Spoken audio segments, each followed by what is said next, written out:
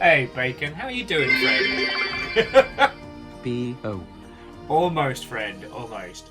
Bacon, caffeine, Ultrazini. What? Oh, friend. Hello, hello. Bacon, I already killed a whole pot of coffee, so I'm doing good. Like, I'm on a... I do not need to be overly caffeinated, which is a strange place to be, let me tell you. So yeah, I'm just here, I've got my cuppa, doing pretty good. How are you doing, friend? And thank you for filling the pint glass. Caffeine, I mean, obviously, thank you for the 200. I hope you're doing good. See yourself out then? Yeah. Alright. It was a bacon. It was a hefty cafetier's worth. So it wasn't it wasn't just like a pot of drip coffee. Apparently I got a sniffly nose. Classy, I know. Lost flowers. An afternoon to you, what, oh friend? I hope you're all ready for pirate ship shenanigans tomorrow. The server is tested. It works. It's going to be glorious, stupid.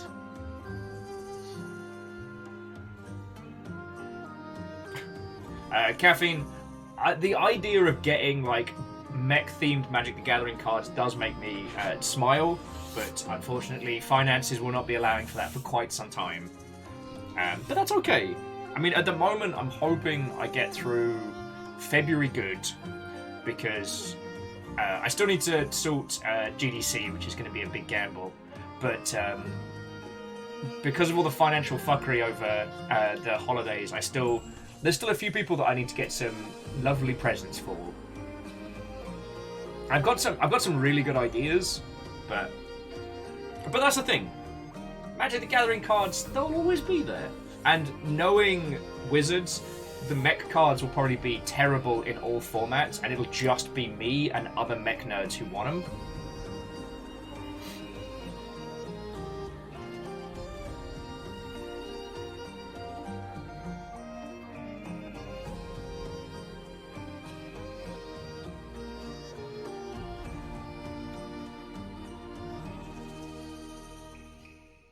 Sorry, where are my feckin' manners? Nom nom. Did I say hello? I hope I did. Watto and welcome. Chaunerus, Watto friend. Hello, hello.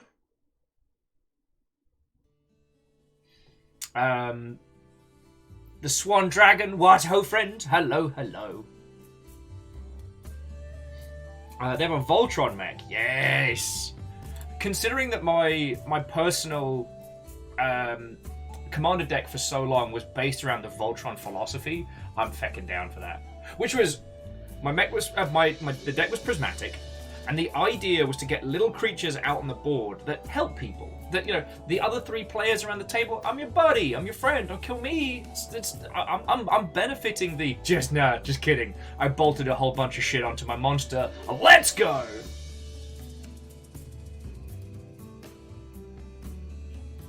Ark of the Conclave, Andorf, J-Post! What ho, friends? Hello, hello! Come on in, friends, come on in. Reactor online, sensors online, weapons online, all systems nominal. What ho? What ho indeed. Sky just how goes it, friend? Sorry, and thank you kindly for 10 months. I hope you're having a good Friday. To Scooby-Doo, what ho? Hello, hello. Today, so Scooby, before you found us, every Friday we used to play a game called the Blackout Club, which remains one of the great games of our time. The Blackout Club's story came to a close at the end of last year. And since then, what I've been doing is trying to keep like that same team together on Fridays. So this evening we're going to be having a trundle round Monster Hunter Rise. Sadly, I don't think Kyle's going to be joining us this evening as he's feeling under the weather. So it's going to be myself, Fiona, and Ems. We'll probably do some low-level missions, start getting some kit together, you know, start getting, like, armor and weapons upgraded, and just hang out and have a natter. I've played a stupid amount of Monster Hunter, but Ems and Fiona, this is their first game. This is their first game in the series. So yeah, that's the plan for this evening. Well, see, Red Burning Dragon, we're going to have to do this dootless, because Kyle's our horn player.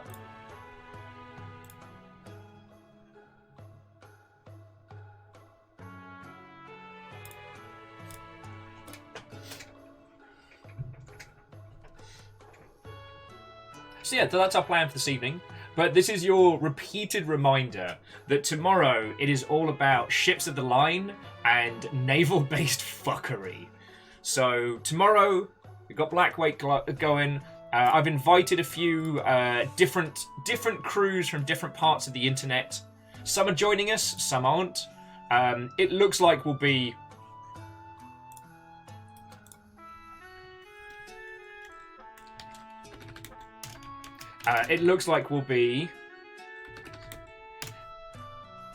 getting into a lot of mischief. Sorry, someone was asking me what time tomorrow. It's like, of course it's Pacific.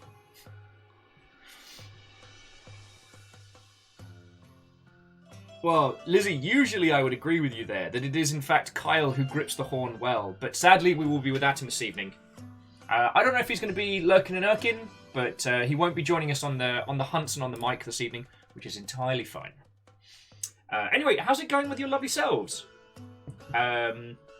Games industry news has been kind of calm today, kinda. Why it is that the Lost Ark team decided to launch on a Friday, I will never know. Could have launched on a Tuesday. Could have spent the whole week fixing problems before the weekend crew came in. But no, they want to launch on a Friday.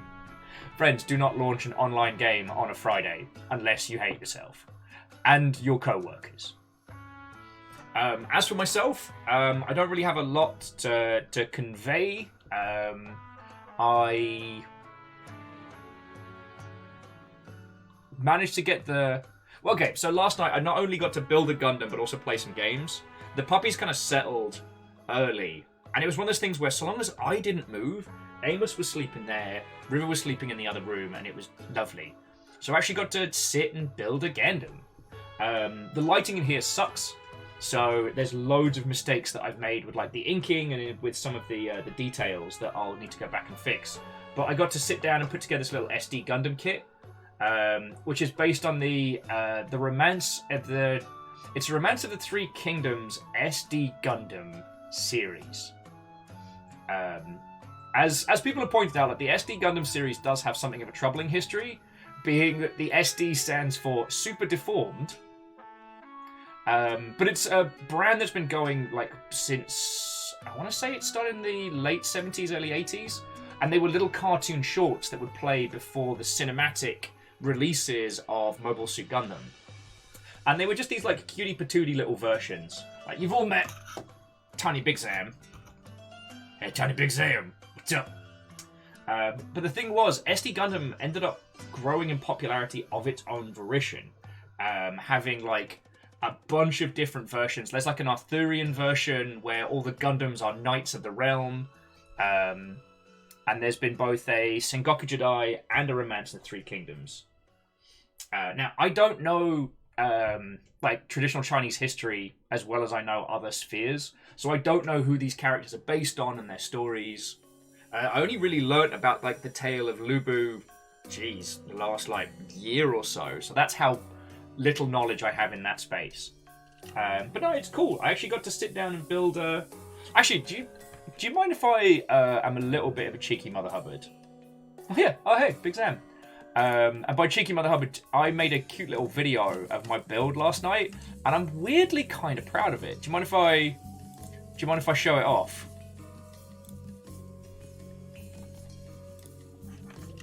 Pause the relaxing Monster Hunter music for a second. Would you be deeply offended if I showed off my little build video?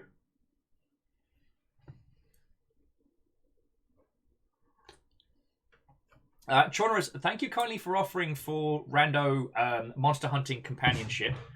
I'm gonna go on some just like some simple gathering hunts or some like, you know, kill 25 Jagras missions and stuff like that with Fiona and Ems, just to give them more of a grounding in the world.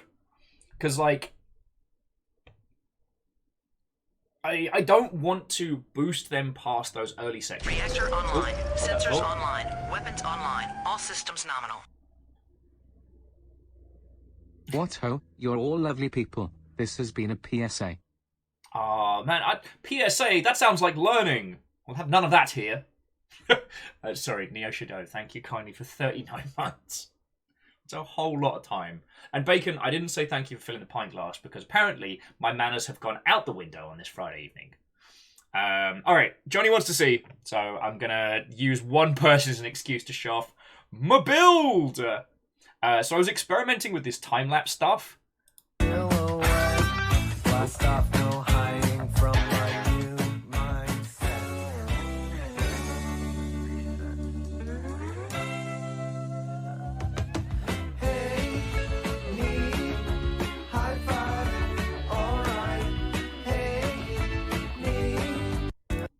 So yeah, I was experimenting, like I said, with the time-lapse stuff and putting this together, and it's real cool. But yeah, the lighting in here is not great, so especially with the inking, I messed up a whole bunch of it, which is very obvious when you see that close-up rotatey potato shot. But it is what it is, right? There's a few things I want to try. Like, I want to try putting a mirror sheen on the back of the little shield. So because it's got this see-through bright orange going on, which I really, really like. However, you can't really appreciate it. So I'm thinking if I put a mirror backing on behind it, it's going to make it pop more. At least that's the idea. So yeah, that took me, with inking, that took me about like a couple hours. Well, probably about an hour and a half. And it was really good fun to just get back to it. Plus, these new like SD Gundam kits are really fun to make. I've got one more kicking around, so I don't know. I might do that at some point, maybe on like Sunday evening or something. Do another one. Oh yeah, and I've been kind of experimenting with TikTok.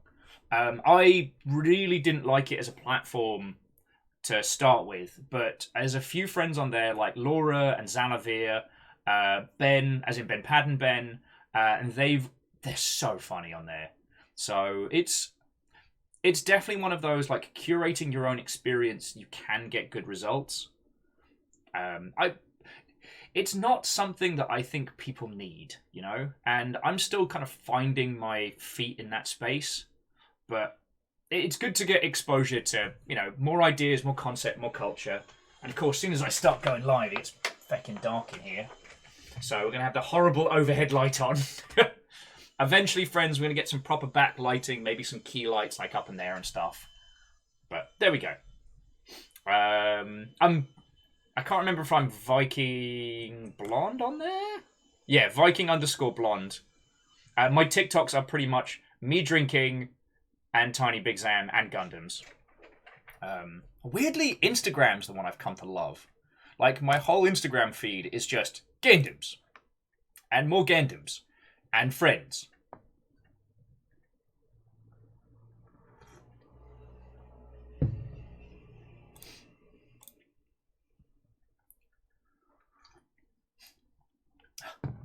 Lost Flowers with I don't want to feel good, I want to feel evil.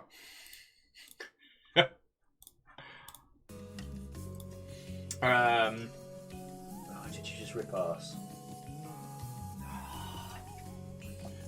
Sir Farts-a-lot sitting behind me. Last night, whilst building, he did let go one guff that hung in the air. I could practically see it. Such a farty boy. Such a farty boy. Story of my life. Oh, that one's got some heft to it. Hooray! Oh, good. Anyway, how's it been going with your good selves? The only other thing that I did last night was playing some more 7 Days to Die, which has been a real good kind of like chillin' and illin' sort of adventure in the evenings. I'm sure I've already talked your feckin' ears off about this, but like I'm finding it very, very relaxing. There's something, I don't know, like I said, there's something about that game where there is no social pressure of any kind that I really enjoy. And I'm getting to the point in the game now where I've got a truck, I can go explore, I finally got my chem station up. I've been fortifying my little like rooftop station. I'm going to start building like a roof garden soon, so I'm looking forward to that. Like, it's going to be good. And obviously the week's been busy, but they finished Below Zero. Yay! God, it's such a beautiful game. Such a beautiful game.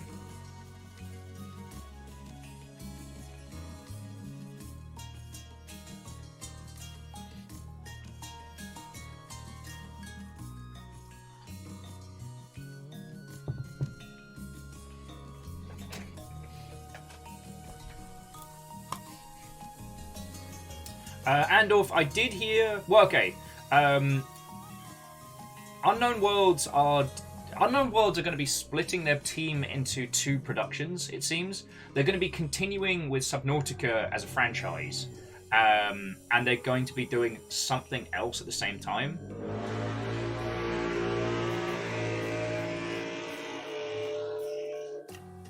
Jesus, that was a hell of a dog fart. Sorry. Oh, just Amos ripping off. Sure, blame the dog. Oh, sorry, jumping back in. Lost Flowers saying their Instagram has me and a number of artists on. Lovely. My Instagram is Friends and Gundams, and I love it. Yes, the old misnomers. You're not wrong. It's the old foghorn guff. And misnomers, a good afternoon to you. How goes it?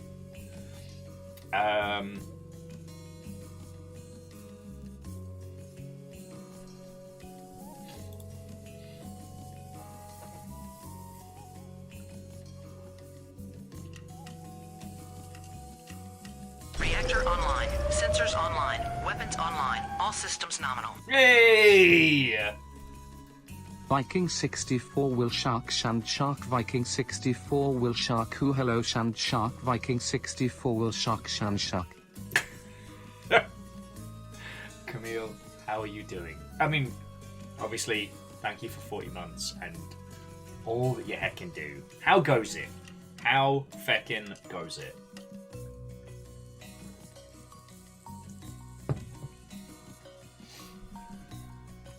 What was I having a natter about? Oh, just, Camille, I was just talking about, I've been playing a lot of 7 Days to Die in my downtime, which has been lovely. It's the most weirdly calming game I've played in so long. And the fact is, friends, I'm excitable to get back to it because I can build my rooftop garden. You know, I can produce concrete now, so I can reinforce my little base. Will's funhouse of fortune will continue to be gloriously ridiculous. Though what I'm thinking is, because at the moment, to get up into my little base, you have to go through Will's funhouse of fuckery, which is an entire, 3-story house packed full of traps and spikes. Any zombies want to come say hello, they've got to bring the thunder. Anyway, what I'm thinking is to come across the last part, a bridge of sorts. I need to potentially just dig out that whole section under there. So anyone who tries to run and fail falls into the underground, and then has to go back through the funhouse of feckery once more. Camille says they have officially departed from the code mines in exchange for the battlefields of budget negotiations. Oh, I don't know which one's harder. Fearless is thinking I'm playing a tower defense game. Maybe that's why I'm enjoying it. Because it... Well, Amos is not impressed with that analogy. Is it hard being a puppy? Is it so hard? Look at this little face. Hang on. I think I can pop that over there. Look at this little face. Bobby, what was that grizzle for? You're the one farting up a storm in here. I'm just putting on some Monster Hunter tunes and talking to people. It's so hard being a puppy, friends. No one understands. You know, get loved all day, fed whenever you want, taken out every 2 hours. So hard being Amos. No one understands. Fucking dog.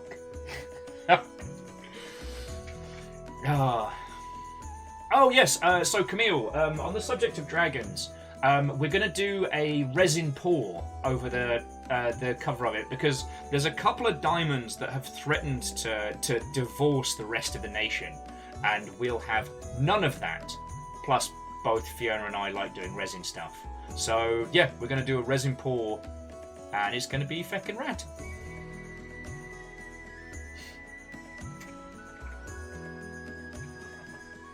Oh, and Fred, a good afternoon to you. Yeah, what a week. What a week. Oh, Fearless, you're right. He's not getting attention all of the time, which is a crime on my part. Thank you for setting me right in my ways. Stepagen, how are you doing, friend? Oh, lordy, lordy. But no, it's lovely to see you all. Also, Camille, as you might not have seen it by, virtue of Code Mines and the ilk, tomorrow we're playing Blackwake. So the chivalry-style game that's kind of like only the ship fights from Sea of Thieves. We have a private server tomorrow. We've got like 54 slots. So I'm inviting people for fun and carnage, because why not? That Stepagen, when are we not being silly? Was there a time where I was supposed to not be silly?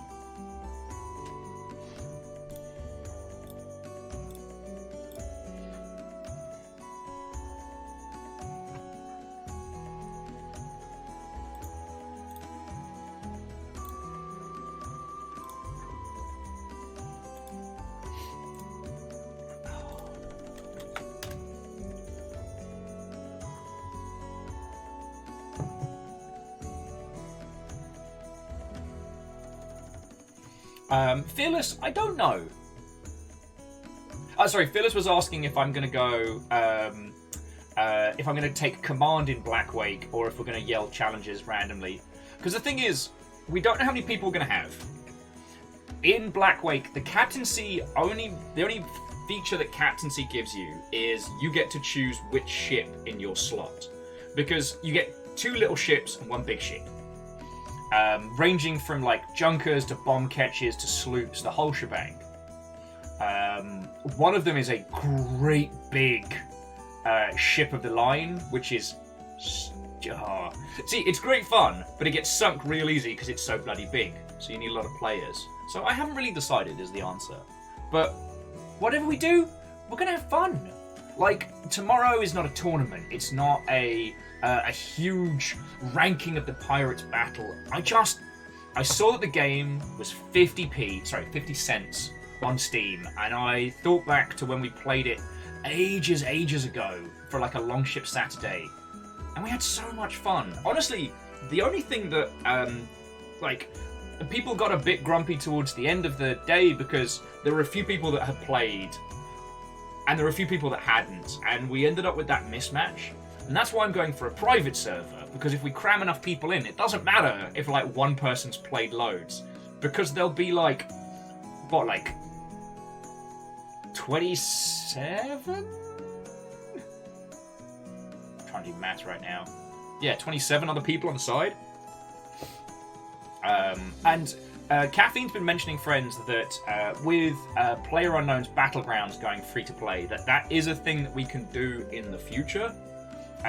Where we just do what we've done in the past, like just start a private match with up to 100 people and play silly buggers. And I always like that, but I don't know. I wanted to do something different. And what is more different than 3v3 ship battles of nonsense?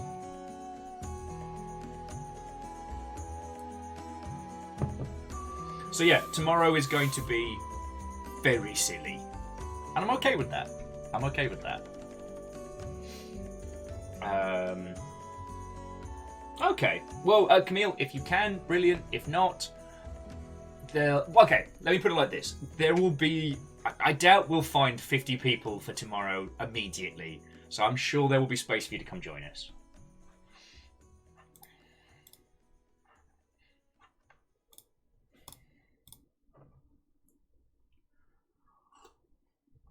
Okay, one thing that is continuing to make me laugh.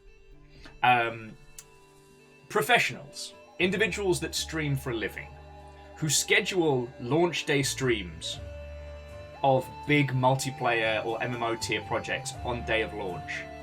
Why? It's always a disaster. It's always a disaster. It's One Dragon. If you get a chance to come on by, that'll be fecking grand. I haven't decided because I don't know how many other streaming individuals are going to be joining us, so I don't know if it's just going to be our house playing. In which case we'll do hosting on the Longship Discord, or if we'll have people from other streams and disciplines coming along.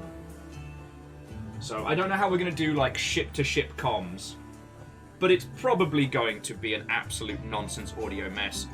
But I don't know about you friends, I'm okay with that. Like, as I said, tomorrow is not about hard skills, it is not about winning. Tomorrow is about being a bunch of stupid sailors having the most fun that we can.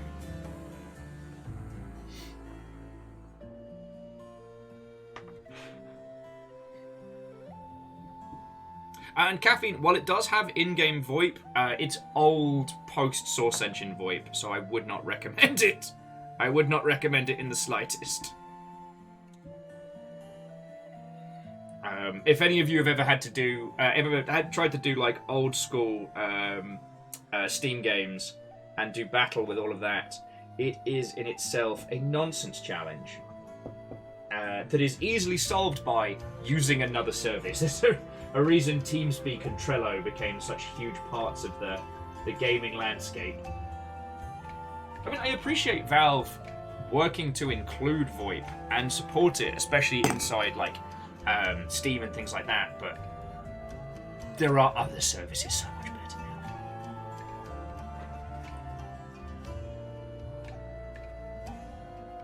Oh. But yeah, so friends, that's the kind of the long and short of it. As for games industry news, it's been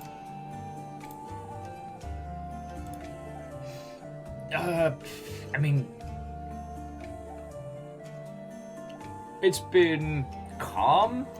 If you've not been paying attention to the Discord, then you'll have missed Rebellion's mocapped dog sessions that they have been doing with their in-house mocap studio, and it is amazing.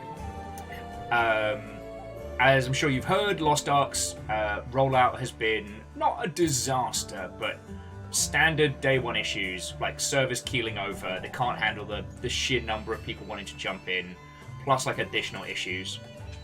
There's a legal fight over the Halo music, which is going on at the moment, which might kick the TV show in the non-denominationals. Friends, if any of you haven't played XCOM and War of the Chosen, XCOM 2 and War of the Chosen, it's currently free on Steam. Like, you can just get it right now. I know it's been a long time since we've done an XCOM 2 campaign here, but holy shit, you need that game in your life if you haven't played it. It's inspired. It's truly inspired. We talked a lot about like video games with board game philosophies, and XCOM 2 has this wonderful, like, each run is its own story. It's not a game you play and you finish and then it's like, well, cool, never going back to that again. Like, you can play it multiple times in different ways. Also, one thing we've talked a lot about with XCOM 2 is what I like to call flavor to taste, where tweaking parts of the game experience to suit you. Personally, I always play with Iron Man mode turned on. And what that means with Iron Man is that the game saves automatically as you're going through. If you lose a character, they are dead. There's no rolling it back, there's no getting that character back. Because what this does is it means you end up creating like a bunch of different characters and different stories. When some of your characters reach like final tier and they have weapons and gear to match, they are nigh on unstoppable. So the balance works, but it means that those early matches are so much more tense. Then I personally turn off turn timers, which I know is against the spirit of the game, but honestly I didn't think they added anything, you know? If you're not turning on Iron Man mode, the turn timers mean that you've got X amount of turns to get in, do the mission, and get out. Oh, and Sage Bell, a good afternoon to you. What-ho?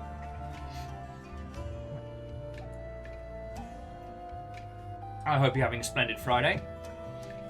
I was just nattering to these lovely Mother Hubbards about XCOM 2, which is currently no money. XCOM 2 and XCOM 2 War of the Chosen are currently free on Steam.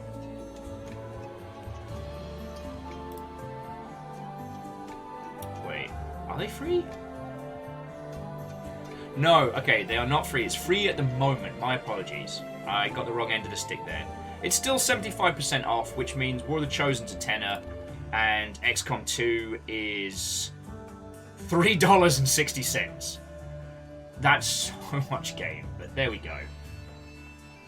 Oh, well then, Sage Bell, good luck with productivity. I'll do my best to be a background noise to help tune out the... how did my friend describe it? The varying radio stations of distraction. Yeah. Fiona and Ems are going to be joining me for a spot of monster hunting. Or, I should say, like, I'm going to be taking them through some of the earlier hunts in Monster Hunter. Like, we're going to rack up a few, kill a bunch of Jagras here, go get some armor stuff there, that kind of thing, you know?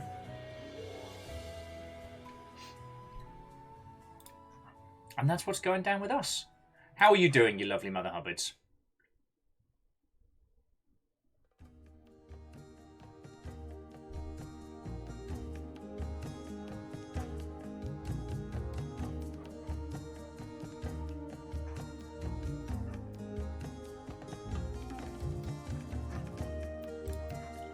Okey-dokey.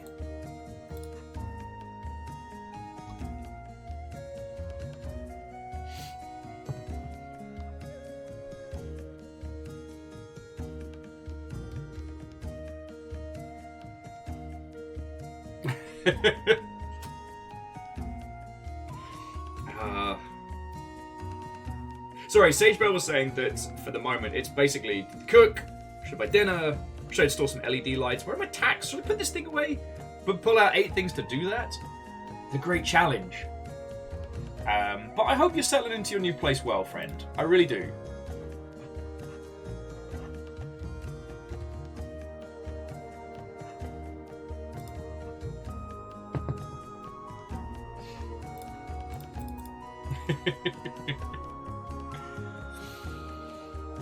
Okay.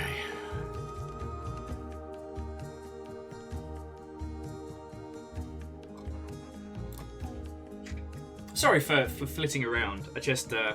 I want to make sure that any of you that haven't had the chance to play XCOM 2 don't miss out on it, because it's such a great feckin' game. Ooh, very fancy. Sage Bell was saying they found a wine open, like, mini charcuterie at the Goodwill, so now they can drink all the wine. Yes. We're currently giving ourselves a booze break for February, because we were definitely using it in its entirety to... we were definitely using it to survive the move and the puppy. But as I'm sure we all know, that's not a sustainable way of living. So at the moment, I'm off the wine, which is fair. I got a fancy tea, which is right good. And Deus, how are you doing this afternoon?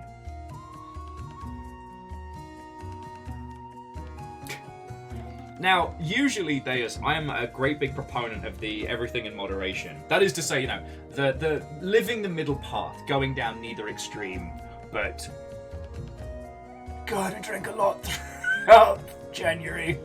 Oh boy. When you can count the days you haven't been drinking on one hand, it's time for a break. It's time for a break.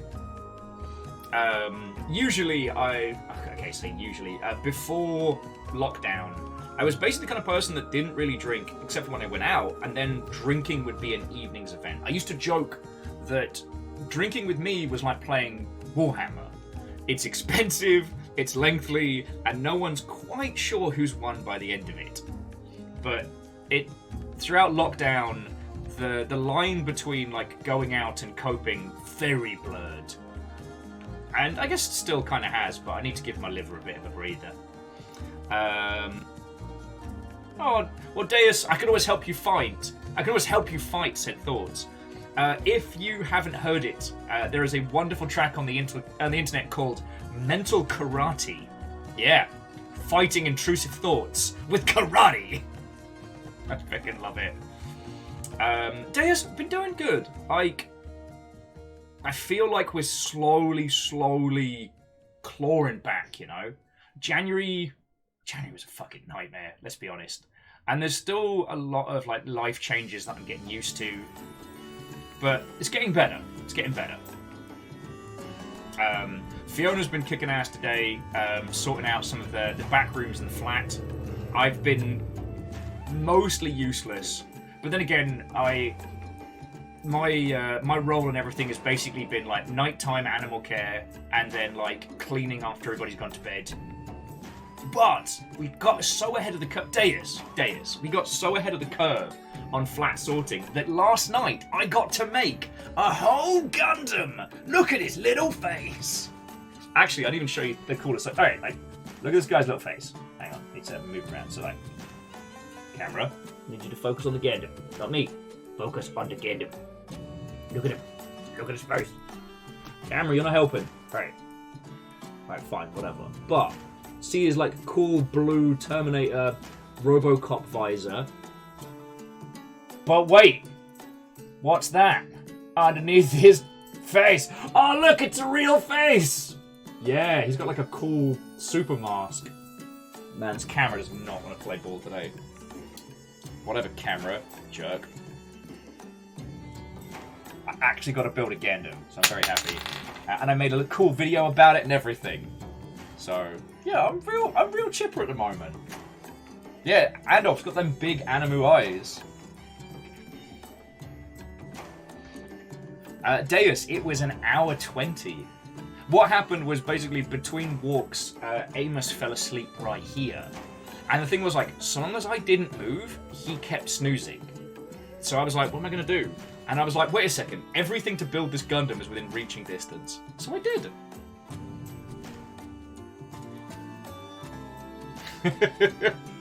I will say, Sagebell, I do want to go proper drinking with you at some point.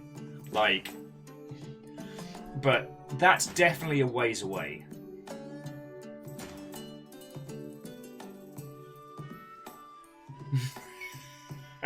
Fearless, get out of here! And then come back. No, Fearless was just saying that technically that's not a Gundam, that is a Tallgeese mobile suit. Not wrong, you're not wrong. But yeah, so Deus, Sagebell, I'm kind of pitching to everybody who's coming by this evening. Tomorrow, we have a Black Wake server, which is kind of like Chivalry, but Ships of the Line. So, if you want to just come play some nonsense, and obviously, I should say, to those of you that do stream, feel free to stream your perspective of this. It's just going to be nonsense.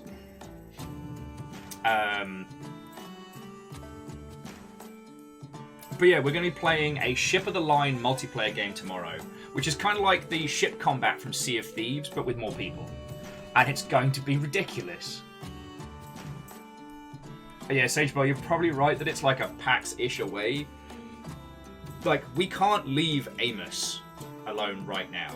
So until that's sorted, that does put a kibosh on a lot of plans that don't involve either drinking at a dog-friendly place or drinking here. But and Deus, that's understandable, but yeah, an evening with some carefully selected libations sounds like a good time. But no, it's lovely to see you all, friends. It's lovely to see you all. As for what we're up to this evening, with the Blackout Club done and dusted, we find ourselves trooping out into the world of Monster Hunter. Though not actually Monster Hunter World, we've been on Monster Hunter Rise. And it's been real nice taking some new people through it. Like, people that haven't encountered Monster Hunter before.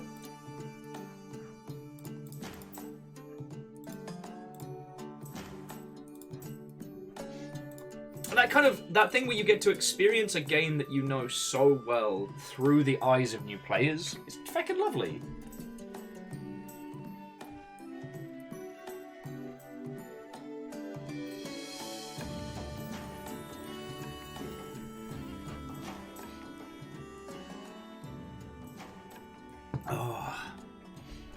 But yeah, it's nice to hit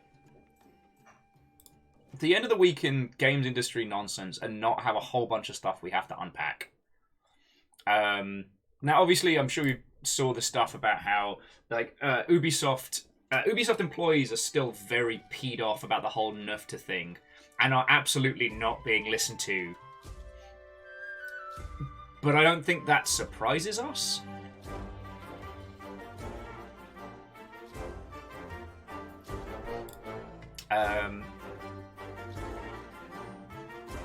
God.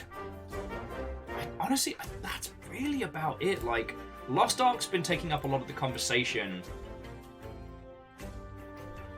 which I do find very curious. Like, at some point, I want to have a stop and a look at...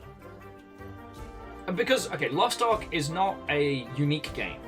There are a larger portion of the Diablo... like, the massively multiplayer Diablo-esque titles that have come out of, specifically, like, South Korea. For those that don't know, Diablo 2 is an international phenomenon.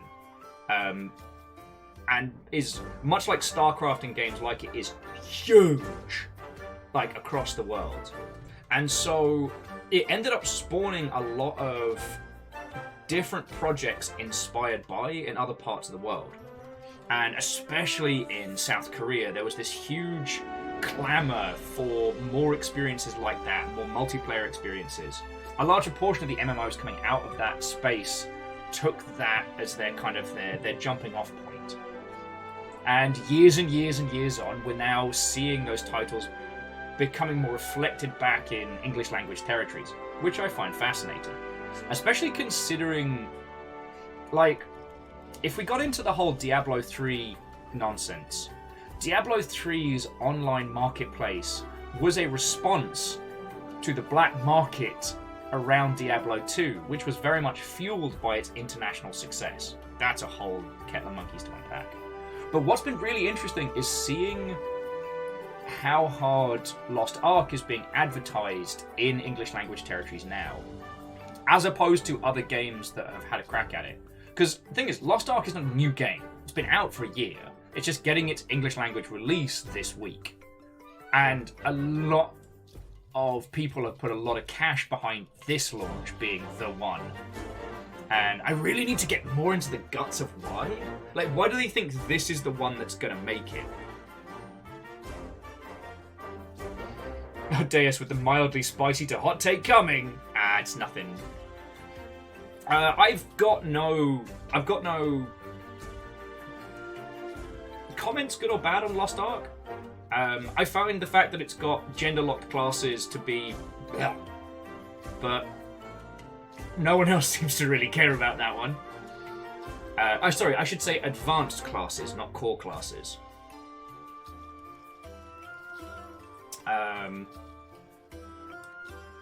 That's really the only take that I've got for that one. I played a lot of Path of Exile, and I tried a few of the South Korea-based, like, Diablo-like MMO projects, and none of them really gripped me. A lot of them felt like they were inspired... It felt like teams that were desperately trying to grab that feeling they had from Diablo 2, and this is only my personal, very humble opinion, Path of Exile is the only time I feel like I've had that experience again. Making weird broken builds out of nonsense and having so much fun with it. Like starting with a duelist, who then became a blood magic necromancer who used cleave. So he would take two of those thin swords, the rapiers, but cleave them both around like some idiot child with a baseball bat. but every person he killed with it would come back as a corpse skeleton and then would immediately explode in a bloody, gory mess. Like, that's fucking great. I didn't start out to make that. That's just what I fell into, and it was fucking fun. And all. Oh, Lamalot, a good evening to you. What ho, friend? Hello, hello. So yeah, I guess I need to do some more research into why Lost Ark is the one getting a big marketing push behind it, and what it is that it is doing different, if at all, that has managed to generate so much noise around it. Because it's one of those, like, so far no one's been able to tell me, like, what the hook is. Do you know what I mean? A lot of what I'm hearing is people being like, oh, I saw so-and-so was talking about this, so I want to give it a try. Oh, I saw so-and-so is playing this. I'm like, okay, what's the hook in this one that makes it different? And I haven't managed to get, like, a solid response on that one. Which doesn't mean the game is bad or anything. It's just interesting, you know what I mean?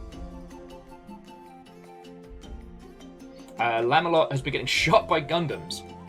Should probably get that looked at.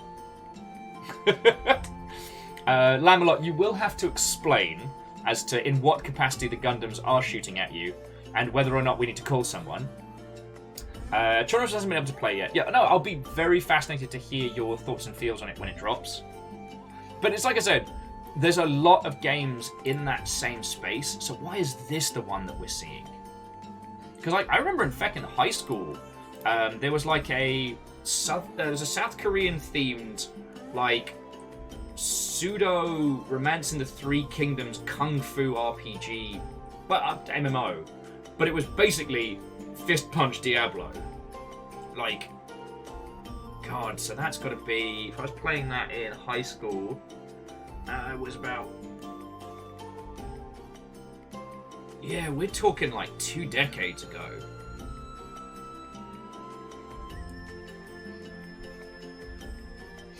So Neos Joe says it might be something to do with it. It's already super successful in South Korea, so it's a proven success. Interesting.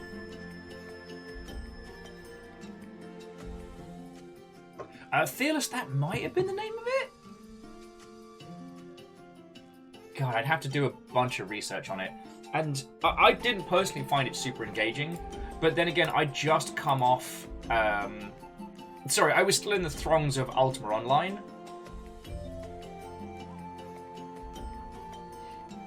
Oh, obviously, and I think Fred will have a very, very specific interest in this one. Master Splinter will be a playable character in the new Turtles game. That is the big gaming news of the week. Because he taught them to be Ninja Teens.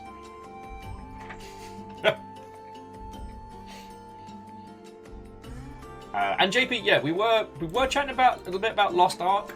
I was just saying that I don't know what the core hook is for a lot of it. Do you know what I mean? Like, I don't have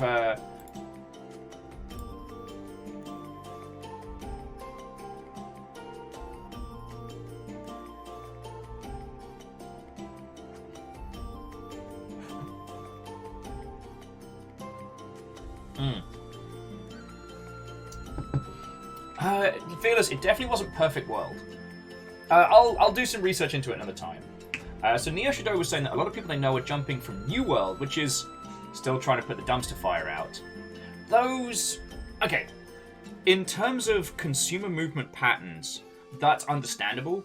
You know, there are a large proportion of engaged users that just look for the new hotness, and that's fine. That's not a bad thing. It's often discussed a lot in fighting game community situations of like what ends up being the titles that have a longevity and what is just the new hotness that's being promoted and sponsored.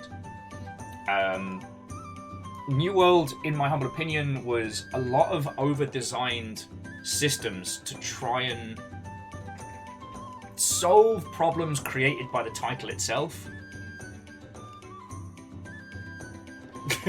See, Sagebell, sometimes the questions answer themselves. Am I going to cook tonight? No, because the ingredients are bad. And when you say it went bad, do you mean that's probably not so good to eat, or it's grown a colony and is now sending me diplomatic messages for peace?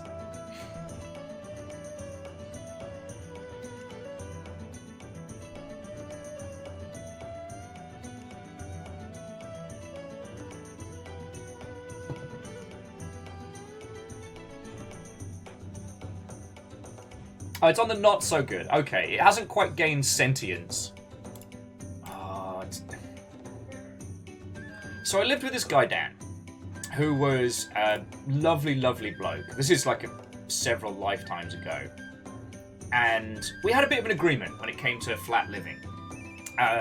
He helped my ass out on a few bills, and I did the cooking and the cleaning, which was fine. Like, especially like, you know, before I developed a fear of cooking, I really enjoyed it. So that was fine. But the problem was, he would cook sometimes, and I'd be like, that's great. But it would create like a divide by zero error. He would cook in a manner that I didn't notice, and then like ingredients would then pop up months later. So I was doing a deep clean of the flat, because the rice cooker had been left for too long, and that was a whole ordeal. So I'm like, right, I'm doing a full-on deep clean, sorting the whole kitchen. If it's bad, if it's been sitting in the fridge for ages, I'm throwing it out. So I'm going through everything, going through the whole shebang. And I come across this can of tomatoes that's just got like tinfoil at the top. And I open it, and it is... God, it's like a prototype for some kind of sci-fi jungle. I saw things in there I have never seen again, nor care to see. Obviously, I start dry retching. So I'm like, alright, I've got this. I go in the bathroom, I throw some water on my face, obviously washing my hands first. I'm like, okay, alright, we found some dark stuff, but we can handle this. So what I do is I take an old t-shirt and tie it around my face in the style of kind of like a makeshift bandana. Tuck it into my shirt. You know, I've made myself like a makeshift filter. Oh. But apparently, I'm a fucking stupid. So I go back, but before I run it under the tap to get rid of this jungle, before I throw it on out, for some reason... And I guess it was just a fucking reaction or something. For some reason, even with this thing wrapped around my face, this big old thick t-shirt, I felt the need to sniff it. I was violently sick. But the problem was, I've got this t-shirt wrapped around me that's tucked into my t-shirt. So the only way I can describe it is I was like some kind of horrific bullfrog. Like, I went from, like, t-shirt round to just full of sick. So much ill. It was horrifying. So horrifying. Honestly, friends, I just got in the shower. I just took my wallet, keys, and phone out and just got in the shower, clothes and all, because I didn't know what else to do. And just stood in there and vomited for a little bit. Like, to this day... I get a pretty strong reaction to like moldy, rotten food, and most of the time I have a pretty fucking sturdy stomach. But you know, that was an adventure that stayed with me. Yeah, here we go. I'm just sharing some of the additional nonsense.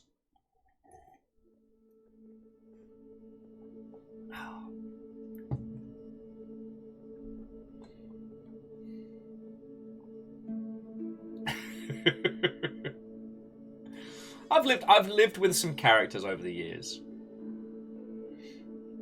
God. Last place I was staying at, I should say, like the last time I was living by myself, I actually got a flatmate because I was lonely, which was great for a hot minute until he met a girl on Tinder who basically moved herself in. God, she was weird. That was a whole thing. I wonder if they're still together.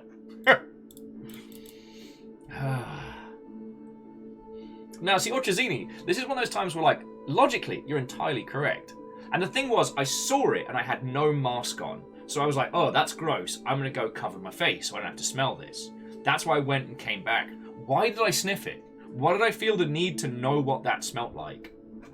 That is a question I can't answer.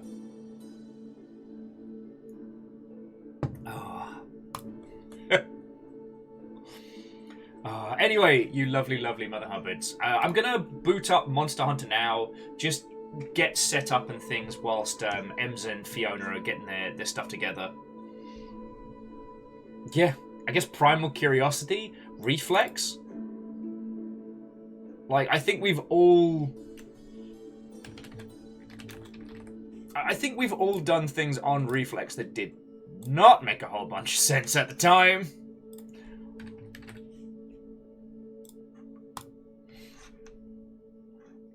Oh, excuse me. Shaky tea burps. Oh yeah, let me get my control.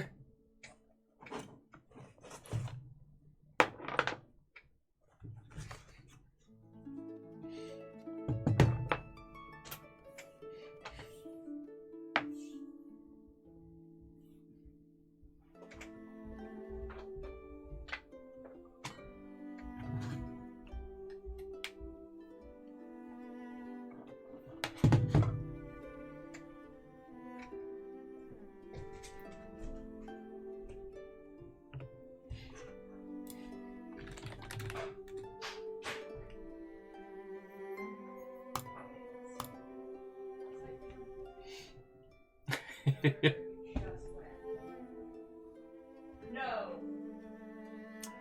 Puppies. No, you're not dumb. Oh yeah, I should probably do one of them tweets that people talk about.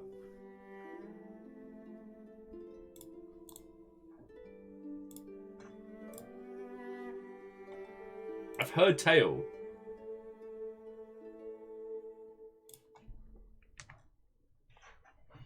I should probably do one of them tweets.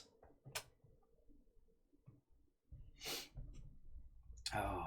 But yeah, so we're going to be continuing with Monster Hunter Rise.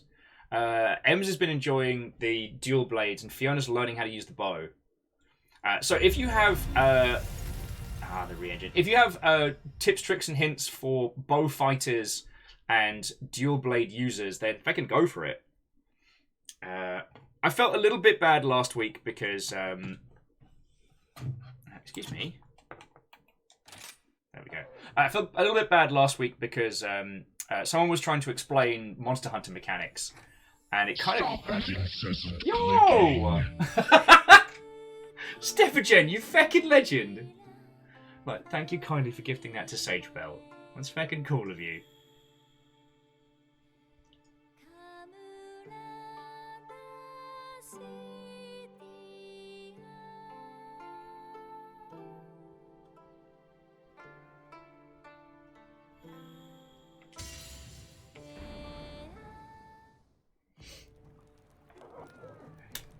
God, it's so weird to just be like basic gear Hunter rank 1. But you know what? I'm down for it. Got a little Perun, here's my big man. Oh, is it one whole feckin' year? What, Sagebelt, you now have the final form of the Longship. A great and powerful design. The strongest ship I can offer you this day.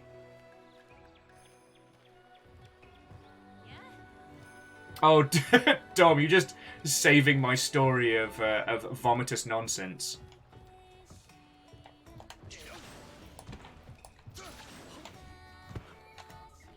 It's time for Ask a Ninja! And Blue Abomination, how are you doing, friend?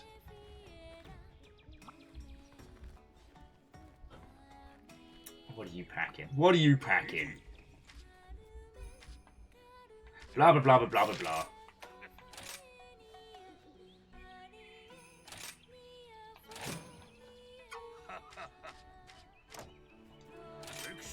There we go. Yes, I did reference Ask a Ninja in 2022. If you wanted to know how old I am. And whilst we're waiting for Ems and Fiona, let's get some feckin' tea in. Let's get some tea. Let's get some sugar. Sorry, the thing I did want to say is, so last week, Ems and Fiona's first run into Monster Hunter, we fought the weird little egg-chucking bastard, who I always forget his name, who basically, if you've played Monster Hunter for a while, just exists to get bullied when you come across them during someone else's hunt. The Kuliyaku, or Kulikaku, or however it's pronounced. We did a battle against him with 3 of us, only using the absolute out-of-the-gate basic kit. And you know what? It was fun. That's the first time I've had fun fighting against that monster. Because back in Monster Hunter Freedom Unite, it would either kick the shit out of me or be so hilariously beneath me as to be mildly embarrassing. Oh, Daily Specials Rosie. Let's feckin' go. Sometimes increases the number of times you can carve. Sign me up. Yes, thank you.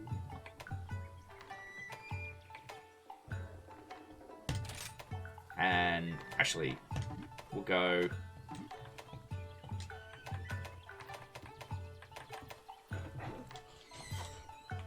We'll go Defender and Gatherer. There we go. And Pun Spectre, Red Burning Dragon. What, ho, friend? Hello. Hello. Let's get some snacks in.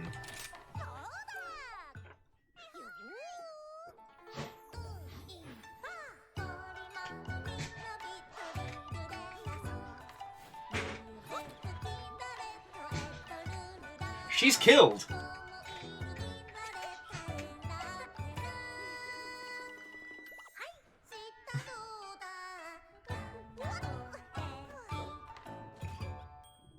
Though the sheer amount of cat fur that must end up on all the food in the Monster Hunter world is not lost on me.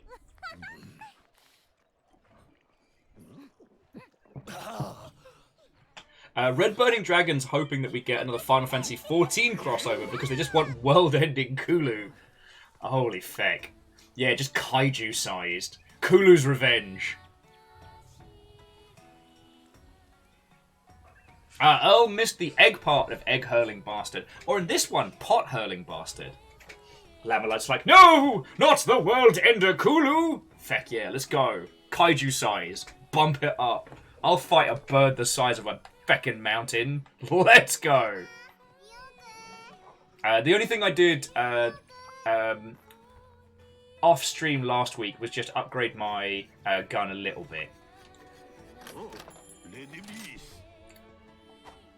So I think, yeah, so I'm up to the Humra Bowgun 2.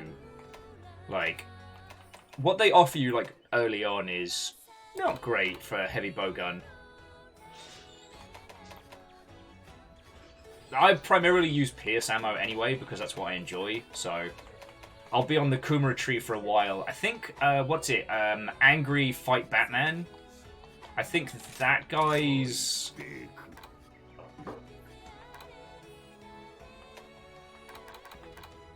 I think that guy's the one that gives me all the good pierce stuff, right?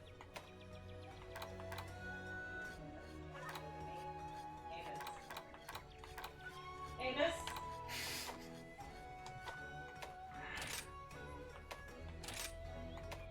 Obviously put a shield on there, why would I not? Oh, the shield gives you kind of like an auto block, which has saved my ass more times I care to count. Red Burning's asking how I feel about the Monster Hunter movie. Its representation of the monsters in the world is brilliant, and its subversion of expectation, this is going to be a team of soldiers who turn into Monster Hunter. Just kidding, they're fucking dead. They're so dead. In fact, they died bad. That I liked. But there was a bunch of superfluous nonsense, and the whole army peoples versus big dragons. I'm just like... It just... Like, the Diablos was perfect. And the fact that that was one of the big moments for them to overcome, I thought was brilliant, because at least in a lot of the earlier games, Diablos is one of the first, like, speed bump monsters you face. But yeah, the idea that the... Yeah, it was a whole thing. Actually, let's see how the rest of the squad's doing. All right, so Ems is ready, so we'll get the first person in. I think Fiona is currently doing battle with puppies, so it might be a second.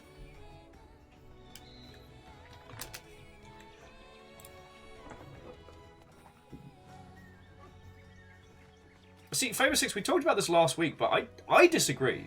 Like, Ron Perlman's not bringing his, like, greatest performance, but he looks the feckin' part. And the Meowscular Chef is in there, which kind of looks like... it kind of looks like our main character is flirting with the Meowscular Chef, which brings up a lot of questions. Okay, so, play online. Create a lobby. Passcode, you better believe it.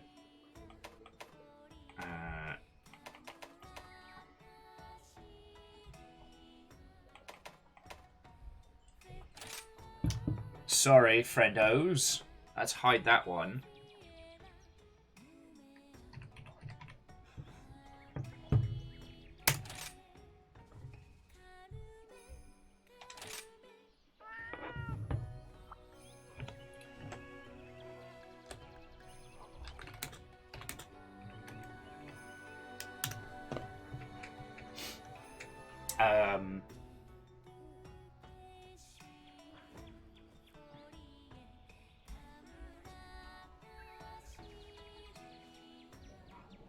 Oh, so Swan Dragon, I don't think we'll be discussing super duper whooper endgame content. A large proportion of what we're going to be doing over the coming weeks is just Fiona and Ems getting to experience this world. Like I said, last week, our big battle was against the feckin' egg-hurling bastard. In Monster Hunter World, you'll know him as, lol, I can't believe he's here, let's kill him for fun. And we actually had a proper good, tense hunt. It was really cool. So I'm looking forward to going through a lot of this game, but no, we won't be talking endgame tier spoilers. But speaking of discussions... Is that an Ems I hear? Hello. Hey! Hi. By the old gods and the new, how are you doing? Sleepy. Oh no. That is not conducive to murdering the creatures of the great wild. I know. You know, I thought I got over my jet lag, but I think a combination of stress and not really paying attention to my sleep schedule meant that I kept falling asleep at 10 p.m. most nights. Oh, it's like, no. I'm capable of, you know, raiding and pillaging and murdering beasties today, but just a wee bit sleepy. Okay. Well, what I'm thinking today is, well, when Fiona comes to join us, we're going to do a few of the smaller hunts, like, you know, go kill 5 squiggly lizards or something, and just slowly start, like, doing some little upgrades to kit, like, exploring one of the other regions you get early on. And just having a natter, really. Yeah, sounds good. These lovely Mother Hubbards were talking about the Monster Hunter movie, which I don't know if you've had the chance to see yet. I have not. I did not know there was a movie. It's a thing. It's a whole thing. It's a... Got it. Yeah. If you have a chat to Grumpy Grandpa here, Hammond the Blacksmith, he'll let you know if your weapons can be upgraded or if new ones can be crafted. I don't think we've killed enough to make any new armor yet, but...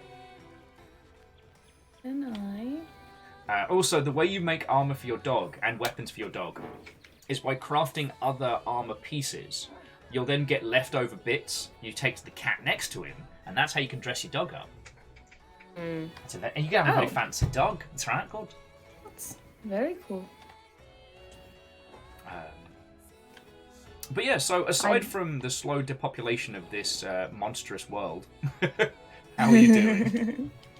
I'm well. I do not have material suitable for upgrades yet. I'm doing alright. Staying busy with work. Woohoo! And still trying to get through Hollow Knight. Where are you in Hollow Knight, if you don't mind my asking? So I am still trying to get past the second Hornet battle. Oh boy, yeah. I've been trying for a long time.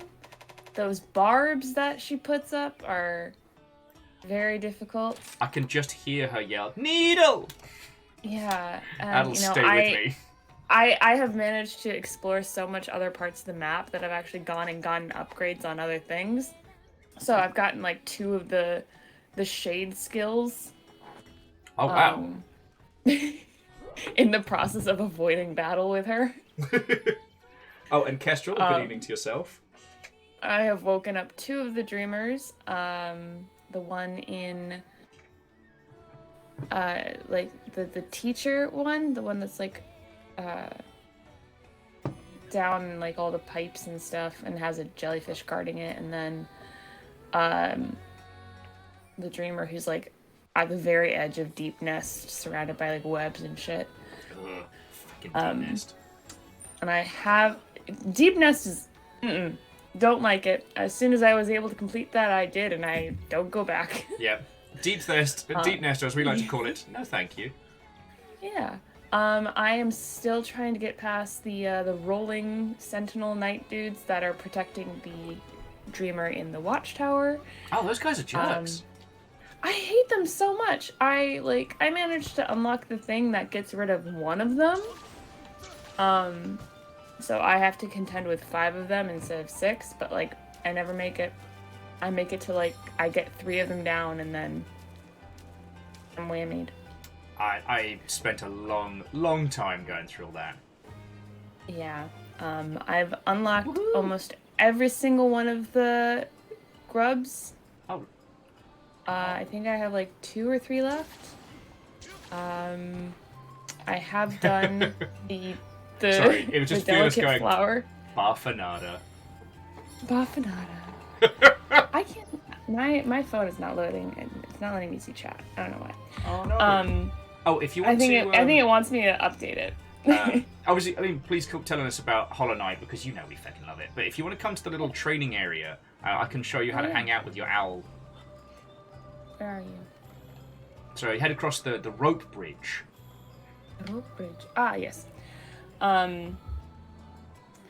Yeah, so while I am doing that, I've also done the delicate flower. You did the delicate flower? I did! It only took me 3 tries. That's not bad. That Right? used to be kind of the... that used to be the... You've not really done Hollow Knight until you've done that bloody flower. So, I mean, the thing that I realized about the game, though, is that you can just pre-clear the map. Yes, so long as you As don't long sit as down you on a don't bench. save. Yeah, as long as you don't save, and as long as you don't go into the room where the guy who's like forging your nail blade is. Yes. Because that room will reset the map as well. So as long as you don't save or go into that room, Job's a good one. you're fine. All right, come check this out. See, sorry, we go back to talking about Monster Hunter. We'll go back to talk about Hollow Knight because I love that game with all my heart. Yeah. But the great thing about every Monster Hunter game is that there is a gajillion little hidden things that you'll find throughout the game. Oh yeah. And this is one of the ones in this one. We're going to go hang out with our owl. So you remember how to do like the wired shot, right? Hold left trigger yes. and then hit right trigger. All right. We're aiming for this big tree in front of us to get up into the... Oh. Yeah. Yeah, we're aiming to get up here. Is there any particular platform that's easiest to get to? Nah, just 2 good wire shots up should get you here. Oop. Also trying to update Twitch on my phone so I can read chat. Yeah, just while I'm doing bring all the whole this. things together. Yeah. Lamalot, shh.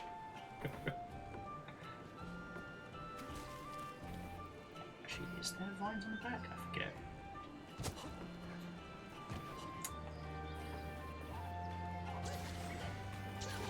forget. You gotta. There we go. Develop your own ninja way. All right. Ooh, Now, nice. just climb up these vines here. And aside from the gorgeous view of this little ninja village hidden in the mountains, you'll see. Oh, the nest. Yeah, go have a look. There, if you stand inside the nest, it should prompt you to be like, "Yo, have a search, have a look." Yeah. And your owl has left you some goodies. Oh. Yeah. Even Do when they they're not always hanging leave me out. goodies? It's each hunt. So Okay. usually usually most things in Monster Hunter, it's broken up by hunt. So like if you plant some seeds, it'll take 2 hunts before they're planted proper. Okay. Cool. That's awesome. Oh. Hey, look at us hanging out in trees. Anyway, Hanging out in trees. ninjas away! No fall damage! I do love that. I do love not having fall damage. Yep. Makes my life so much easier. But no, it's interesting hearing people's thoughts and feels on Hollow Knight because it is definitely one of those games where... Puppies!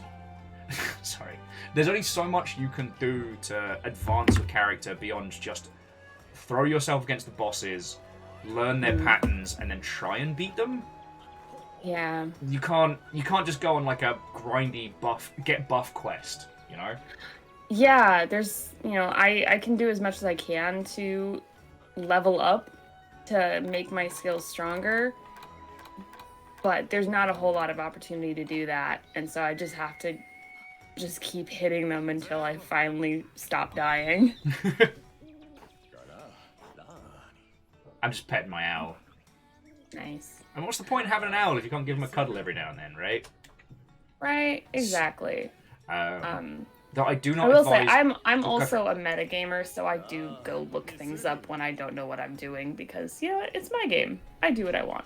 No, I think that's fine. And the reason why I keep asking is once you're done with Hollow Knight as a whole, it is one of the few games that I feel leaves a large proportion, not for you to discover, but for you to interpret.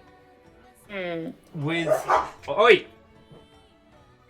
Sorry. Bear with me just a second.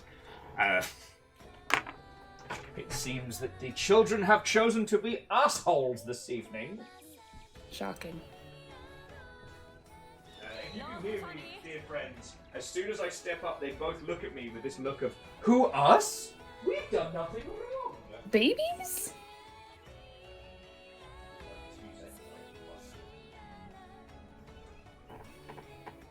Chat, I can actually see you now.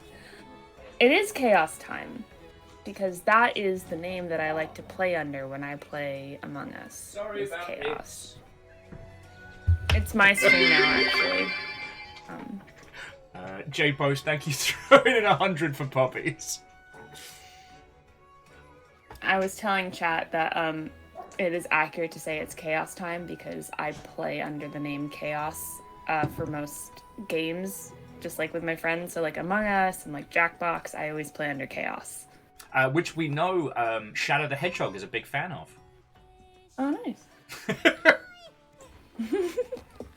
Chaos Control.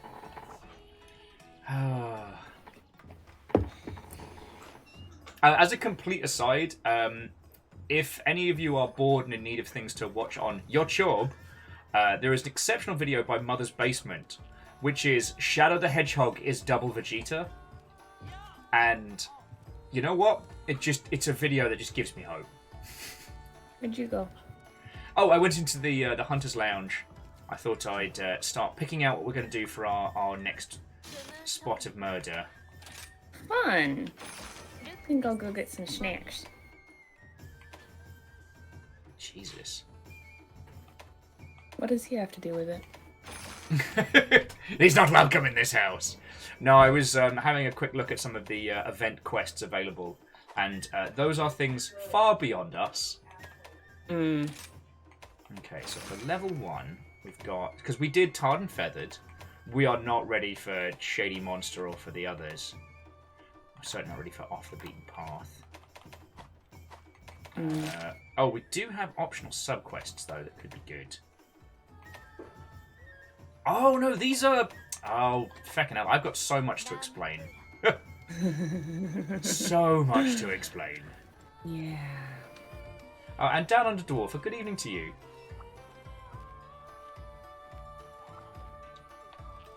Yeah, Miyaki Sakura, that's what I'm thinking is some gathering quests. Wait, what's the Motley Mix? I always forget. Oh! The Motley Mix here is where you can basically pay points for them to cook food for you. Or like craft. It can be a quick way of getting like a bunch of like meat cooked up and stuff like that. Oh, cool. Yeah, it's not something we really need to worry about for a while, but... Oh, and Swan Dragon's going to be back with us in about 10 or so. Alrighty. Goodbye, Swan Dragon.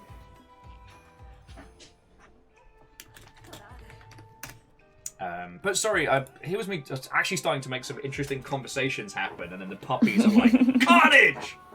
And I apologise to the Longshipian lot, because I think I've told them, or talked to them about this, like, 1,000 times and counting. But the Soulsian games are kind of fascinating because there's only fractions of the story available, and you've got to piece it together.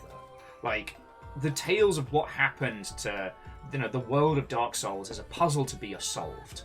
If you read enough item descriptions, if you do enough weird, quirky things, you can answer the stories of what happened to this place, right? Yeah. But with Hollow Knight, there's no answers to some of its big questions. It is how you feel about them. Your interpretation is how it should be regarded, and I think that's feckin' great. I think that's why I like it so much. I mean, to bring it back to my own life, one of the reasons I like contemporary art so much is because there's so much left for interpretation. Yeah. In that, a lot of times, once the work leaves the artist's studio, it is in the hands of the observer how it is understood. And that leaves so much space for personal experience and emotion and interpretation with an individual work.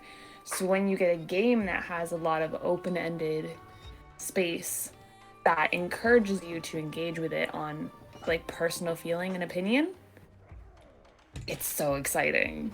Yeah. They did it really well. It's still a really cool story, but there's a lot that you're like, fuck, I don't know. And this is the thing I find really fascinating is if you take something like the Beginner's Guide is saying something very specific artistically. Either Pepper A lot of bits. pepper bits. hey.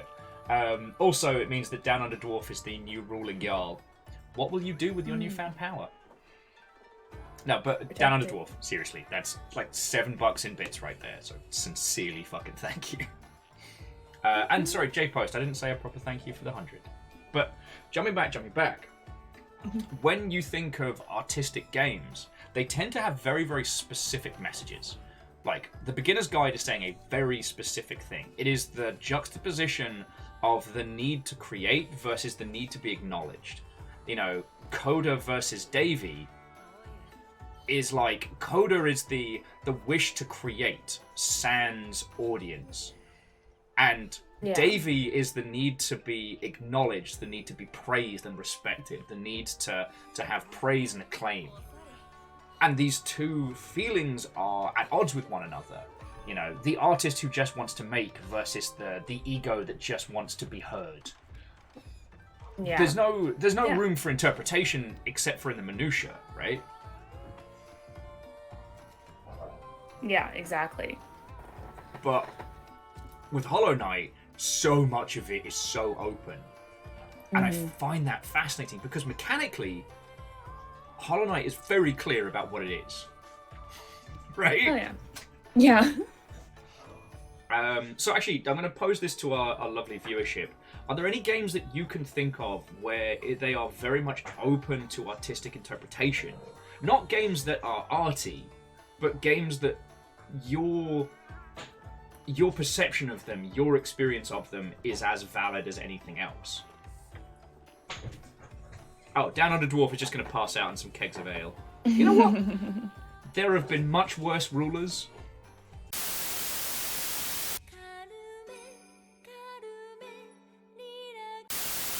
Ems, can you hear me?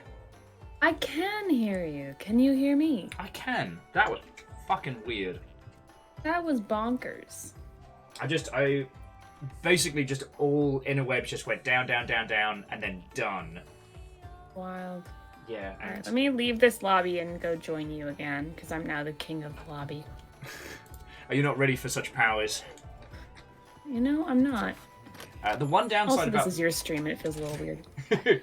the one downside about this versus old school, Monster Hunter World is here everybody drinks tea and is very civilized. In Monster Hunter World, the shit like this, you just get shit-faced drunk and fall over, which felt very in keeping with us. Yeah, that checks out.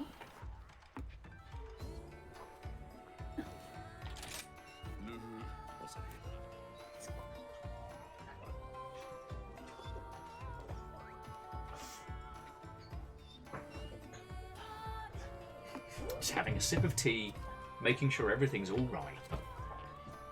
Awesome. Do you have a new code for me that you can send? Oh yes, Or I is it need the same to one? open it back up. Sorry, my guy's too busy chugging green tea right now. Good. But no, to all of our lovely viewership, I do apologise for the back and forth on that one. And Fiona's going to come join us as well. I'm going to make a lobby. It's going to be great. Harpist of Char. B?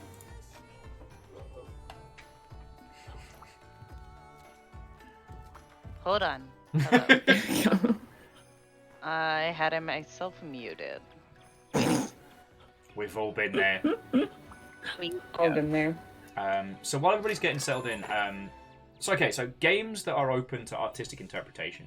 Numbers mentioned Shadow of the Colossus, and I think that's valid because you never really find out much about the civilization that you come from or the world that this has come into.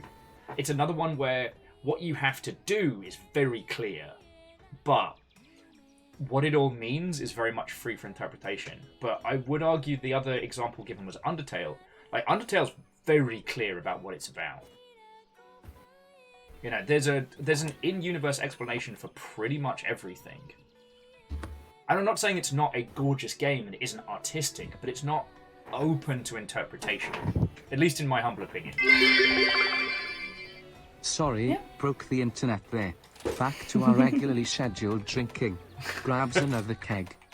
Yeah, Down Under Dwarf, next time you're going to chug a bunch of ale, don't fall on the internet. We need that. Like, you know, I don't want to be a jerk, but if you fall on the internet, we don't get the thing. Al Gore worked so hard for it. You can't throw that all away. The lobby should be back up, friends. Okay, is it the same code? Yes. Okay.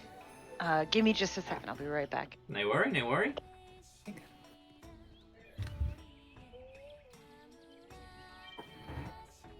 No. Yeah, as Fearless says, if you fall on the internet, you fall in real life. But yeah, sorry, before the internet decided to go... and Miss Nomis, thank you for the bits. Sorry, and Down Under Dwarf, thank you as well. We were talking about games that are open to interpretation. Because, for those who don't know, like... Reactor online. Sensors online. Weapons online. All systems nominal. 19 months of pure fun.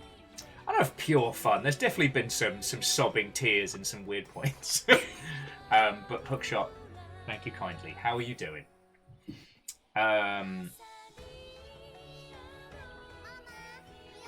What was I saying? Oh, so Kesha was mentioning unpacking, but again, Yeah. unpacking's quite clear about what it's about. Oh, you bringing them in? It's for the best. This might be also me just like, you know, going back on my favorite game of all time, but Kentucky Route Zero is kind of open too. Very true. Yeah. Kentucky Route Zero doesn't end with, and here's who you were.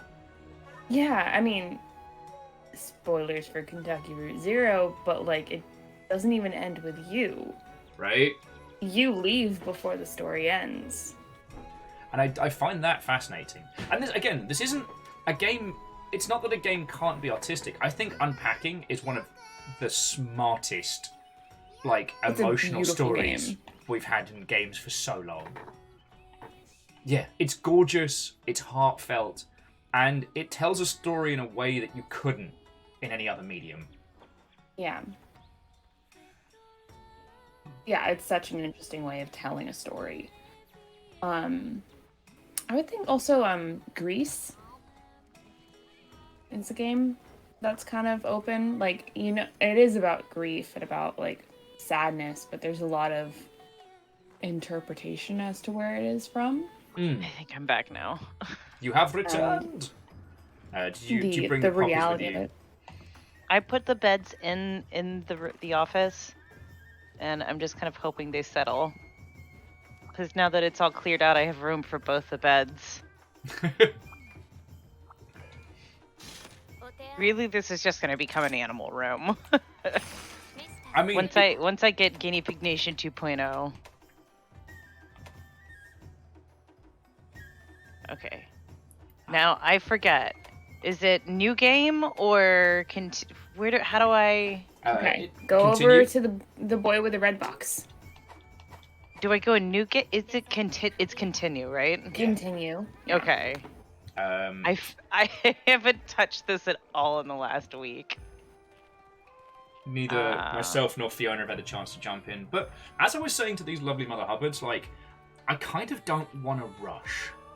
See, the Monster Hunter games are lovely. But in the early sections, they kind of follow a similar pattern from game to game. And sometimes you find yourself kind of like blasting through the early stuff because you know what you're after, you know what kind of kit you want, yada yada. But with all of us kind of, with you both experiencing this for the first time, I have to cool my jets. And I forgot how fun the early stuff can be. You know? We're not playing optimally, we're not doing what will get us the most amount of monster points in the fastest possible time. We're just gonna go kill some dudes. Like, I reckon we should do an expedition again. Go out, cook some meat in the field, run around. I think we can do an expedition to the other area as well. Okay. Which has iron and stuff in. Things we need for crafting better armor. So that's what I'm thinking. River girl. 2 beds in this room, and she lays on the floor. You might have to take some photos of that and just share them with the Longship so they can see. Listen, you can't ever expect your pets to do what you want them to do. Mm-hmm. It's simply too much.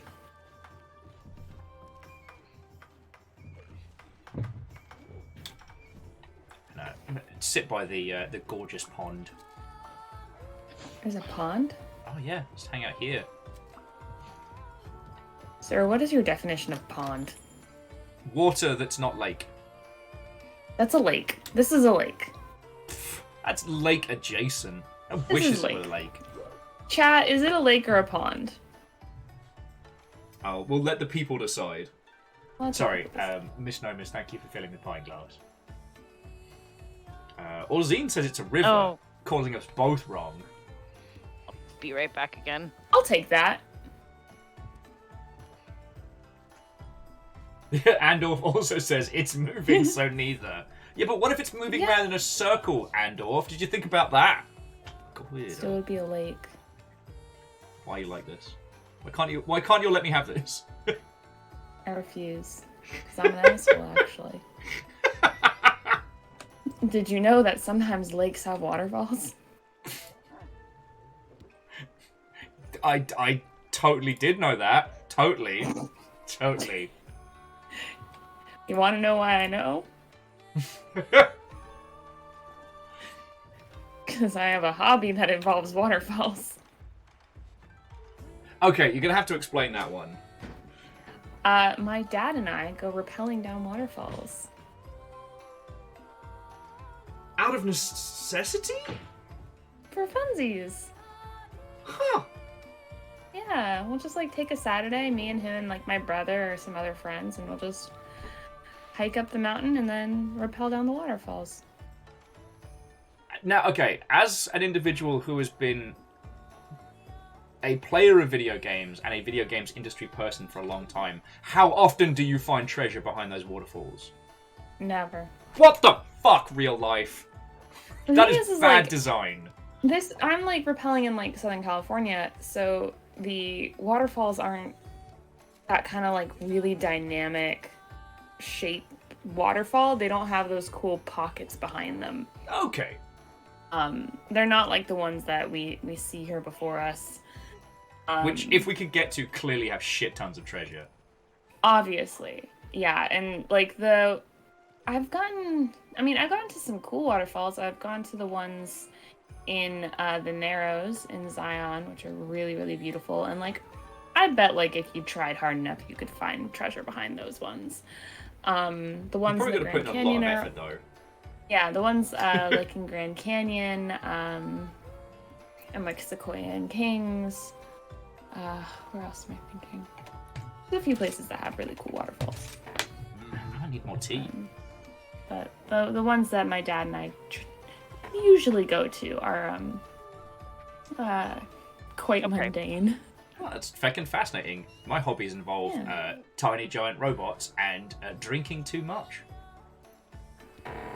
Andrew, I'll go for it. Yeah, I would not be surprised if people geocache at least at like the bottom of the falls, because you know, it's pretty easy to get to the bottom of the falls, just because also we have to be able to like get home afterwards. So yeah, I can absolutely see like multiple spots. Like I go when I'm in California, I go the sport is called canyoneering. I go canyoneering at Mount Baldy, and it's really popular area. So Sorry, I can imagine seeing geocaches there. I apologize for laughing, but the term canyoneering at Mount Baldy sounds like a reference to the worst date. It sounds like a reference to the individual, not the event. Oh my god, it does. It really does. It really does. Yeah. Oh. Yeah, I could see geocaches going there. Look at us being all cool kids. See, this is the one thing that Monster Hunter World has over Rise, is that especially in the icy area, there's a spa you can hang out and just like float in the water when you're doing this kind of like lurk and chat. But nice. The thing is, I wouldn't be able to play Monster Hunter World in the same way we're playing this, because I played so much of it, and I'm I wouldn't say I'm stupidly overpowered, like not comparable to people like Tuna or Zelky or peeps like that, but like I have the gun that make the big monsters go bye dead bang. You know? Okay, yeah. I am here. You're here. Oh. Go to the lodge. Which lodge? I'll come get you. Oh wait, hold on, I gotta get something. Hello, Bobby. Hello. Do you want to come to the Monster Hunters Lodge? Do you want to come to the lodge? Yes. Neither of you are sleeping, are lying on the beds that your mum has carefully laid out for you, just waffling around and lying on the floor like sad, neglected dogs. They're both monstrously spoiled, in case you didn't know. Shocking. Yeah. I've been kind of pondering this. Miyaki Sakura is saying the vibe in Monster Hunter Rise is very nice. It is, and I love it. I kind of wish they'd been able to spend a bit more time and then like expand the lobbies and add additional things to the PC version that wouldn't have been viable for the Switch version. Like having loads of people in a lobby and stuff like that. Yeah. One of the fun things about World was that the Longshipians could join us in the lobby and go off on hunts. But then when we'd come back from our hunts, everyone would be hanging out in this big, like, dry-docked ship, just drinking and arm wrestling and having a good time. Oh, that sounds fun as hell. Yeah.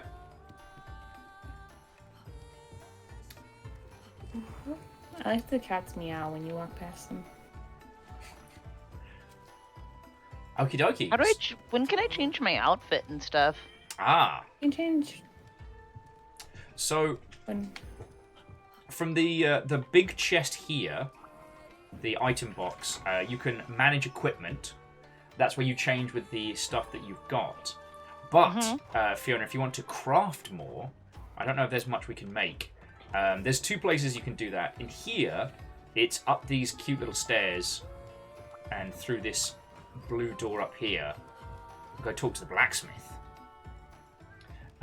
This guy in the bandana will craft us either new or upgraded weapons, new armor. River, you're okay. Why is everyone so obsessed with the bookshelf? Sorry. Ghost, obviously. It must be. We're not getting our dogs enough good reading materials. Right. Zeus is also obsessed with my bookshelf, peoples. but it's because he lost a bottle cap behind it, and neither he nor I can reach it. And Yep. so he has been banging on my bookshelf. The Amos, what do you last need? 2 weeks. That'll do it. What do Yeah. you need, buddy? Come here. An absence of He mood just- swings and some stability in my life. He's just staring at me. Be honest, And then he Haunted, moves away, and then he runs back and over towards like Will. Puppies. Whereas River is currently looking at the bookshelf at the top of it and just whining. Just having a big old whine. River.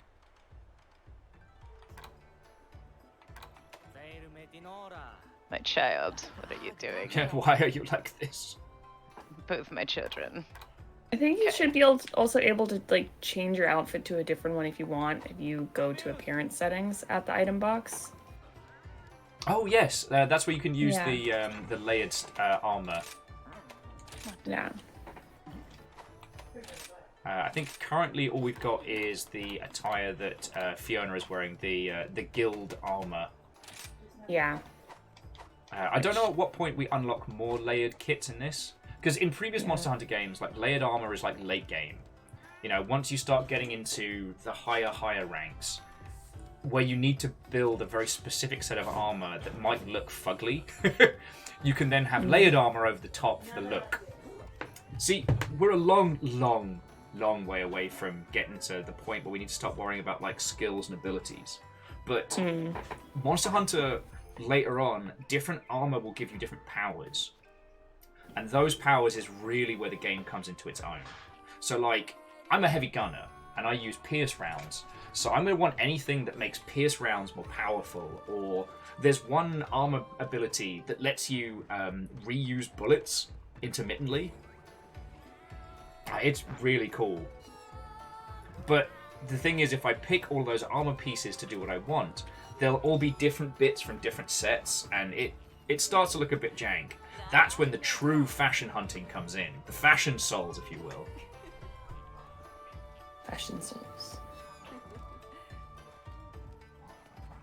River, what are you looking for? River, leave it. There's nothing up here. River, leave it. Yeah, so I think what we're going to do is we're going to head out for an expedition. Now, we already did a tour of the ruins, so we're going to go for a tour of the islands next. Alright. Peppers. Down Under Dwarf is entirely down for puppy support. River! Leave it! We're going to go for a tour of the islands. And we're going to go during the day again.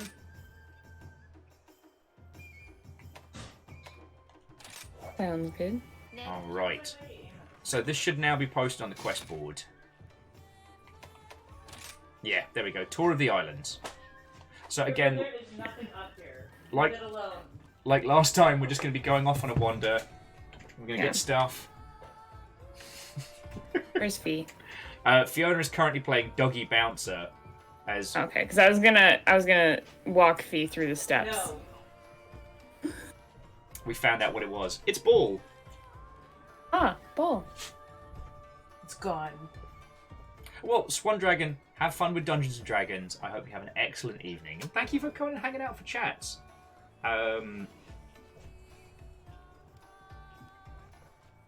So Chorus is saying that the amount of backlash if PC was the definitive version when Switch was already out for a while wouldn't be worth it. I don't think Capcom have ever really taken any concern of that.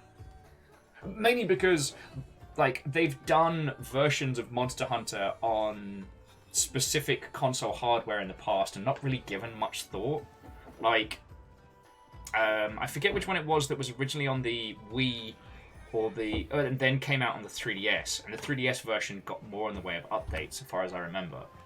And then there was the original Monster Hunter MMO, which was out on the 360, but only in Japan. Like, I don't think that's the concern. I think it was just they wanted to do a year to get this. Incessant clicking. Yo, Down Dwarf, thank you for gifting a sub to the Swan Dragon. But no, I think they wanted to spend a year localizing this. Converting it to PC and getting it stable, rather than adding any additional features that would have increased development time. And Makes sense. yeah, you could also argue the thematics of it. Like, Monster Hunter World, you are a whole bunch of hunters that got stranded on an island, and you're rebuilding your base, you're rebuilding your team, surviving against these wild elements. So there's lots of you all crammed together, fighting and hunting and dying and surviving. Whereas this is the ninja village. These people have trained in the mystic arts of fucking up a monster's day for possibly hundreds of years. Like, we're just a group of ninja friends going out and doing our day-to-day job. Oh yeah. Like, and so thematically it kind of fits. Alright, let's depart. And here we go. Yahoo! Oh, very quickly, did you all stash your leftovers? So, in the item box, if you go to manage items and transfer items, taking everything in your taking everything in your item pouch and putting it in your box, because we're just going on an expedition, so we're going to be scrounging for whatever we need in the field, like food, whetstones, like ammo coatings, you name it. Okay. Okay. Because we're going to be doing fishing, we're going to be doing murdering. It's going to be great. And Fee, if you're ready, I'll walk you through the quest board joining. Hello, puppies. How do you know it's here? River, no. You can't have ball. How does she know? She can River, probably smell no! This is my life now. What? Oh, just River's in here. She knows the ball's in here, so she's looking at it and whining. Just give it to her. River, yes. Down Under Dwarf, don't encourage this. Alright. I'm just thinking about my perfect angel cat asleep on the couch. River nearly took my hand off. Gimme! Give me the ball! Give me the ball! Give me the ball! God, that needs to die. That might need to die a swift death tonight.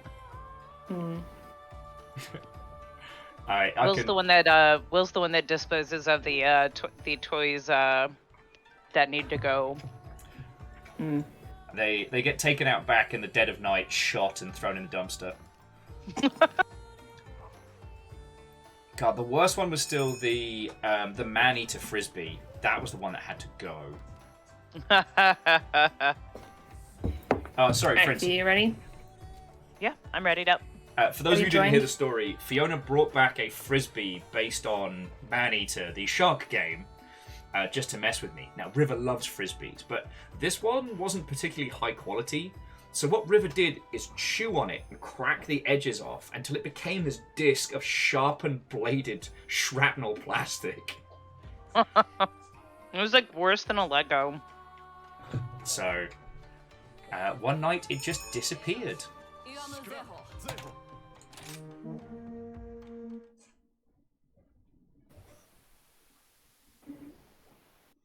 Well, just Castro was saying that, well, 7 a.m, time to remove the internal organs of the local wildlife. Welcome to Tuesday. Tuesday.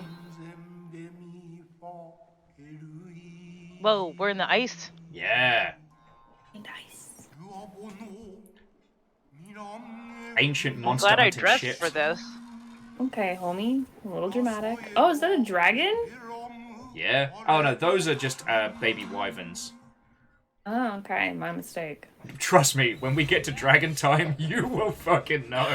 When? Oh, great. Wonderful. Yeah.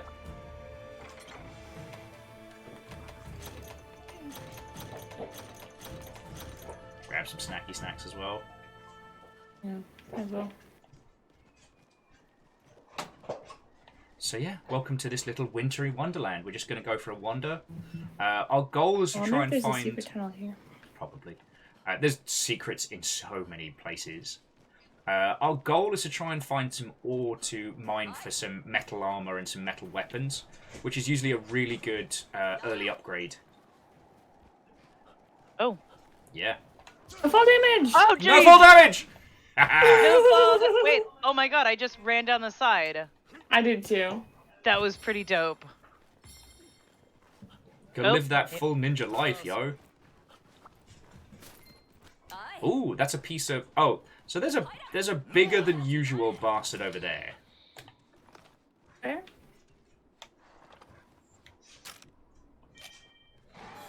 And he's seen us. large monster list. Well, I guess we're going. Yeah, he's not. He's not a big threat. He's just a vomitous jerk, and I don't mean that lightly. He does literally vomit at us. Whoa!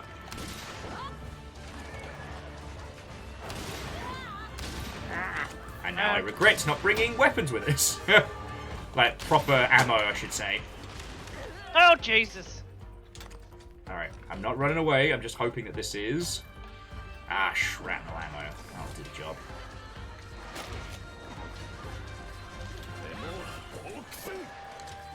Alright, y'all are kicking some ass in there. Ah, right in the bum bum! Ha Alright, play it on, he's down!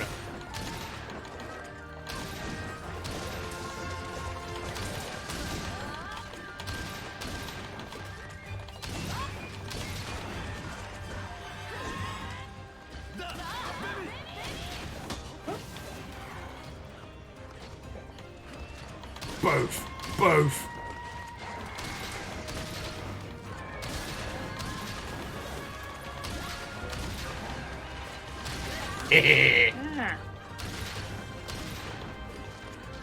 This is gonna hurt!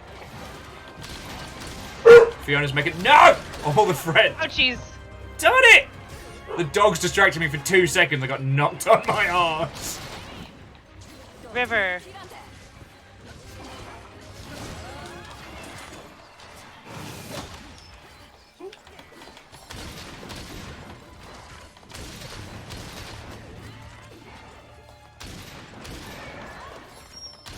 Puppies, you are fine! Oh,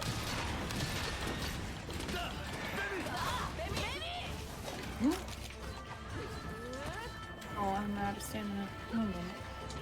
Darn stamina. Ouchies. Oh no. Oh no. Oh no. Oh no. Oh no. Oh no.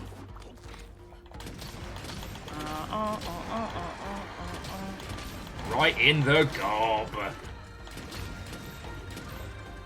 See, Monster Hunter, the ecology has this fascinating thing where you face these kind of Velociraptor-style lizards, and each one, you have the baby variant leading up to kind of like the grand variant. And what's fascinating about it is that each one is specialized to resist it. All right, firstly, did you not see we just beat the shit out of your parent? Back off. Each one gives you a resist to something specific. Okay. So, like, if you need early fire resist, you hunt a certain kind of lizard. If you need a specific kind of... Oh, for fuck's sake. Sorry, my guy's being a jerk. So yeah, so make sure to carve these little numpties.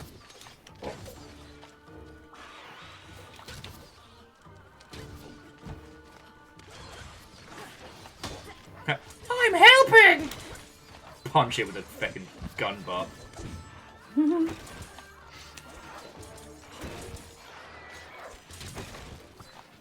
Alrighty. Get you them carbs.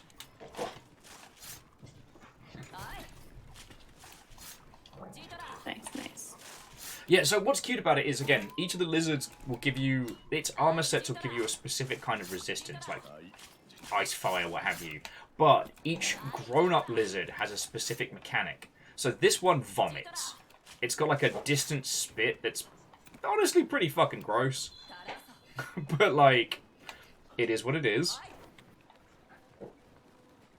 That's always fun.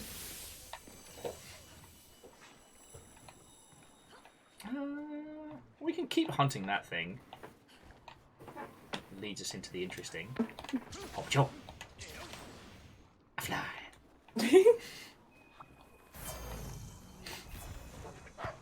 I forget what run is on the controller. Left. There isn't. Oh, it's right bumper. Is it? Yeah, later Oh, on, yeah. if you time it well, you can do like Yeah, there we power go. drifts with your dog. I know. I don't know what their deal is. What, tonight?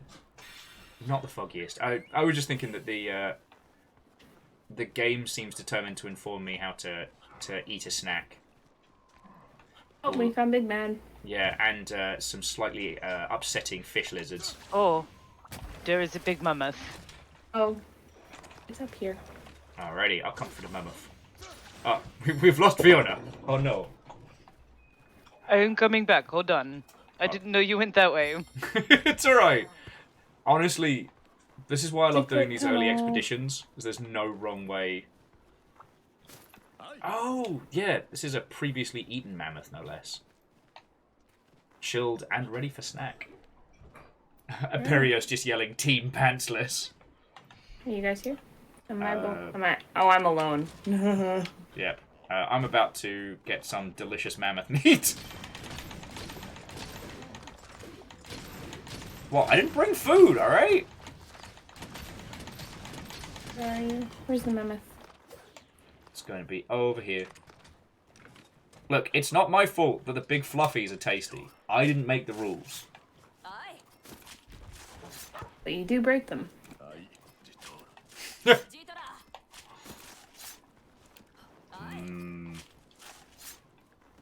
Ready to cook meat.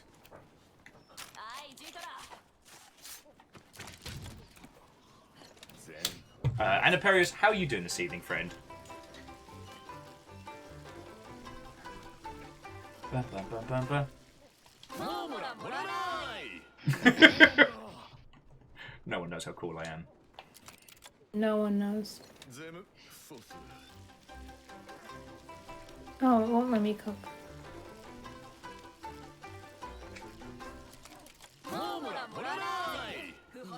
Now, how do you stop? B. B. I think my... Oh, God! I just ate your child. Hello? Child.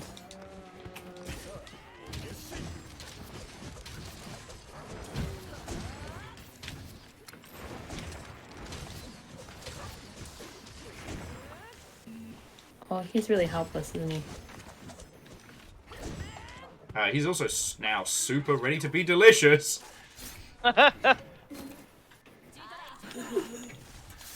Kestrel just wanted to point Yummy. out that their kid's currently being a perfect angel and playing The Sims. Whereas our little puppies are currently being little terrors. No, Amos is in here sleeping. River decided to lie in the middle of the floor on none of the comfortable spots. Okay, He so doesn't want me to cook. Oh no. Because I already got rations? I don't know. Nah, I mean, you might have picked up something like the popo tongue, which isn't cookable. Oh, yeah, I got the tongue. I got nothing but tongue. That's a thing that you just said on the internet. I did. And if anyone wants to clip it and send it to me, I will put it to good use. Ooh. I don't know if I mentioned this when we were hunting last week, but When going on expeditions, like, everything is useful. Like, mushrooms, plants, anything that you can pick up, grab it. So, like, this particular plant over here is a deodorant. But if you get stanked on... If you get stanked on, you can use that to get rid of it.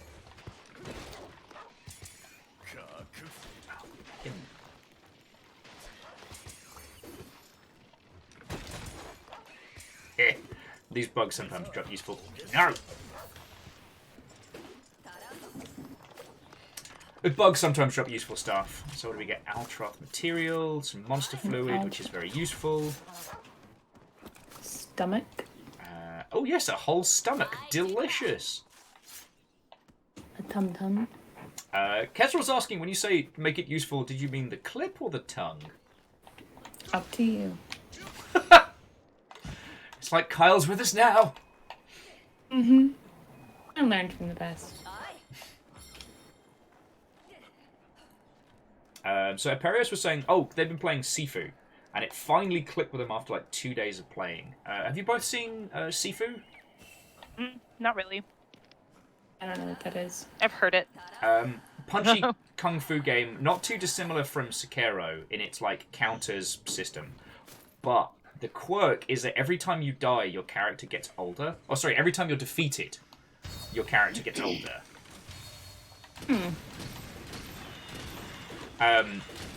We were watching our friend CJ play it yesterday, and when they started, they were 24. And by the time they beat the boss they were up against, they were like 55 or something. Oh, damn. Yeah. Do you age like 1 year every time you get defeated, or Yep. like? A math person would be able to tell you how long that is. But I'm not here to do math stuff. I'm not here to do math. What are you? Okay, so Aperios, what would you say about it clicked? Because one of the things I've heard is that you can replay old levels to then beat them at a younger age, which then kind of like rejigs the timeline. Yeah, Kestrel, maths is for the other person. This is why we have numbers.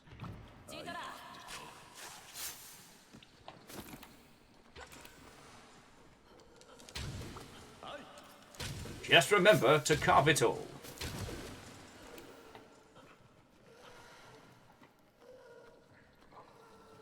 Ah, here we go. A little bit of iron.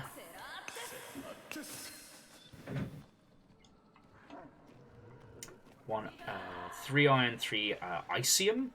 That's not a real thing. Oh, as an It is aside, if you want it to be. the one advantage of taking your cat over your dog is your cat will go and find materials for you while you're out and running about.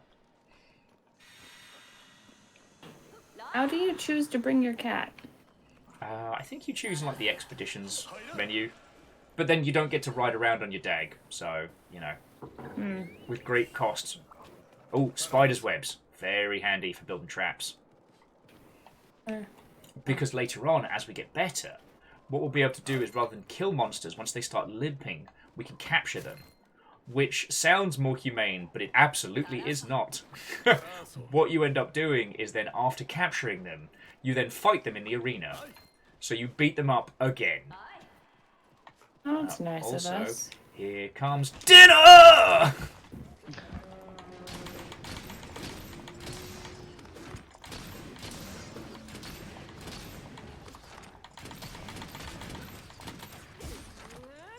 Oh, watch out for those goats, because those goats are actually surprisingly vicious.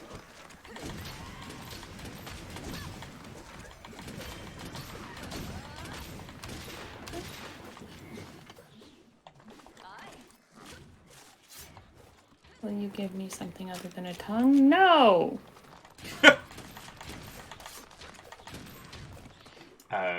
Fearless has confirmed our math that yes, that is in fact exactly aging at 1 year per life. Okay. The maths checks out. But Aperios goes on to say that with Sifu, it's like the flow of combat. It just kind of clicked with them. That's pretty cool. Interesting. Aperios... yay. Ooh, jumbo bone. I'm gonna have a good night tonight. I'm sure you will.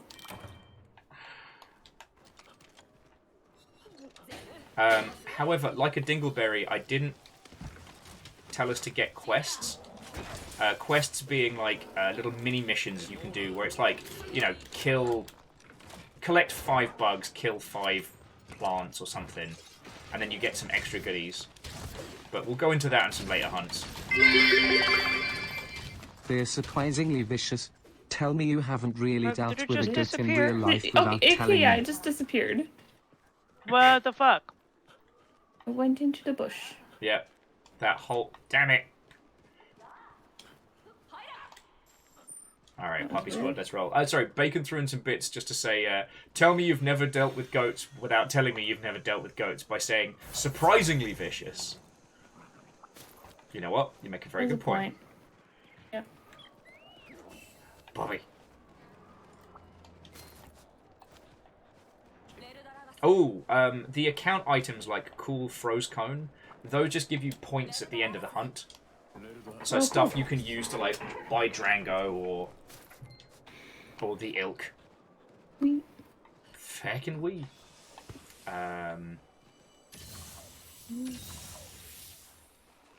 So where should we go? Let's go this way.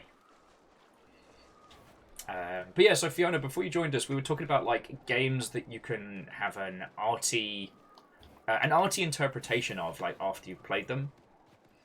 And it's something obviously I find fascinating because I'm obsessed with that. You know? Oh, look. Ugly bugs. Let's go!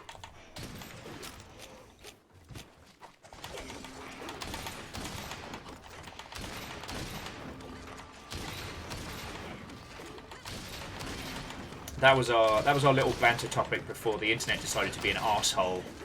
Okay. Because, like, with Hollow Knight, it's how you choose to interpret it at the end is entirely up to you. And I think that's really fucking cool. And I'm trying to think of other games that do that. My brain is toast right now. In fairness, you did a whole bunch of, like, sorting the flat today, so... Yeah, I'm getting there. Numbers mentioned Shadow of the Colossus, which I think is a fair one. I think so too. The Pathless, which we played recently, I think that was a very good one. Like, even though it's very clear about what you do, who you really are in that game and, like, your effect on it, feels very open to interpretation. It's fair.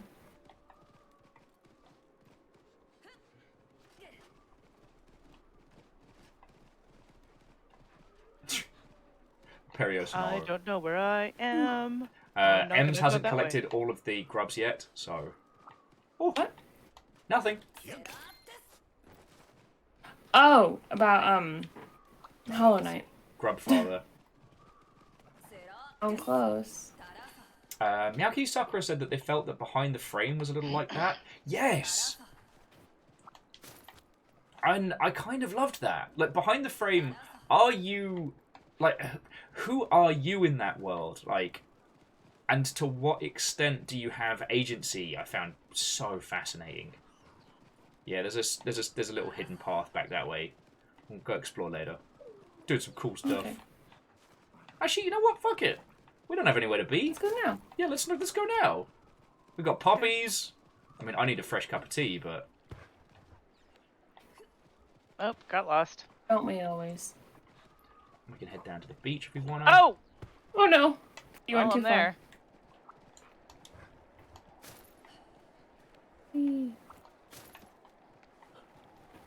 far. See, also, keeping an eye out for little things like this here. Little areas you can sneak Ooh. through. Yeah! I don't have the greater wing Me or neither. greater wire bug. And I think once you use it once, it opens up that great wire bug for the rest of the map. Like, that'll be there each time you come back. Oh, nice. Camille, I didn't say I needed tea like that. Filling me full of fear. So actually a threat. Yeah. Camille's taken great joy in, I wouldn't say psychological warfare, that sounds a bit more sinister, but...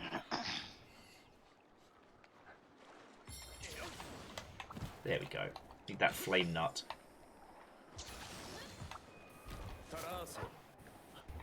Because flame nut makes gunpowder. It's best not to think about it. Kestrel's saying that they really wish they could play Hollow Knight. Like, they want to experience it themselves, but they don't think they have the skill level required. Like, Em's house... So, also... Yeah, I was gonna say, I have no fucking skills, especially when it comes to side-scrollers. Everything I was doing, I was learning for the first time. And where there were definitely, like, frustrations with certain things, I felt there is a good learning curve. So. Like, Fiona... T. Yo! Camille, that's fucking kind of you. Camille just threw in $15. Oh, shit. Thank you. That's Very fucking nice. cool of you. We get to see some dramatic duck for this evening. Also, and we're going to wreck these guys as well.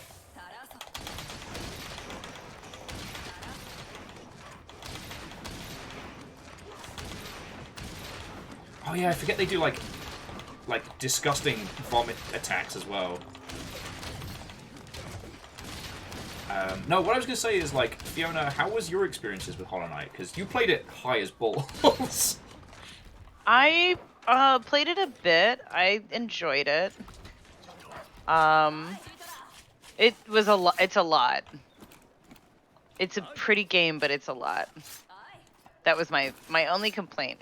It's a lot of game. It is. It's a lot of... I am almost 100 hours in, so Blah, blah, blah, blah. be prepared. It does kind of pretend like it's going to be this quick, cute indie platformer, and then it's like, nah, fam, just kidding. This isn't It epic. really cons you. It's like, yeah, it's gonna be quick, it's gonna be fun, and then you get in and you're like, oh, there's more areas. There's still more areas. It's never ending. I will say, Okami is still the absolute best winner of the surprise it's more video game.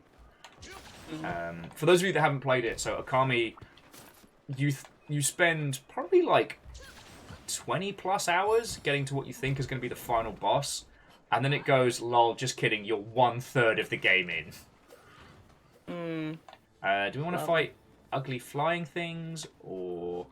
Oh, actually, we'll go check out the frozen sea ship, because that's cool. Yeah. I've got a gun. Fiona's got a bow. Let's We go can to handle it. these bastards. Where's the ship? Where do I need to go? It'll be towards, I think, what becomes 10. Oh, Yeah, we hi. should work on unfurling the map while we're having a little run around as well. But keep an eye out for the cute little like train of fish flying around, because they're real cute. There's like a green one and then 3 red ones. Oh, Yeah, I look, see, them. there they are. Aww. Aww. That's so cute. Yeah, this game is beautiful. Please. No, don't stand there, please. Thank you. No fall damage. No fall damage! Woo! What up, you ugly flying lizards? Oh, this is gonna be a fun... Me not being able to combat. Yeah, you're gonna leave this one to me and Fiona for a bit, unfortunately. I think you can use the Use the wire launchy bugs to launch. get up there to bring them down. Okay, we can try.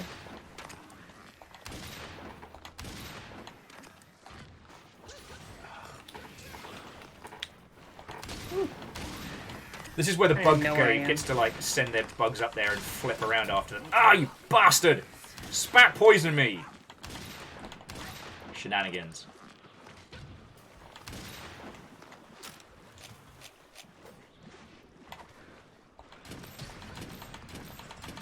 Yeah, I don't know. I'm not good enough at wire bug yet to really yeet up. Alright, there's one down.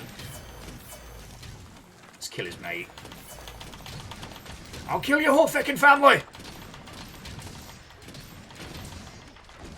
Yeah, that's right. Come down on the ground, where our blades can catch you. Stupid lizards.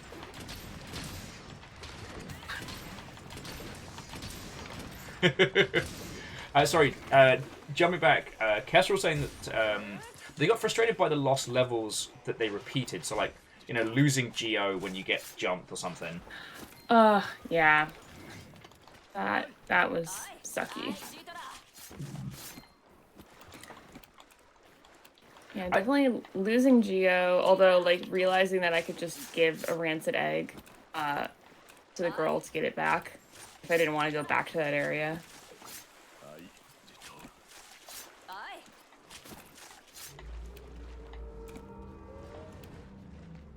The feck was that?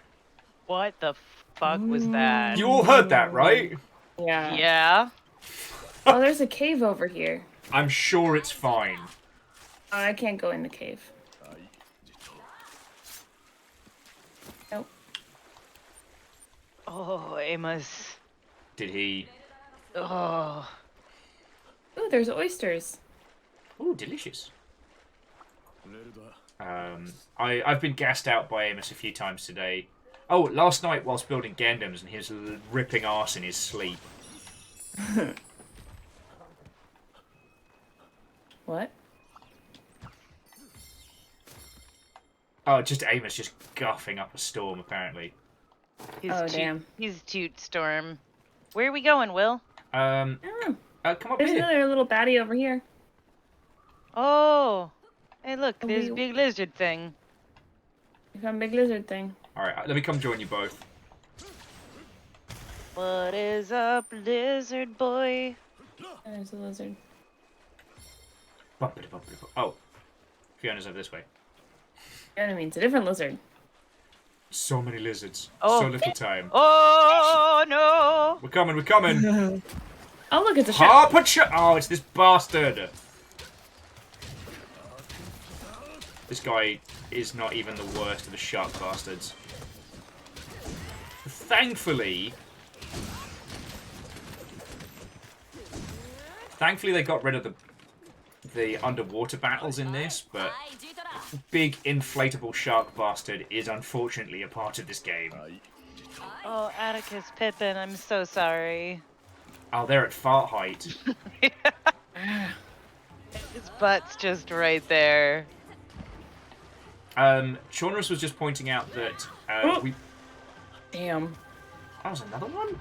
Oh, P-balls. There's... Yeah, this fucker. The thing that made that noise, we might have been able to see from the easternmost part of the map. Don't forget to carve that fish. Carve it up, carve it up. Alright, job. so we're going to try and go up the side here so that we can have a look on top of the boat. That's the goal. After getting some oysters. Oysters. God, I haven't had oysters in 3 years. Fuck. I do really love oysters. It took me a while to get an appreciation from them, and once I did, I'm like, yes, please, fuck me up. Huh? Woohoo! See? Simple. It's so easy to get up here. It's not hard and bullshit at all. Why is it yeeting me? I don't want that. Oh, because there's a bastard behind you. Is there? Oh, there is.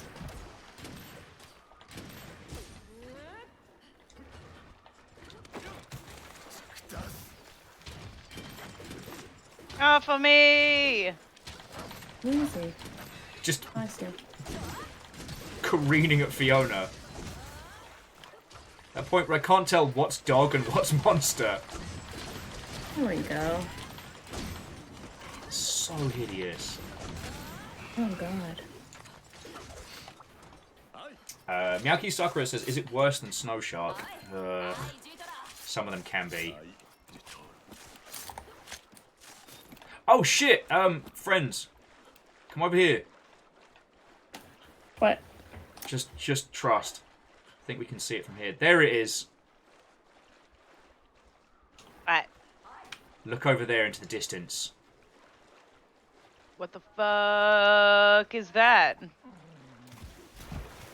Oh. Wait, where are Is that a giant... Is that a giant penis? It's not a giant penis. Oh shit, where are the gestures? I'm trying to find, not greetings.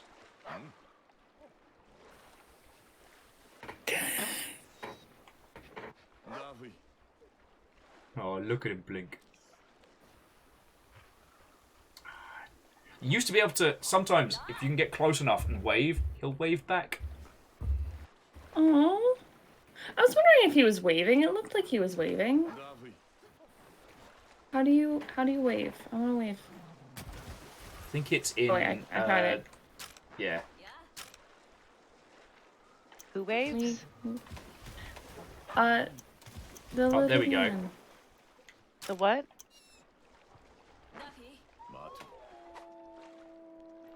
Big wave.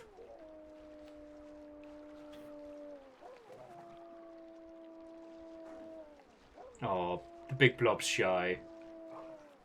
Bye, Blob. Bye, Bye, I love blob. you. The nicest thing we've found.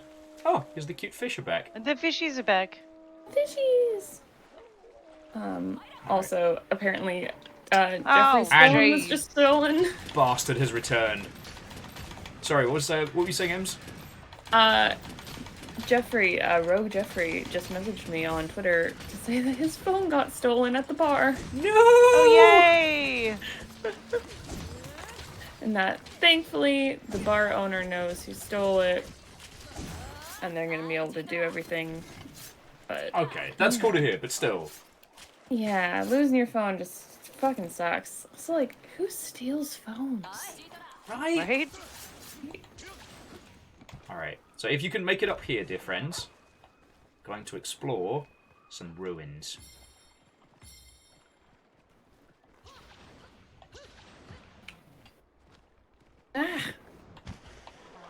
I get close and then my character backflips. Yeah, you gotta almost overshoot, because what you can do is if you get 3 wire bugs in a row, you can wire bug, run up the wall, wire bug again, or run up the wall and use that as a way to, like, Yes! murder attack monsters from above. It's very cool. Oh, I got it. Chonrus, I didn't know that. Chonrus is saying that if we use the in-game camera to take a picture of the big, the happy blob, that gets us an achievement. Oh. Huh. Too late now.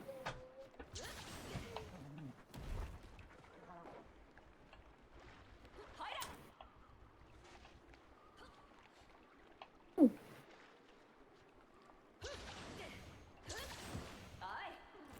There's Oh, so spiderweb. close! So close, Fiona.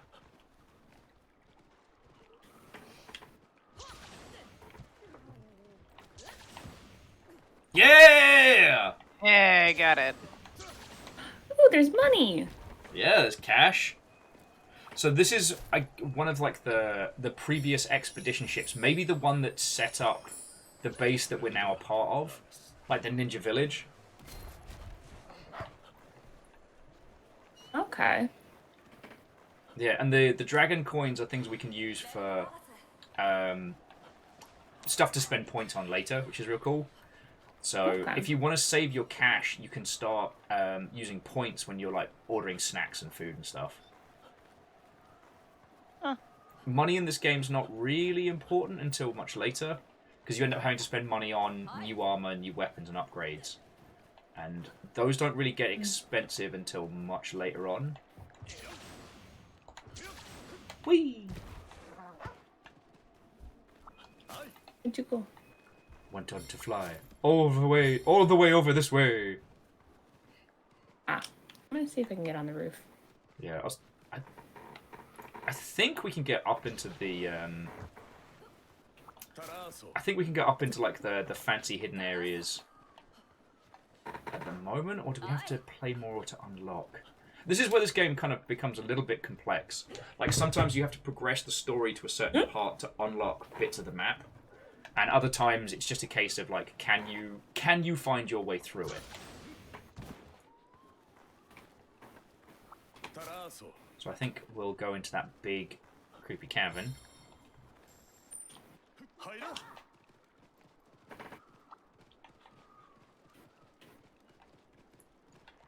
Come, hunters. We must ride. Oh, actually, Make sure to have some food and all, because I keep forgetting to eat. Both in and out of real game. What?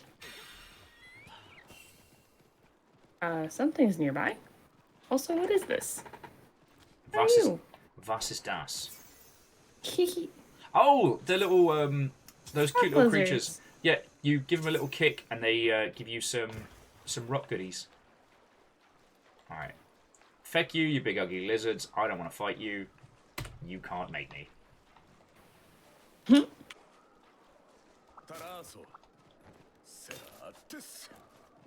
Where'd it go?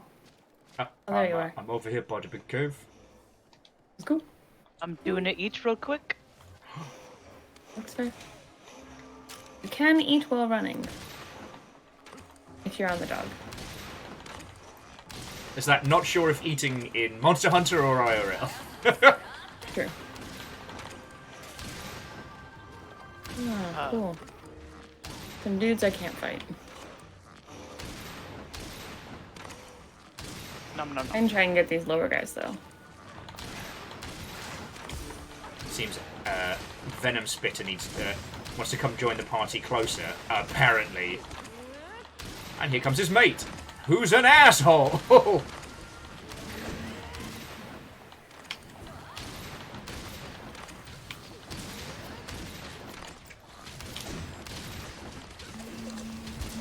I think that might be the other reason why I'm really enjoying playing this with you both, is I do like taking my time to faff around on the map. And most people by this point That's are fair. all about, like, actually getting into it hardcore. Which is, again, there's nothing wrong with playing this game. It's got such a wonderful ceiling if you really want to get into it.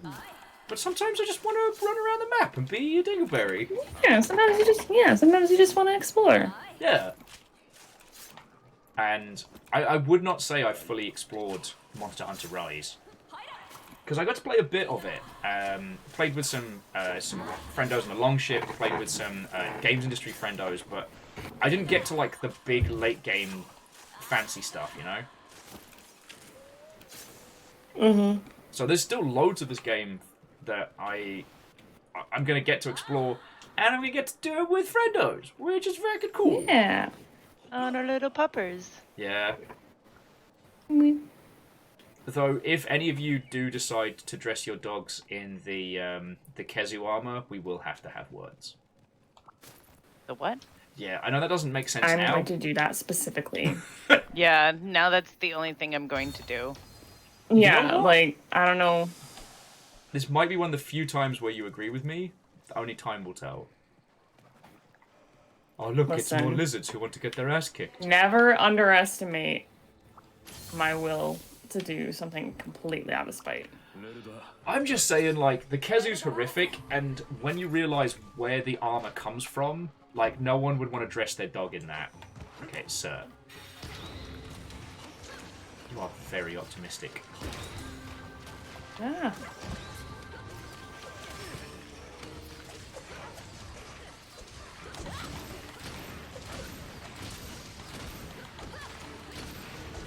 Oh yeah, Miyaki Sakura, I'm having the best time not worrying about Bagel Goose. It's great. Eagle Goose? So, a lot of the monsters in Monster Hunter have very, very complex names. And they're really hard to say during a fight, or if, like, my dyslexic ass, they're just hard to say in general. So we kind of come up with our own little nicknames for a lot of the monsters. Bagel Goose is a gigantic, like, B-52 bomber of a bastard.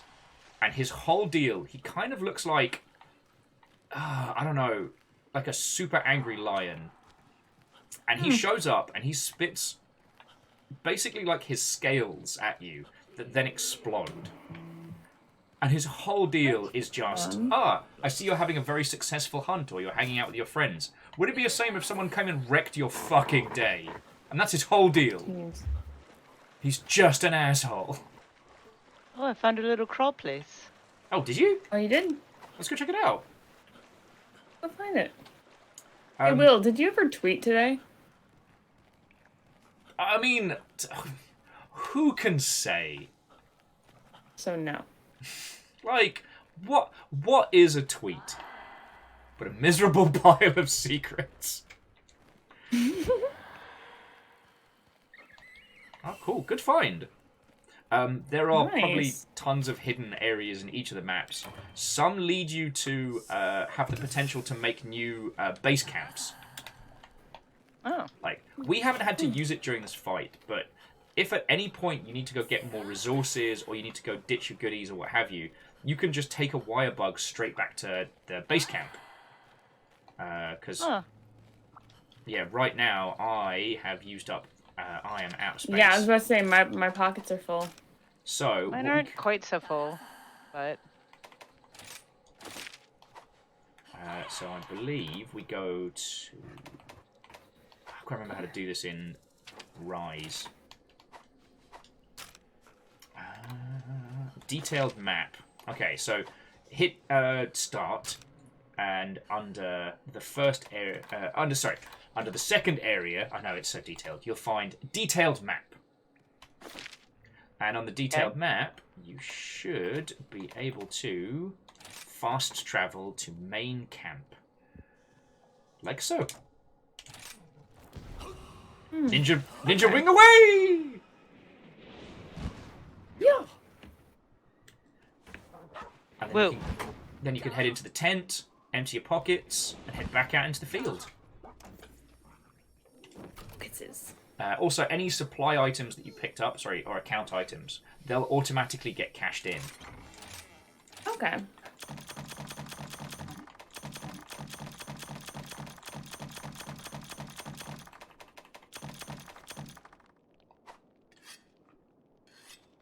Actually, I'm going to take some extra food, though, because my guy has not eaten.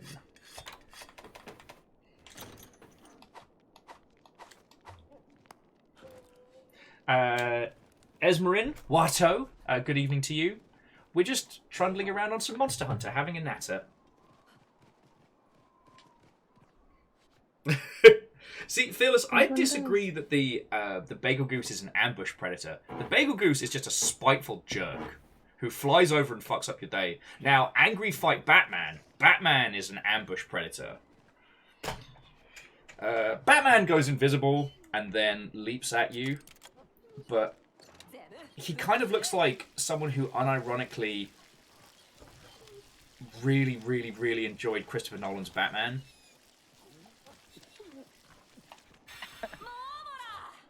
I did it. Yay!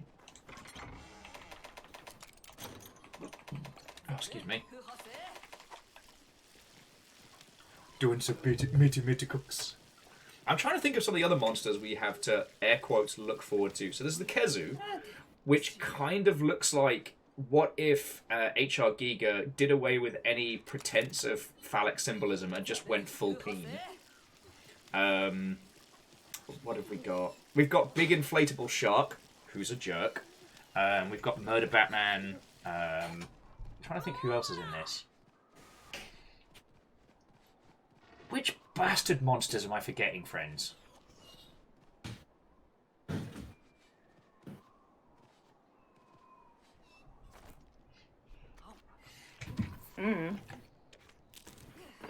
I'm hoping these our lovely, lovely viewership would be like, Will, how could you not have forgotten Bad Time Punch Face Hard or something? Bad time punch face. I'm sure there's a monster called that. There's gotta be, right? Uh-huh. Oh, yes, we do have Diablo to look forward to.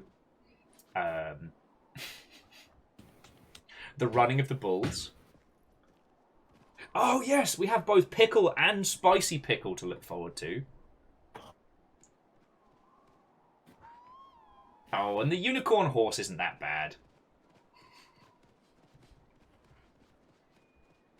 The Pukey Pukey. Actually, I like the Pukey. I think the Pukey armor's real cool, so we'll probably end up doing that. Camille's saying more shark-like creatures, but my brain just doesn't want to remember them. That's fair. Oh. Yeah, Lamelot, I agree with you. The Pukey's a good boy.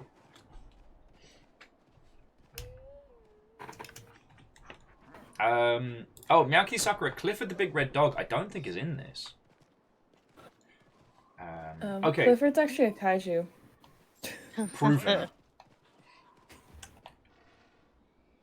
So I tell you what we're going to do, friends. We're going to head to 3, and then we're going to head up into the middle part and reveal those areas. And then we're going to go to 12 and round.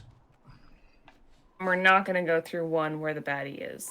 Oh, we can. I don't think it's going to be anything particularly bad right now. Let's go check. Let's go see what's in 1. Mount up, friends. We must ride. Okay. How you doing, Fiona? I'm very tired. Very tired, y'all. Exactly the right time to be learning a brand new and potentially incredibly complex video game. Yeah, exactly. Oh, ow.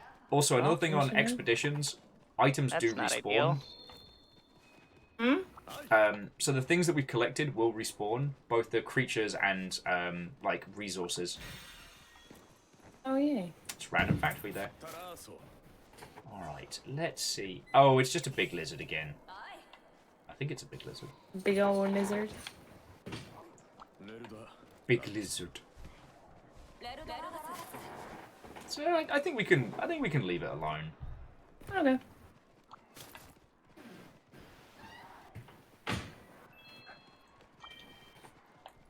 Still don't have any super fancy wire bugs. There was Oh. one up in the cave earlier. Oh, I bloody missed it, didn't I? Yeah, because Oh. I happened to notice it on my meter, and yeah. Oh joy! Yeah, it's decided to. Oh, just as a little FYI, the icons next to some of the big bastards. Green eye. I think it's a green eye next to a monster means it hasn't seen you. Yellow means it's either aware of you or tracking you, and then red means it's seen you and is about to make your day much worse. That's nice. At least it lets you know. There's Oh. so many of them in here. Shit, yeah, Fearless, that's a good point. We have the flying inflatable squirrel we're going to have to do battle with later. I'm sorry, what? Oh, yeah. Um, Gigantic. It's like a gigantic inflatable sugar glider. Because Okay. of reasons! you know, I shouldn't have like set my expectations where they were for fetish art in Monster Hunter. That is a path. I've seen where that path leads. You don't want to know. I really don't. Once again, you haven't seen the Kezu. Meowki Sakura, is Puffbat in this? Yeah, J-Post is entirely correct.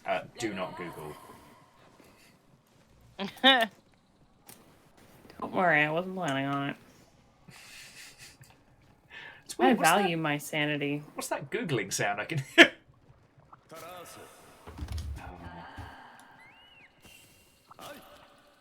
Tick, No. tick, tick, tick, tick. I've learned to be happy in ignorance when it comes to discussions like this. Not knowing how bad it can be is sometimes a blessing. You know, there's that like scene from what is it? Atlantis, where he's like, "You told me, and I shouldn't have known, and now I'm telling you. You don't want to know."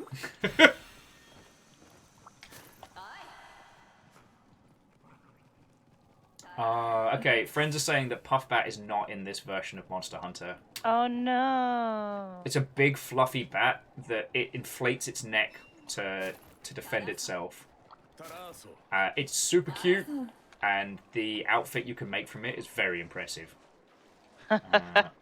Alright, so it's just the little gap between 5 and 8. That's the last bit of the map we need to explore.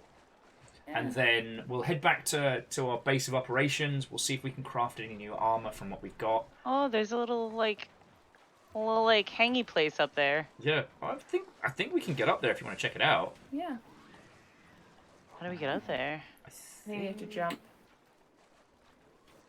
I think we can make it up from here. It's the old bug ropes again. Yeah, no, we can make it up here. fucking cool. Oh shit, what's this? Oh, yeah. Relic record. Oh, cool. Got it. There's a little sword in the ground here you can grab. Oh, just That sounds like an Arthurian legend. Miyaki Sakura is just agreeing that Atlantis is full of like A-tier quotes. Hard agree. Oh, there's Hard money agree. back here. Ooh. Fucking get up. Make money, money, make money, money. Ooh, Royal Mint coin, no less.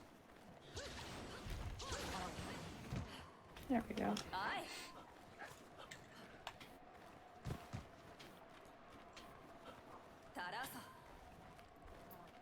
And I think we can avoid dealing with that by doing some more wire bug shenanigans.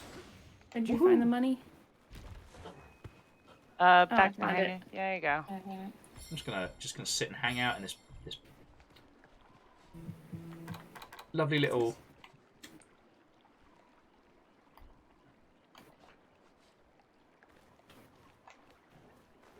Quite just lovely. hanging out with my best friend. It's me and Perun. Hanging out with my best friend. Being ninjas in the snow. Sorry. Ninjas in the snow. What are you But doing? Beep, ba boop. Ah, piss balls! No full damage! This is See? unfortunate. We have come to hang out with you. I know. Dear Fire Beetle, tell me your tales. What are your secrets? Is it fire beetle? Yeah. Just doing little rounds over here. No. What is the secret of your power? No. Oh, so close.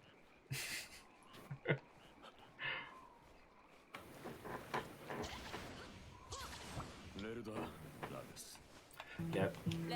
So what I will say is, like, once we've done a couple of hunts and stuff, the lovely viewership will be able to start advising you into like what sort of armor to consider, like what sort of weapons to go for. Because I don't know. I know how to rock a heavy bowgun, and I could probably annoy you with weeb blade facts, but that's about it.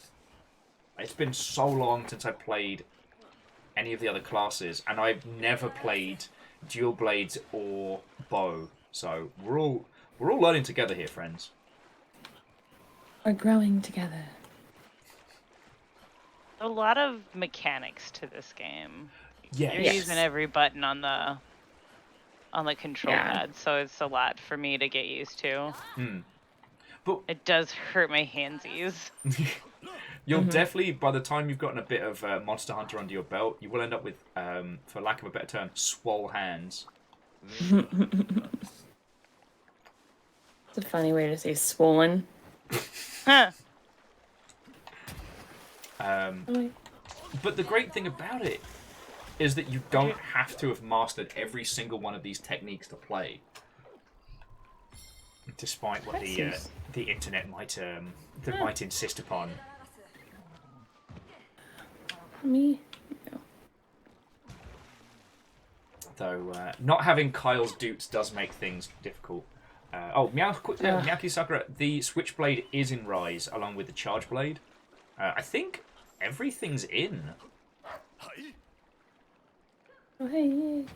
Like, I can't think of any weapons that aren't in this that were in Monster Hunter World.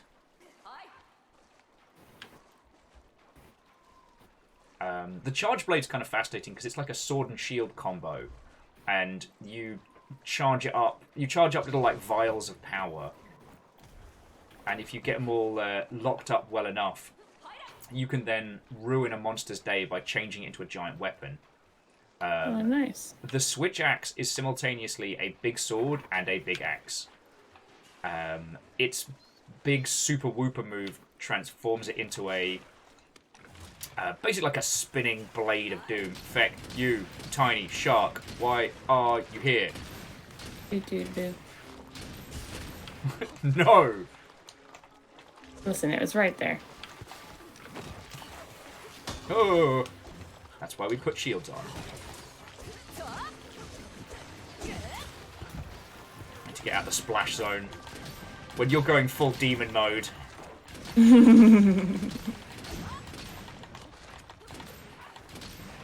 Fred's asking, Will, why are you betraying your best friends, the sharks? To which I respond with, why must you turn this into a house of lies?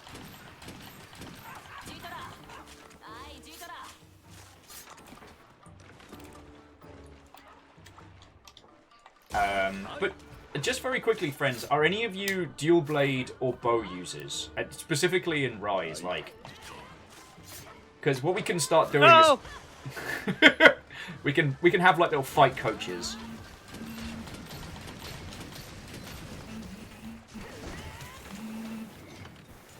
I do enjoy how it goes belly up. Yeah.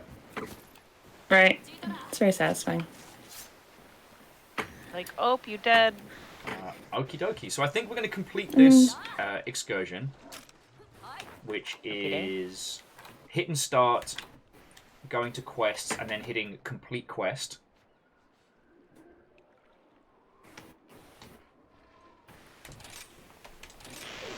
So that should take us back.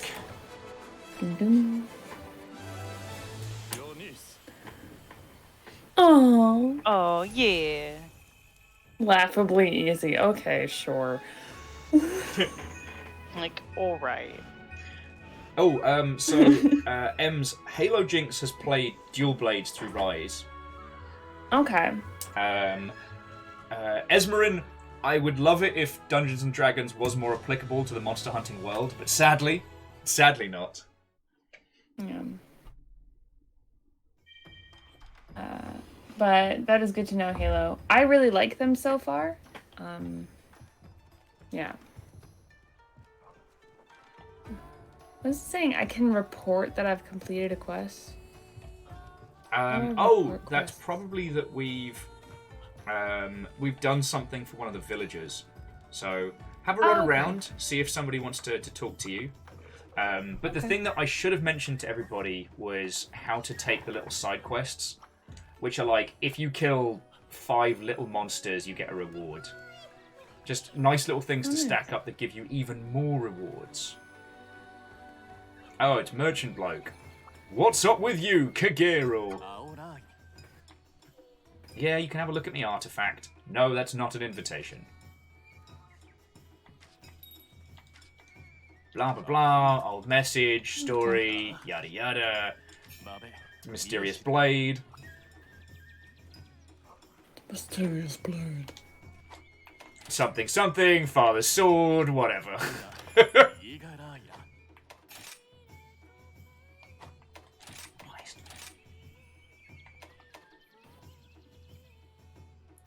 No, I'm not gambling. Oh. JP's saying that there is a cult of shark worshippers in Warhammer 40,000, which is terrifying.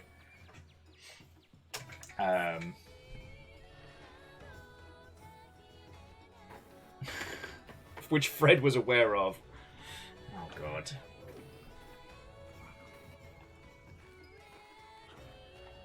But yeah, we can start looking at making some cool armor, which is the main crux of this game. Alright, so... I make bone hatchets.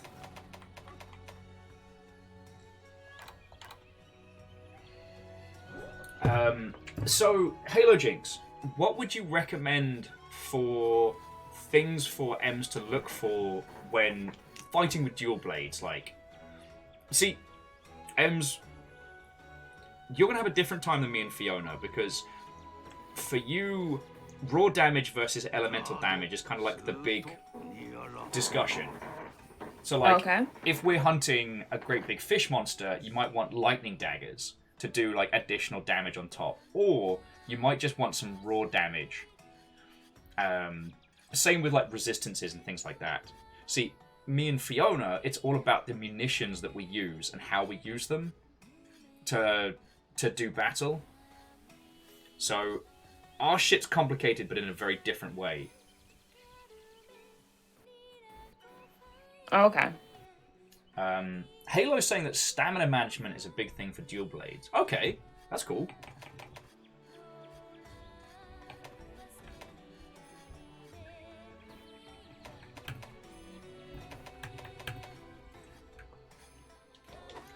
look at some of the armor sets. Oh, it's not letting me I do. don't have anything. It's not letting us do a whole bunch because I guess we've got to progress in story a little. I've got the Azuros though. Oh, that's cool. Yeah. Now, Chonrus was saying that for both the bow and dual blades, Elemental is king. Speaking of someone who mains both of them. Well, I mean, so Chonrus, what would you recommend to Fiona? Because, like, I can teach you all the world of Monster Hunter, whom to hunt, how to craft and construct. But I don't know diddly piss fuck all about how to fight with the bow. Like, I wasn't even a ranged fighter until Monster Hunter World on the PS4. And only because we divvied up the weapons amongst our friendos so everyone could kind of have their own digital identity. Okay.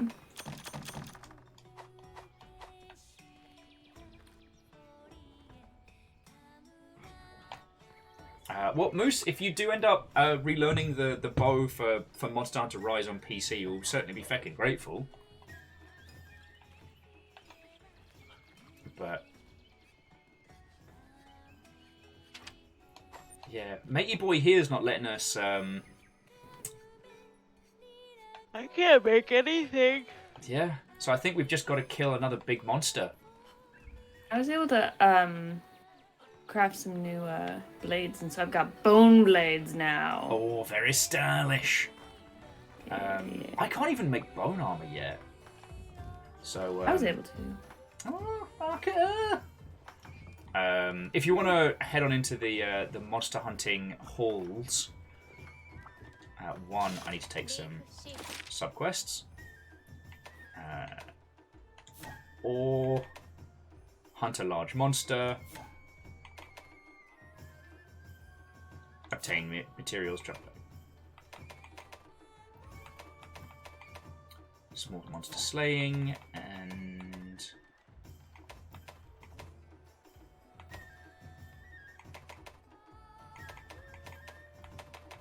get some bones.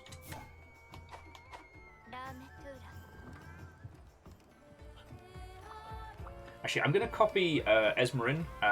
Friends, will you mind chatting with our lovely, lovely viewership for a second? Because I'm busting for the loo. Okay. I'll be back in just a second. I'm like upgrading a bunch of stuff. Like, do I want like a bone gun? Do I want an iron bow? I think I just upgraded a bunch of things. And I don't know what I'm doing. I'm going to do an iron one.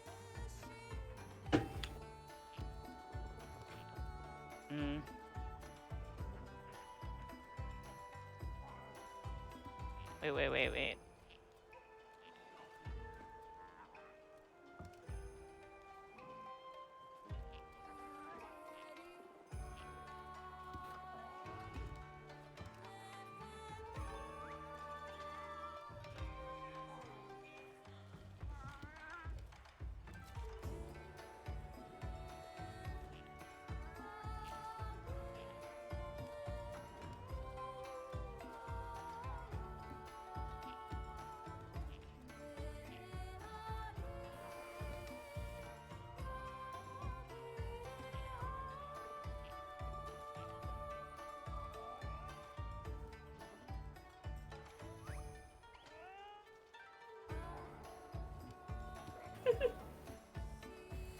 Okay, I think I realized also how quiet we all just went. Yeah, we're just like, oh, getting all the things done. Halo, I mean, this is my second time playing, but I'm very comfortable with them. They are so far very easy to use. And also the reason I'm laughing is because there is a dango called Raison d'être. So instead of reason or raison d'être, it's raisin. It's funny. Yeah.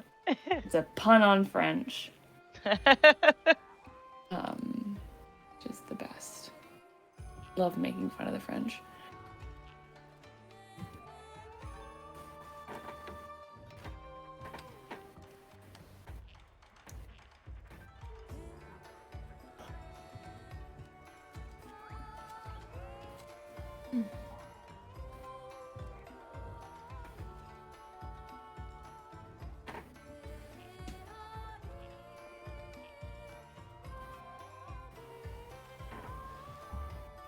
Oh, I can buy ammo here now. Oh, nice.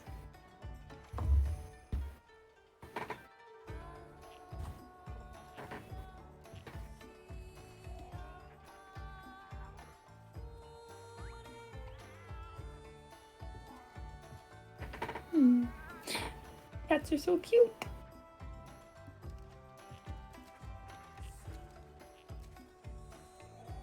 What's up? Hi, JP. Hi. I also like to see a whole pack of Jaffa cakes, like an adult. Very nice. Oh my god. JP, now I want Jaffa cakes. And I already left England. So hungry already. Now you must send Jaffa cake.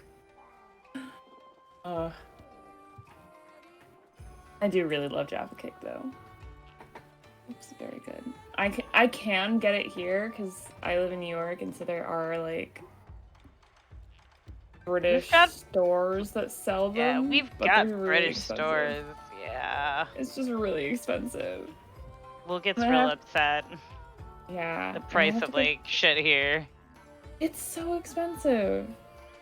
And for what? Like, you know how heartbreaking it is to pay like $4 for a sausage roll? Oh yeah. There's a Serbian version of Jaffa cakes. Ooh. Oh. That sounds very fascinating, JP.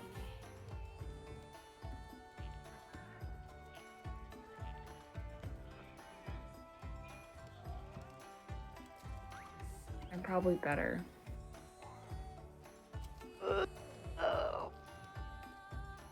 Oh wow, Will finally tweeted. Way to go. Everyone go flame him in the comments. Wow. Wow.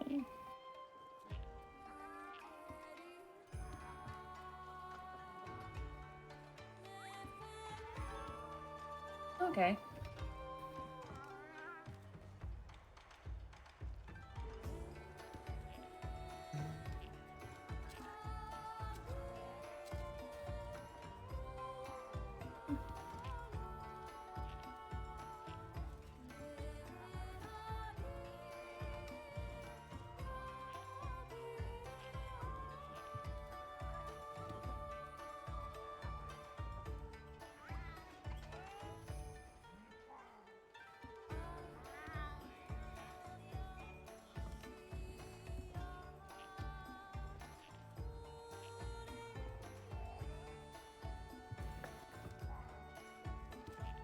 How is everyone? How's everyone's weeks? It's going. I got a Going? lot clean today. So the my office is the first thing that has actually gotten somewhat put together. So tomorrow I'm gonna be working on getting the bedroom looking nice and clean, and then I can focus on the living room. The living room. So close. I'm so close. I feel that. I hate moving. Moving is the worst. I have done it, I think, 13 times. I think it's where I'm at. Yeah, between... JP, I saw them. They look so good. Like, top tier. Yeah, just from, like, college and then university and moving for work sometimes. And yeah, JP, because so I moved at least once a year during undergrad. 1 year I moved twice because they moved us in the middle of, like, between semesters. Yay. Oh, my God.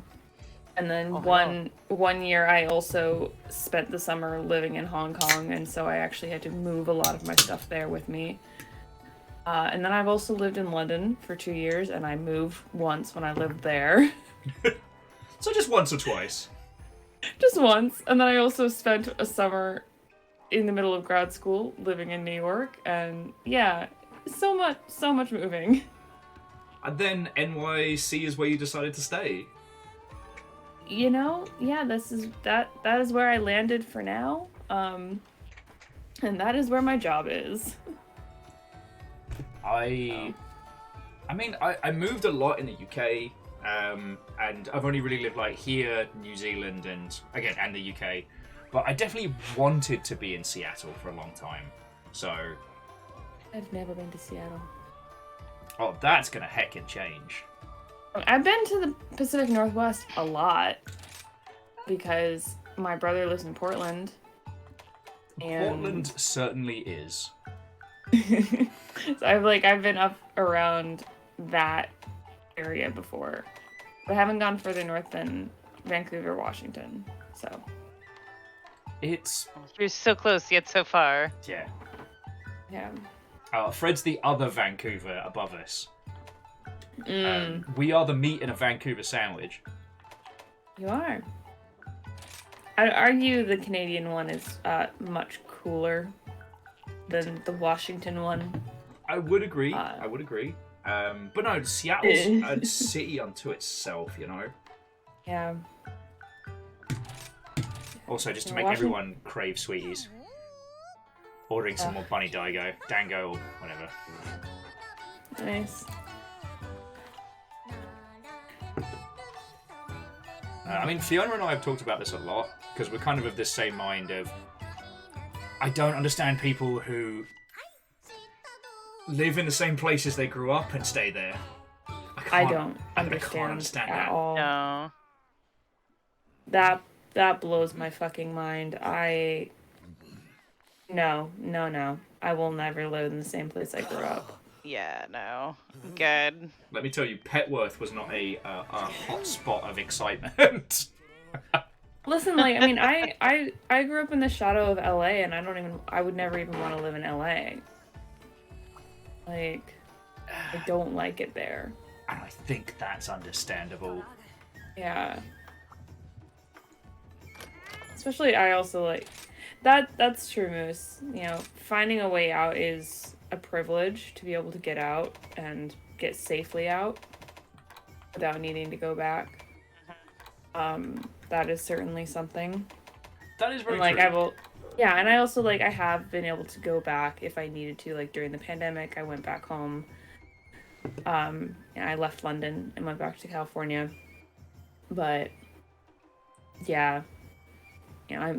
First time I made it out, I was 17, and I was like, okay, yeah, I'm never living back there permanently.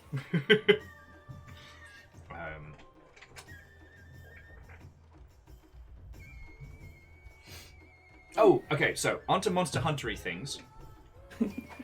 So things that you can do once you've gotten your tea and sweeties in your system. So with these two numpties here, so this lass has a little thing called optional subquests. Where are you? Over by the main counter in the hunter's quarters.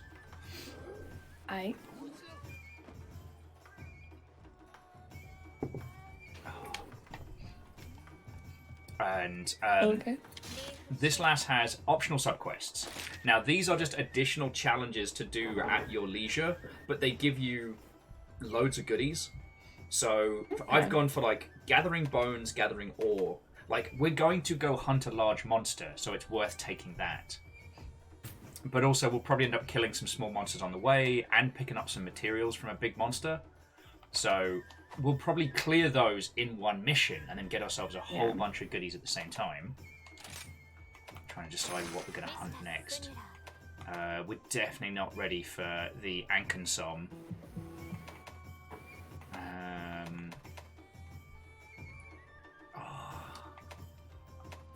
Are we ready for the speedy fight bunny? Oh, I'm trying to think. Because our choices are big lizard, other big lizard, ugly big lizard, or great big speed bunny. I mean, right now, I'm better I think most of us are better optimized for something that stays a bit more still. That's a good point. So Fight Bunny might not be our best option. Fight bunny might not be the best one. Where'd you get the new stuff? Me? Yeah. I crafted some bones. Oh, do you want my outfit? Yeah. Oh, you can just go change your appearance settings. So if you manage equipment and then click on equipment display, you can toggle what is shown and what isn't shown. I can't actually change my outfit, but this is just what was underneath my armor. Hmm. Yeah. Where do you do that at? At the item box. Mm-hmm. Oh. So yeah, go to the item box and then click manage equipment and then equipment display. And you can choose how it displays. You can toggle which items are shown.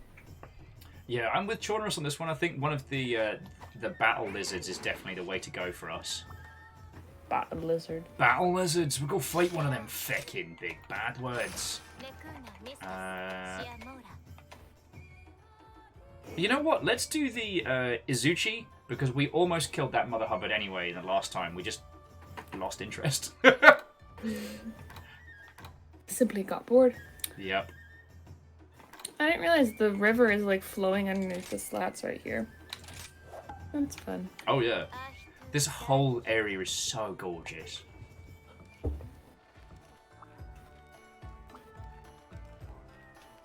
So we can gear up, tool up, and then when we're ready to do some murders, we can.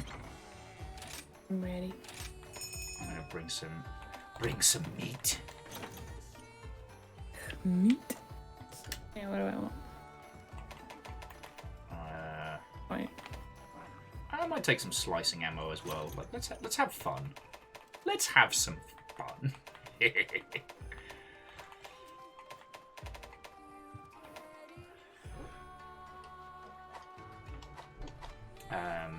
But no, you know what? Like I said, Moose makes a very good point. Like, I've been very privileged to be able to travel as much as I did. Like, having family in the US meant I visited intermittently throughout throughout I was growing up. And then working a job where I had to go overseas a lot. Now, there's still whole swaths of the world I haven't seen. Like, I've only been to Hong Kong for a hot minute as I transferred through. I've not been to any of, like, mainland Eastern Europe. Like, God. Germany is as far as I've gone into Europe. And even then, I only went to Cologne for Gamescom. Yeah, I went to Berlin for a few days. I hear if you know the right people, Berlin is wild. But see, Berlin is, like, great for people who aren't me. Okay. One of my best friends is someone who lives in Berlin, and you know, they are someone who, especially when they first got to Berlin, was very much a party person and a drug person, and like was like very, very on board with what Berlin has to offer. Yes. Now, obviously, with this being Twitch.television, none of us would condone the consumption of illegal substances. Not at all. Of course not. Never, never. I would never condone the consumption. Exactly. I mean, those other people who do it, to waggle fingers, shame on them. Bad. For Very shame, bad. for shame. And they're getting to the point now where they're really tired and they're really like exhausted of like staying up until 4 or spending the entire weekend at Berghain. And like, for those of you who don't know, most Berlin clubs will stay open the entire weekend. You can get there at 4 p.m. on Friday and leave at 6 in the morning on Monday. Yeah. It's you can, wild. Yeah, you can live at the club for the entire weekend. And a lot of people do. There's only a handful of places you can do that in London, and there's no places you can do that in Seattle, legally. Yeah. And there isn't a lot of space for people, especially for younger people who want to be in Berlin that don't want to do that. No, that's understandable. Like, there's not a lot of there's just not a lot of places that you can go and just, like, kind of, like, chill or have, like, a more normal, like, bar late night experience that isn't, like, we're going to turn into a club if you stay here past 10 p.m. Mm-hmm. Jumping back into chat, so Fred was saying they've traveled a lot less than us, just, like, local and regional, which is interesting. Agadaniki is just adding that Seattle is sleepy as far as clubs go. Yeah, the 2 p.m. cutoff pretty much kills that. there are places that you can just unofficially drink after, but yeah. Which also, it doesn't help. It does lead to kind of a bit of a, like, between 1 and 2 o'clock in the morning, it ends up being this, like, rush to get fucked up, which I'm not a fan of. Moose was saying, is there anywhere to sleep when you do that? Yes. Sleep. You don't really sleep in Berlin clubs, but there are, like, at least, like, when I went there and, you know, my friends dragged me to the clubs because, yeah. There are a lot of spaces that are just meant for sitting and kind of, like, relaxing. So, like, they're not quiet. Oh, God. They're not, like, they're in separate rooms, but you can still hear the music blasting. And the other thing for the clubs is, like, there's just, like, 4 different rooms at least that all have their own DJ sets and everything. Oh, yeah. There was I think it was Limelight in London was very much evocative of kind of like the German clubs, where each floor was a different DJ with a different theme. So you'd move from floor to floor depending on like how you were feeling, which I thought was real cool. So hi, Vulture Pony. Agoniki says they still think the world needs an all-night coffee bar club. Well, Soho had a couple of, I don't know if they're still going, but a couple of like 24/7 coffee joints that were real good. You know what we have in New York? At least I think it's like spread out further now, but we have insomnia cookies. Oh, we had that in Ohio of all places where I lived. Okay, we had an insomnia cookies. You're both going to explain insomnia cookies to me. was started in New York, and it is exactly like the name says. It is late night cookies, and they actually were one of the first places that was like really delivering. And so if you were in the delivery zone, you could order cookies at like 3 a.m. and yeah, it's amazing, fresh and hot, and they were really good cookies. Yeah. You basically get wasted at the bar, and then you come home and you're like, I want cookies, and then you can order cookies, and they show up, and you can get fresh, hot ice cream sandwiches. Oh, yeah. Friends, you do understand, we can't get that sexy on the mic here on Twitch. We have a they place will ban here. us. We have a place here called Midnight Cookies, and I want to try them at some point. Get to the boat. The bagel shops on Brick Lane are my favorite place in the world, and it brings me so much joy. Yeah, that they are so 24/7. Also, Crosstown Donuts was open till 2-3 o'clock in the morning. I love Crosstown. They have no right to be that good. They're so good. The thing was, everyone talked up Voodoo Donuts when I moved out here, and I had them, and I'm just like, y'all ain't got shit on Crosstown. Crosstown is so... I think also because Crosstown does like the sourdough donut. Yeah, they did do Cronuts for a while as well, but it's just... Yeah. Like, everything that they do is just phenomenal. The one I made the mistake of ordering 2 of was the chocolate donut, which does not sound like a much. You know, it's a regular donut glazed with chocolate covering. You're like, oh, well, I've had these before. Nah.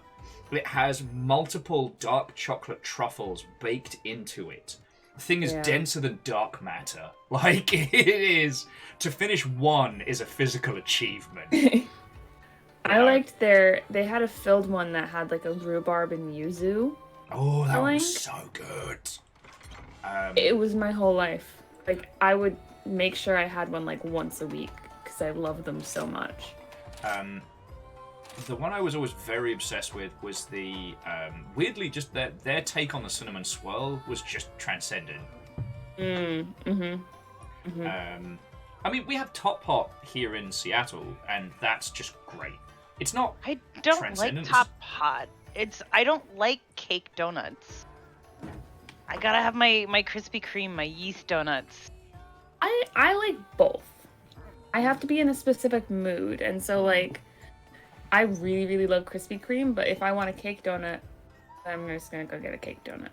You know, the thing that blows my mind is remembering back to when the introduction of Krispy Kreme in the UK was a very big deal. I still remember it because before that point, a British donut is a sad tragedy of pastries. It is bland bread pastry with some jam in it, maybe custard, and then it's just dipped in sugar. And I don't mean like a glaze or anything. It's just sugar. Just It's done. Whatever. It's regular sugar. Enjoy. You know the other one that I really like is sometimes they're called old fashions, but like sour cream donuts. Ooh. I love them. They're a lot more like dense and moist than a cake donut. Okay. They're just really good. And like you get them if you go to like old like pink paper box type donut stores. You know, like a mom and pop donut shop. Okay. You go there and get an like it'll either be called like an old fashioned or a sour cream donut. And So I love I need to them. jump They're back so into good. chat real quick because Vulture Pony, a good evening to you. C222, how are you doing? Being described as the favourite person who moved from the UK for a CM position turned Twitch streamer. Okay, firstly, I moved from the UK for a director level job. Thank you. Directorial powers. Directorial. Thank you. And yeah, then I cocked up my life sideways, and now I do this for a living. But also, Agananiki is saying it's bringing back their old retirement fantasy of having like a coffee shop bookstore, but now extremely late hours with like a streamer lounge. Dude, Sorry, Agananiki. Apologies for assuming. I would live out of that spot. Like, having a place to go to post-stream to just go would be fucking wonderful. We used to go to Beth's because they do 24/7 breakfasts, and so like I'd stream during the day, and then I'd raid into Ket. Ket would stream in the evenings, and then afterwards we'd go for negative breakfast at Beth's, and it was so wonderful. On the fantasy range, what I'd love to do is have like a Tokyo Diner sized bar. Like, that would be my retirement fantasy. It's just a bar, and there's no more than, like, 8 seats, and that's it. Like, just an excuse to make drinks for friends. And that's the whole thing. Like, nothing fancy, nothing special. It's just making cool stuff for friendos. Oh yeah. Though I do enjoy... I really enjoy streaming, so I doubt that would be something I wouldn't want to do, you know?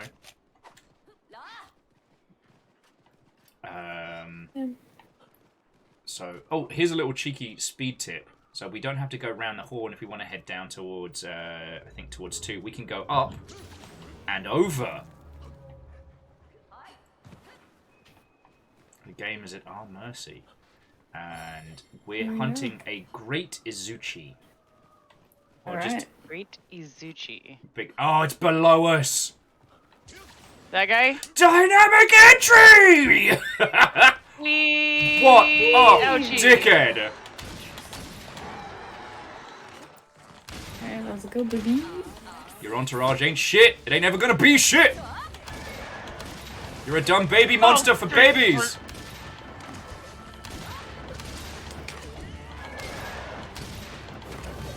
Oh yeah, I need to stop taking his fucking tail off because he's an asshole.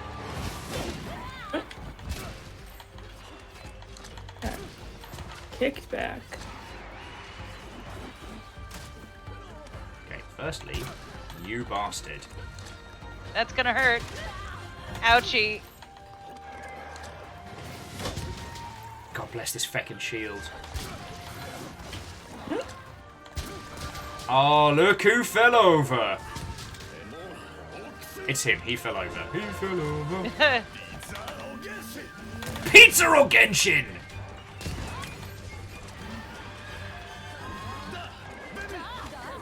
Ouchie. It's up to something. Sorry, my favorite thing to do is to mock things. How very dare. It's a sensible hunt for sensible people. But do remember to pick up any of those little glowing gem materials they drop. Because if we fail, those will be a real help towards getting later armor sets and stuff.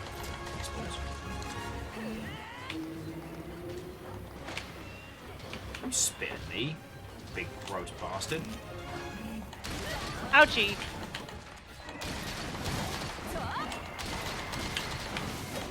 Oh god, that's gonna hurt. You? Where'd he? Oh. Yeah, we'll keep him distracted if you want to chug some of the fizzy feel good. I got it.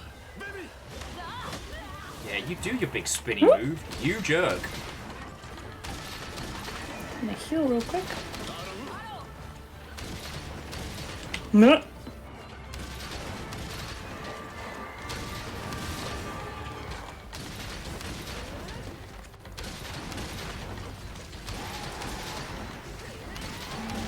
Now, Halo, Jinx, and Pix would be able to tell you better than I can, but, like, Ems, you might be able to do cuts.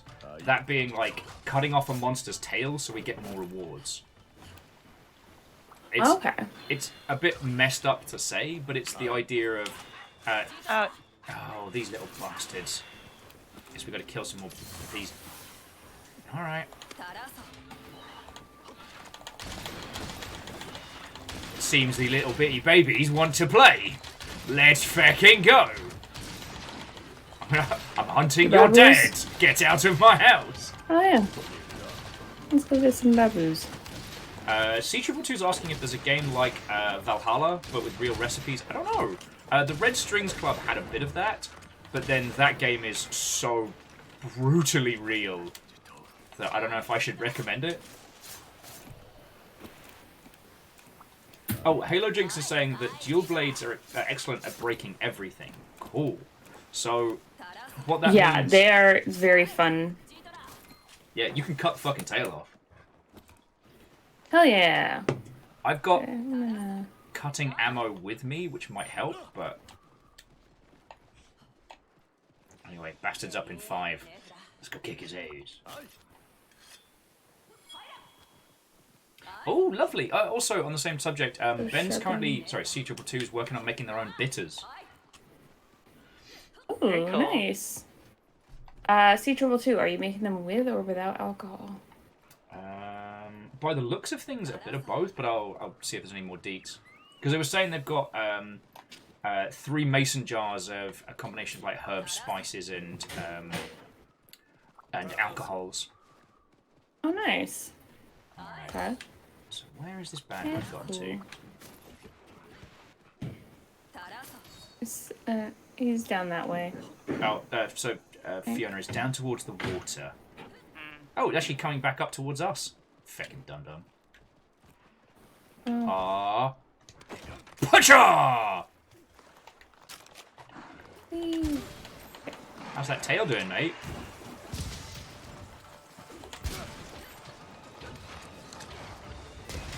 Oh! I want his tail. I'm taking it.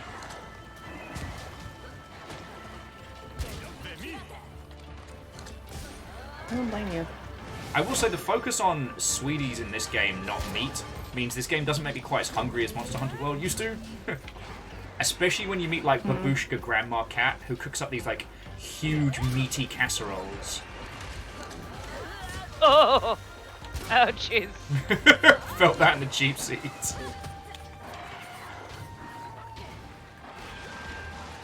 Give me your tail. I think I'm just gonna blow his face up. Like in that movie, Face Up.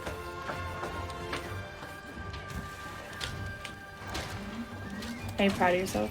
A little bit. He stamped on my face for that terrible joke. Some might say I deserved it. Oh god. Oh, and the bad word is down. I got it. Fiona! Shit me in the face!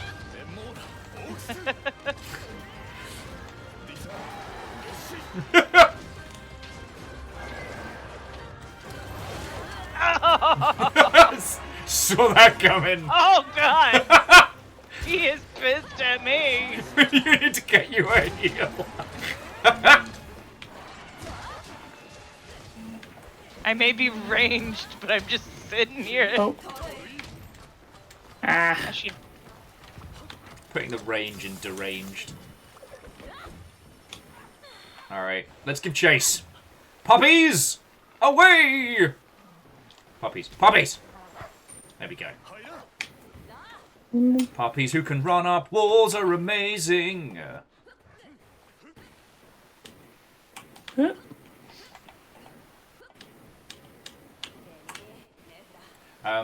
Actually, I'm trying to think of games that do bartending, but like actual bartending, not like fake, like cocktaily mixies. Because Valhalla had its own system and stuff, right? Ah, look who was going to have a snooze till we got here. It's this guy. Ah, peoples. Oh God. I think that the other thing that's cool about these different big lizard monsters is like each of them uses a different mechanic that other monsters will use against us later. Like, there's such a natural progression of learning in this game, which always impresses me, you know? Hell yeah, demon mode. Let's get crazy! It's so satisfying. Yeah, especially when you combine it with demon drugs.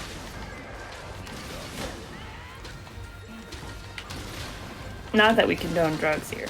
No, not at all. No, of course not. Oh God, that's gonna hurt. Fred, you'll have to tell me Yeah. what Newgrounds bartending game you're thinking of. Because with this thing flipping around... Oh! Broke your face! Whew. Ow! Frick you, me.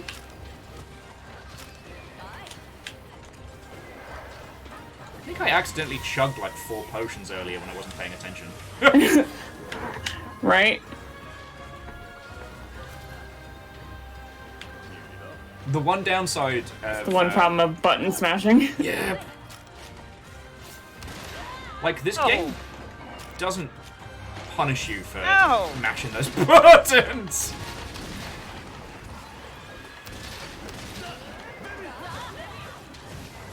Ha! Miss me. Flip right over my head. Yeah. That's right, bitch, Ouchie. get tired. Oh, Red Burning Dragon, I have done that, and it's so satisfying. Red Burning was asking if I've ever gotten sliced a monster's tail off while they're trying to fly away. Ah! Don't. Ow! Specifically going after Fiona again.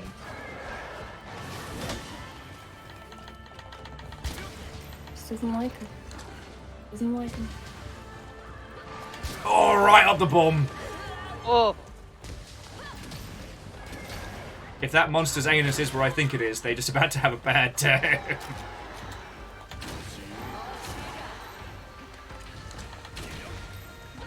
Yeah. Oh, that thing is glowing. Oh! I knocked him over! Go get him! Go fuck him up! Where is he? Pizza or Genshin? Let's go. Oh! Hell yeah. We are the bad guys. Humans are the real monster. Woo!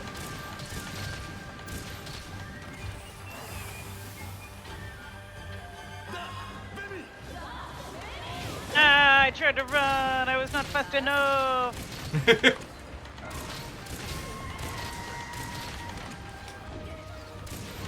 Ah!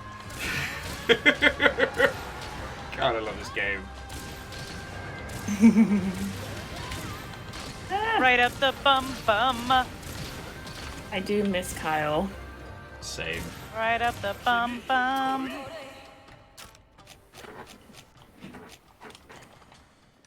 Alright, let's chase this bastard down.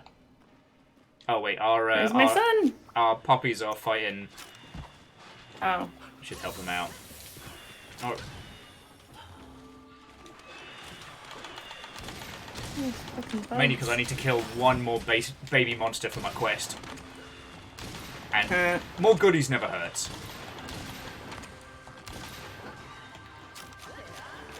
More.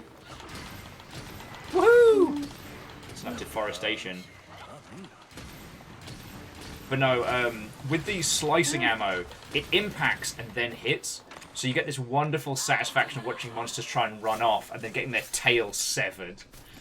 Which sounds a bit more psychopathic now I say it out loud. But...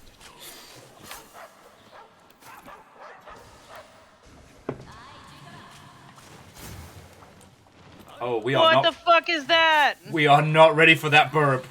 Alright, let's... Oh. let's take the dogs. Let's get the fuck out of Dodge. Skedatter. Yeah. It hasn't noticed Don't us. have to tell me twice. I'm leaving. Oh, then the bird is angry. Oh, wait, Leave, no. guys. So go for it. Elephant. No, I was going to say, that's the bird we used to fight the other creature last time. Oh, look who it is. Surprise! Never get tired of doing that.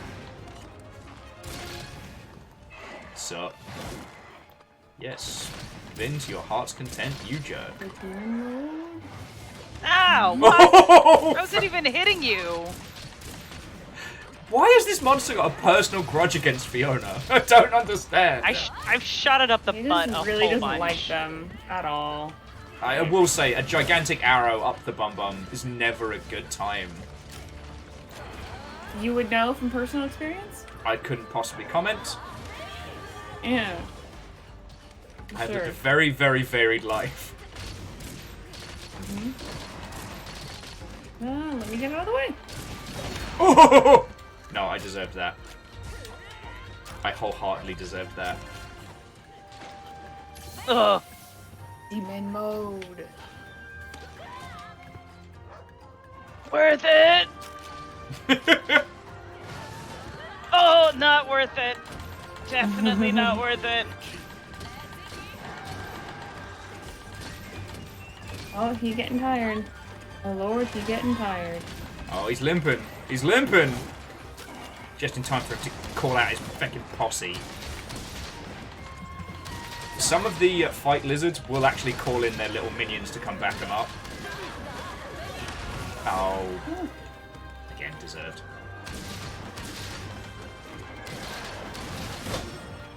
Yeah! Shield's paying off.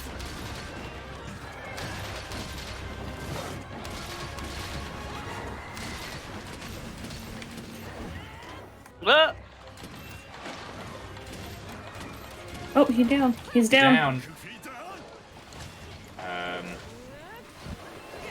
Is that the bird's back? Pizza Oh. Genshin! Let them fight! Let them fight! Ooh. Oh shit! Oh, the attack. You got it? Oh! Oh, I got the wrong one.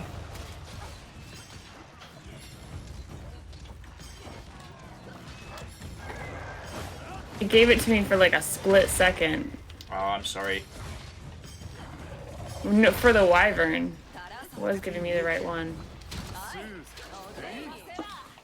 Alright. Yeah, let's fucking go, Fiona! Break his face! Fuck yeah.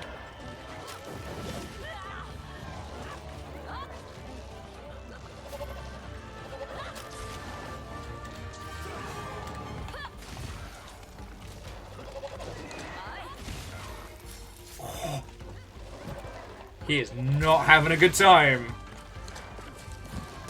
Let's get that fucking tail.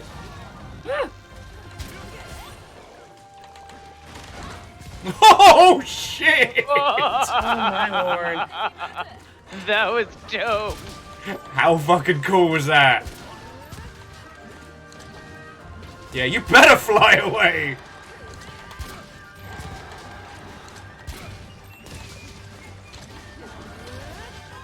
Oh, he's down again. Alright, here we go, Pizza Genshin. Oh! Skida Barda. Yeah! Yes! The firework on its beak. Yeah, that was me. Oh, amazing. That was Hoover it beautiful. up, carve his face. Beautiful work, y'all. That went really well. We looked like we knew what we were fucking doing that time. Oh, A hell little yeah. bit.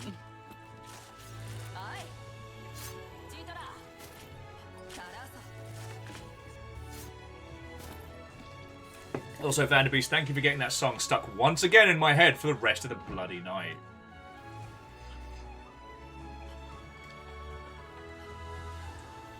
Nice, nice, nice. Oh, nice. Nice, nice, Nice, nice. nice, nice. Let's return. Ooh. Oh, crunchy. Woo. I'm playing around with some bugs. Doing some bug stuff.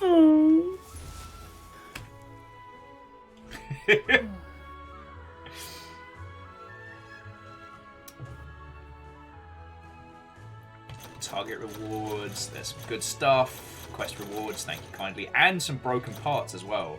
So we actually got a tail. Oh, nice. Because sometimes you can get things like tails and plates and stuff without having to do breaks. It's just less common. Back when I used to play Longblade by myself, it was really hard getting calves, getting to cut the tail off because the monster's always constantly up in your face trying to kill you. So I just used to have to farm the absolute hot feck out of it and hope that I managed to do it. Oh, and if you completed any optional sub-quests, go over and talk to the lass. She'll give you goodies and you can pick up some more. Oh, yeah. Yay.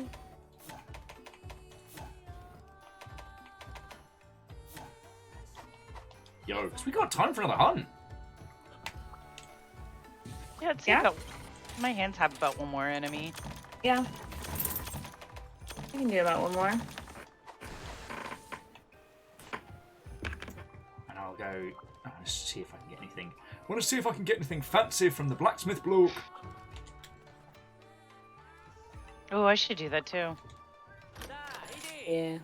'Cause I believe it's based on... I believe it's based on level.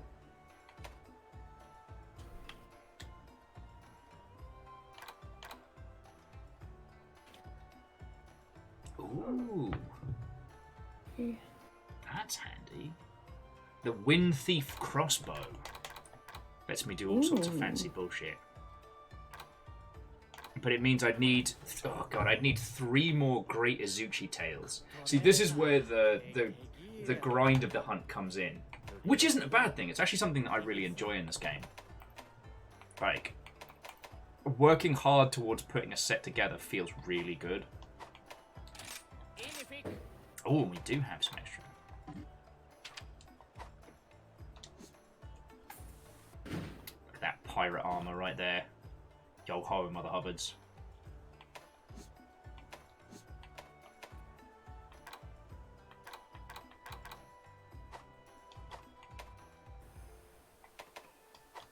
Sorry, it was me getting distracted.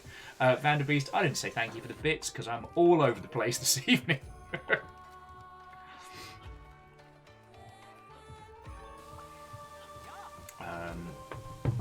God.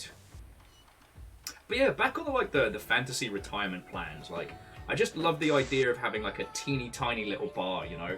You're just making drinks for like a handful of people. There's no stress, there's no rush. It's pretty much just friends that you know. I always thought that was a cool little idea. Yeah, I like that. Because I'm not a good bartender. I have worked pubs and bars, I know this, and I'm okay with this. I know our good friend Bartender eventually hopes to actually do that as a real thing, and I cannot wait. You know?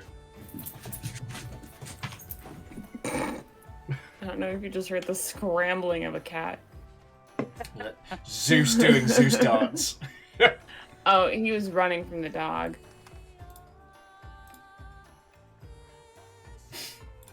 I see Fiona heckling me for tweeting 3 hours late for Monster Hunter. Saying. Details, 'Cause details. I told everyone to heckle you. Oh, was this decided? Yes.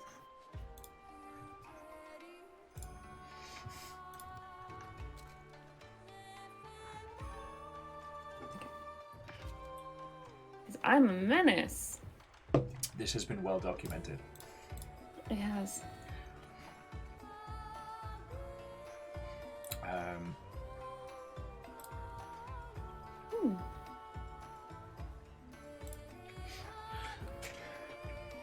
I wonder if we've got to get Hunter level up as well before it gives us more options for different armor sets. Because I'm only getting some very, very basic choices, and I know we've picked up pieces from other stuff. So I wonder. Have a look at my my Hunter's my guild card. I'm getting some dango. Incredibly boring. All right. I've got to edit my guild card. Hi, Zeus. Bye.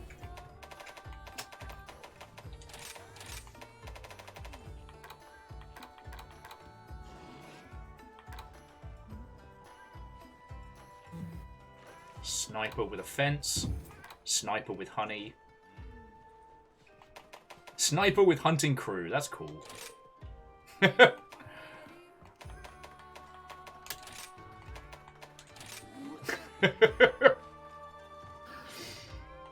Atticus really, really likes his new, the kitchen area. It's got a new, like, bath mat.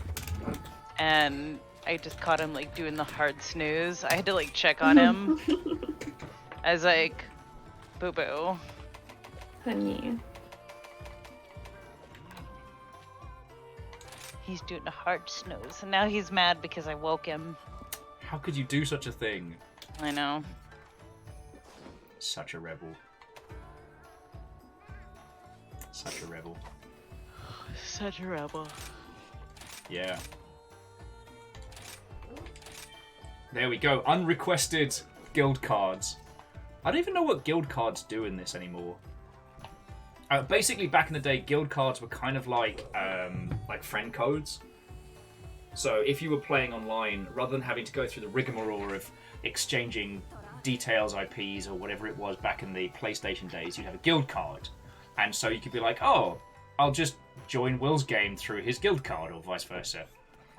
But now we live in an internet age, so I think guild cards are just for flexing. I'm not sure. Fair enough.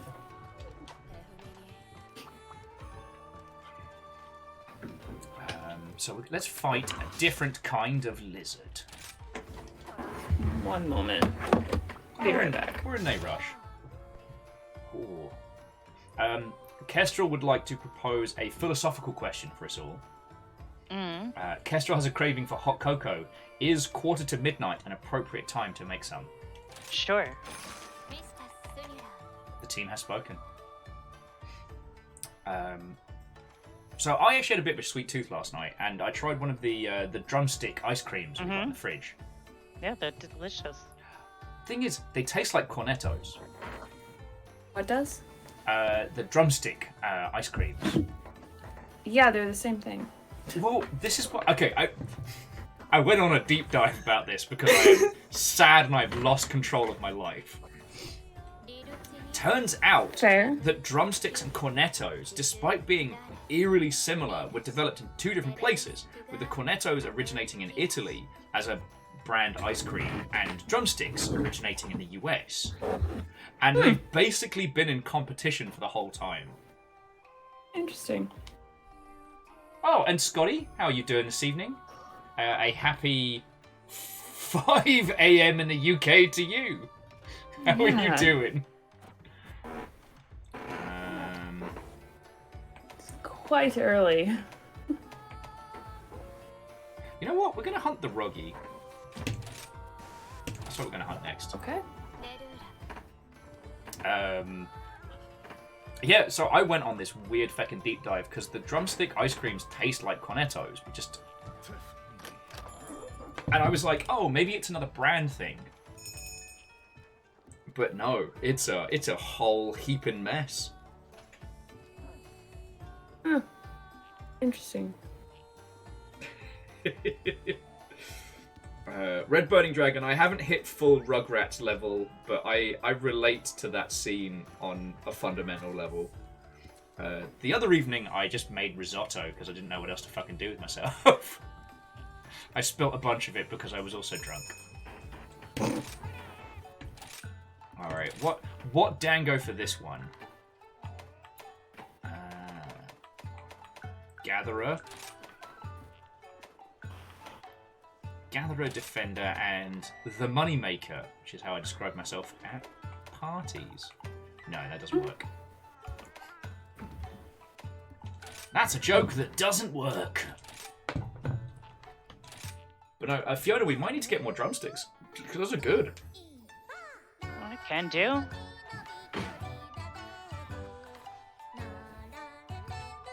They do taste very good.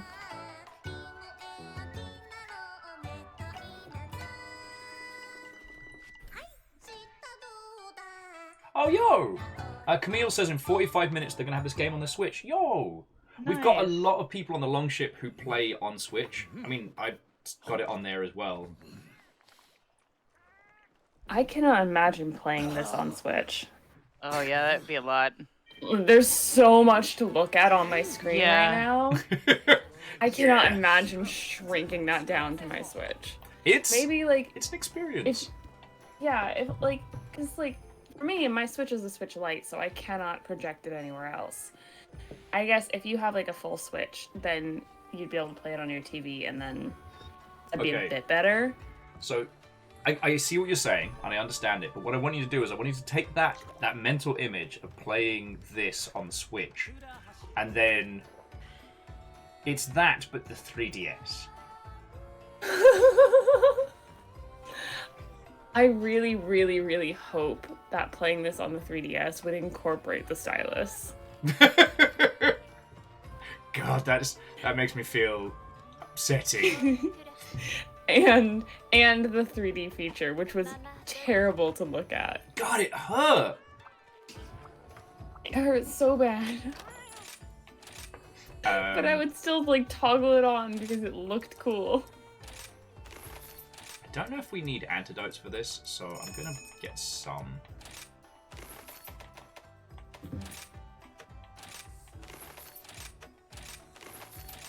Basically, what I do in the early sections of playing heavy bowgun is I buy the ammo, so whatever is left over, I just stash, rather than scraping and scrounging for like a little bit of leftovers.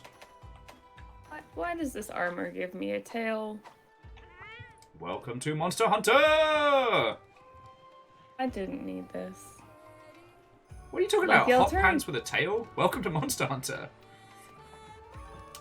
Fiona, your bow looks fucking cool. What is that? Isn't it? It is. I Looks don't very know. Sadly, my gun's just a slightly upgraded version of what we did before. Alright, has everybody got items they need? Cool. Yeah, I've got an owl up in my periphery up here. I'm just staring at it. Alright, then without further ado, let's hunt our next creature. And let's boogie woogie. That's my dad! Boogie woogie woogie! Woogie woogie woogie. Oh, it's worth saying Camille's Switch is docked into a projector, so Oh, screen nice. space isn't a concern. Listen, Skadi. Takes one to know one. So There. Oh yeah, so drop that down. we will be needing antidotes. So Yes, this we will. person does poison. That's bad. No, the PSP was actually slightly better because it had a wider screen, but the amount of information was pretty intense. But what's fascinating is about the old games, you see how all the areas are numbered? In the handheld ones, each of those would be their own section. So there's actually like a transition between the two sections, like a loading screen. It was a different time. It was a strange time.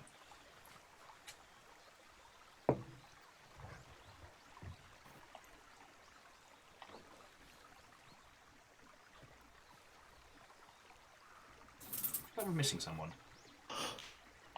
Hit me. We're Oh. missing Kyle. Yeah, we're missing Kyle. Yeah. Now I'm sad. Yeah. Nope. Didn't mean to do that. Come, puppy. You must ride. I believe it was Ortrazini earlier was mentioning that there might be crossplay later on. Because some friendos have been offering to hunt with us while we're playing this, and I've been respectfully declining in the short term because Monster Hunter can get very overwhelming if you play with good players too early. Because there's a lot to keep track of once you get to like the later game. But like right now, all we need to do is make sure the dogs are happy, that we've got enough munitions and food.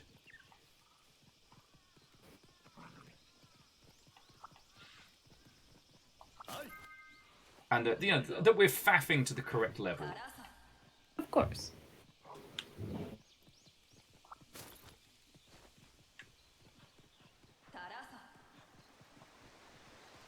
Oh, sorry. The reason why I was nattering about that was because later on, what we'll do is we'll get, you know, we'll invite some like friendos to come be like the special guest star hunters, if you will. A very good friend of ours, Panda, Zelki, I've is fallen. really good at this game. And like both like Are we needing to go that way, Will? No, I actually think we need to go down the waterfall. I just found a piece of material from the monster, and I think it's gone back down to 2. I see it. Where's 2? Down the waterfall.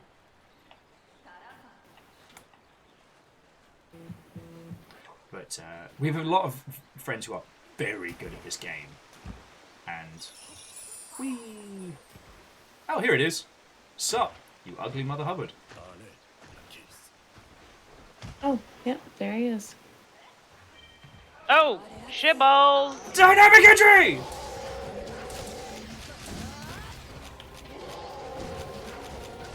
Oh, you bring the... so, this bastard's a little slower than the other one, and he's an I can arse, see that. but he vomits acid that poisons and Oh. hurts. Is that the purple cloud? The purple Yeah. cloud is bad. He's a big gross... Noted, Wills. He's a big gross nasty boy. Well, small I'll stay gross. away. Wow, that was fast.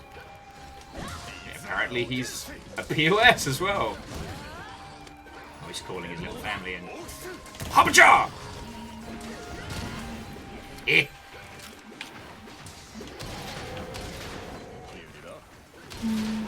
Oh, another little fact about Monster Hunter as a series. The size of the monsters is randomized. Oh god, that's not okay. So sometimes you might be facing babies.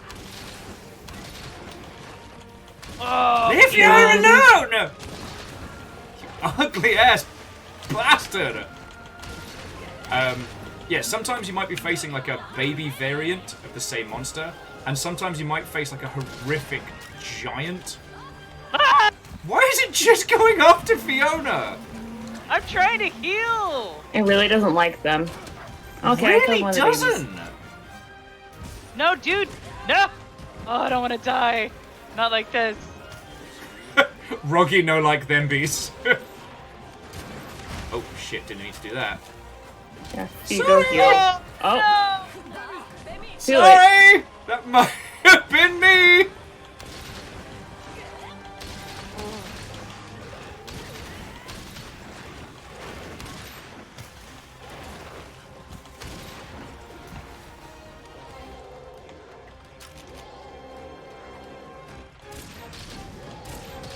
No. God, this guy's pissed.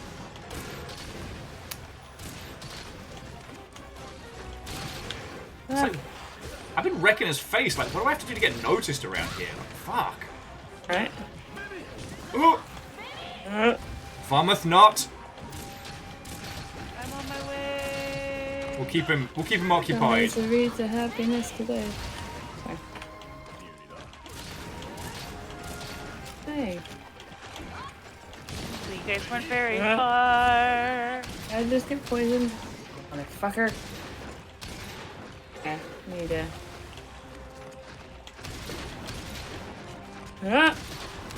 me alone.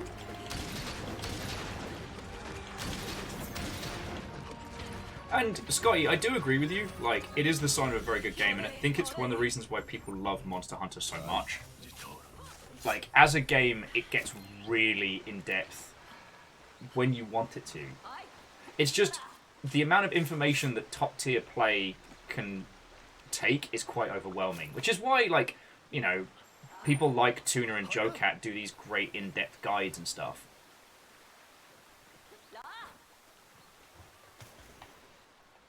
Although I guess JoeCats are more humorous than Super Number Breakdown, but yeah.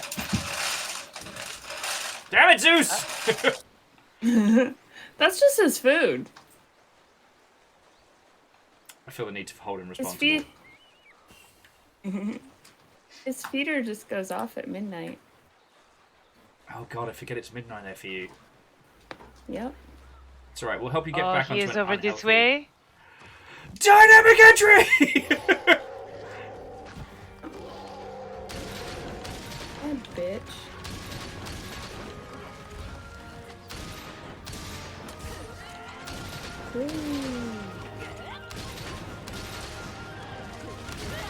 Ah! Oof. Not cool, dude, not cool.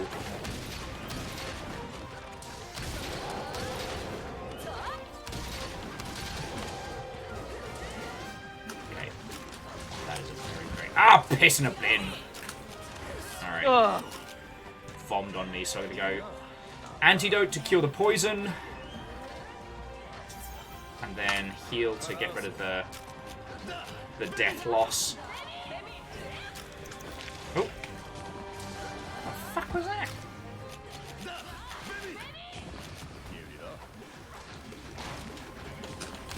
Mm.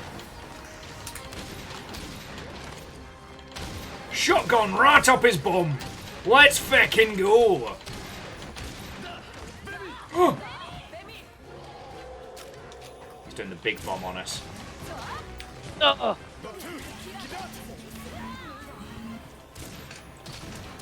Who's suffering?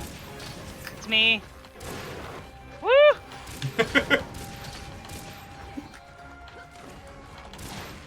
What? Damn, that's an ugly baby.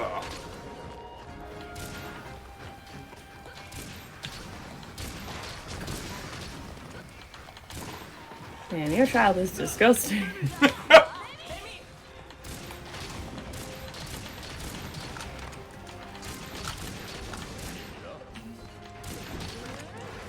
Ugh. Come on. Alright, here we go. Death!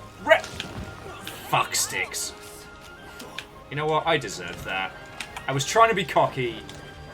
Trying to snipe from above.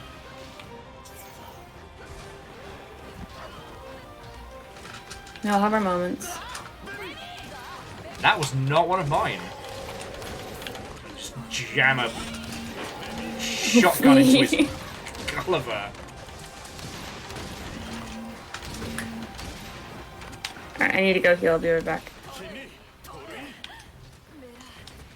No worry, he's making a run for it all. Okay. And his little minions are pissing off. Oh, there might be some heal flowers around here, some antidote flowers around here as well for us to stock up. Oh, cool. Very useful. Oh god. Sorry, all this talk of like, I know, Beths and like late night food and stuff. Like, I'd love to be able to just like, after tonight, like after the hunt tonight, like just go to a diner and hang. But it is not meant to be. Ugh, I love diners. It's absolutely something that the US has mastered. Mm-hmm. The breakfast anytime diner. Because, you know what? Right? The time I want steak, eggs, and infinite hash browns is not at 10 o'clock in the morning. No, God, no. That just makes me feel uncomfortable. That's like Heartburn City. You know, I want that at like 2 in the morning when I'm ravenously hungry. That's fair. And this is a place in the world where I can get that. And that's cool. Alright, let's go. Oh, I found a stink mink.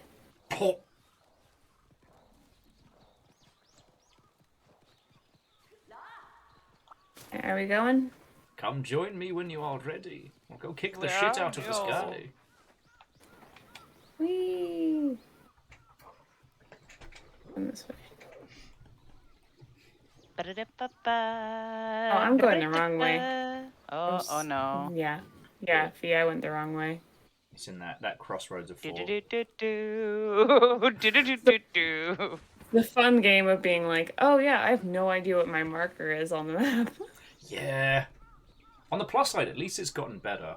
Back in the old days, you used to have to hit a monster with a paintball to be able to find out where they were.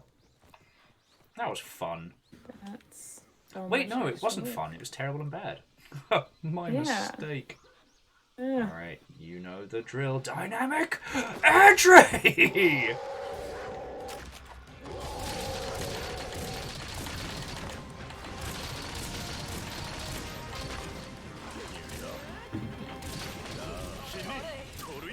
Where's that big bastard? He's running away. Already? Yeah. Bastard! Going this way. You know Alright. what? I think I'm gonna hit my goal of murdering 8 of the little bad guys. I'm just, I'm easily distracted by goodies to carve. Also, if you have potions and you grab honey, you can make mega potions, which are your main staple for not dying. How do you make mega honey? Oh, never mind. It just automatically does it. Cool. Yeah. What again? A lovely feature of this game. I guess that's the other thing as well, is coming into this series now, like with all the quality of life improvements and stuff. Kind of. Like the fact that you don't have to get off your dag to get resources or to carve monsters. That's fucking wonderful. MDH, a good evening to you. I'm doing bloody marvellous. How goes it? We're hunting a nasty specimen of a dinosaur that vomits horrible toxic shite. So Yeah. it's kind of reminding me of my community management days. Da-da-da-da-da-da. It's up this way. It's funny because internet. Alright. Funny because it's the worst. Oh, What's a lucky lucky life? life. I don't know I what don't know that what is. that is. Ah, Yeah, I don't also- know either. Dynamic country! Never gonna get tired of doing that. I get it.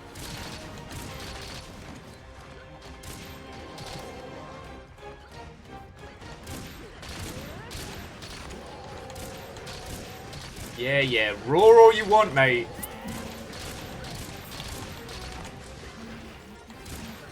I'm gonna regret this. Oh, shit, shit, shit, shit. What, you didn't get poisoned?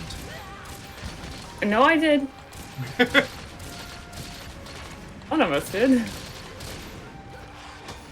Yeah, shield for life. Oh, God. Take this moment to feel Oh, well. and just to bring to a conclusion the philosophical question posed earlier, Kestrel is in fact making hot chocolate. I know everyone was waiting to find out that saga. I'll wait no further.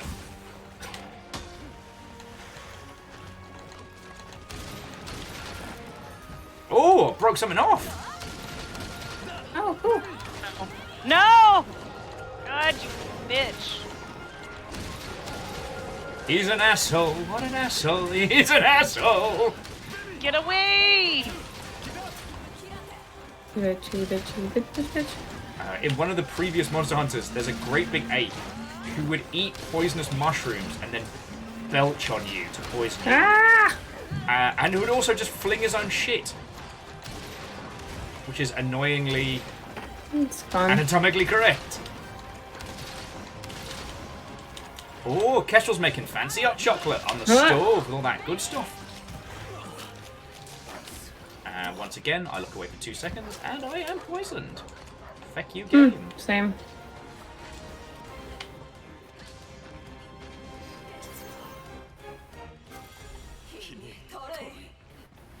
Run for it again.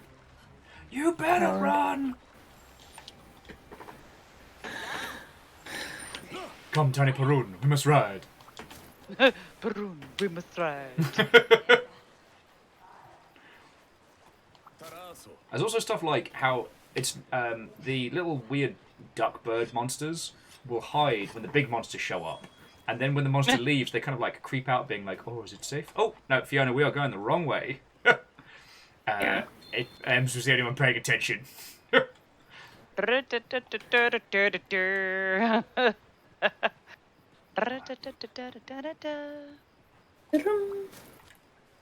he's up next to the houses.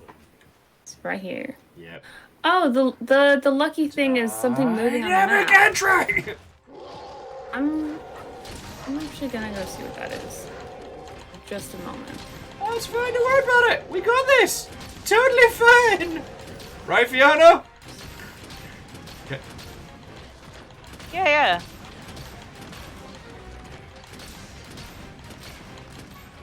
I think we broke his bomb sack. Huh. That was a fortune owl. Maybe we'll strike it rich? Yeah. Cool. Oh, nope. Still does it. I guess it was too much to hope for. Oh, come on!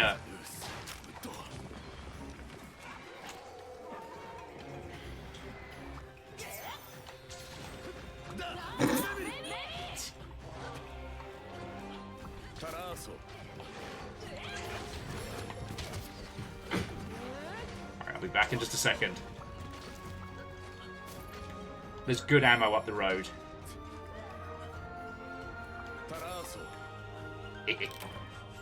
Oh god. Fiona, no! I'm Oh, out. Fiona. Oh, shit, she- and I just got poisoned.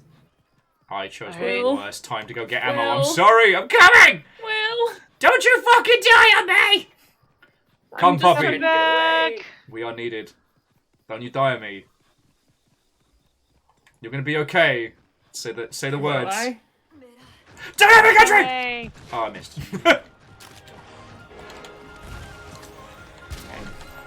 Okay, I'm healed. Oh, right in his pissing eye.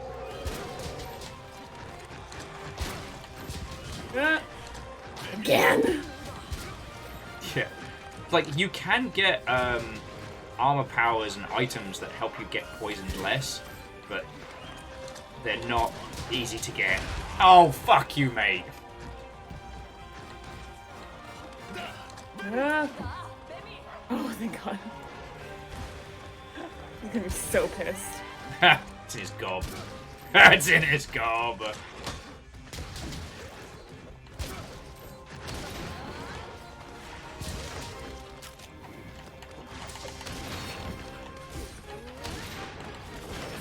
Oh, he is pissed at me now. Apparently I'm the new bastard.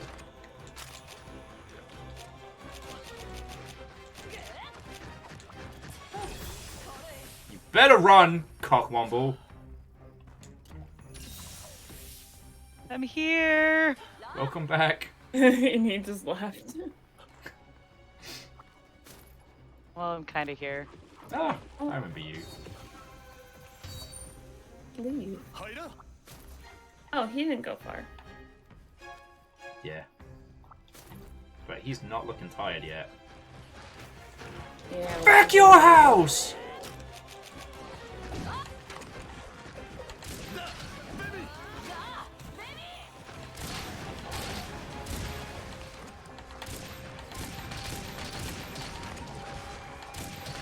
See, in theory, if me and Fiona can set up on like different sides of him, we can start wrecking face. In theory. In theory. I know there's some things that Fiona and I could do that do interrupts, which is never good.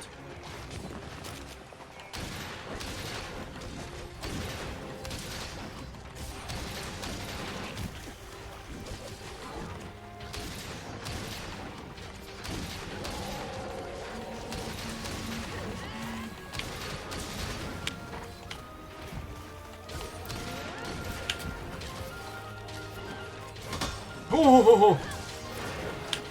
That feeling when the shield saves your ass entirely. Oh,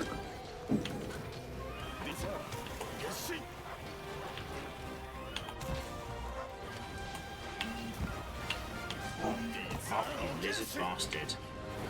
Smile, you son of a bitch! Oh. Oh, there we go! Ha-ha! Straight in the gob.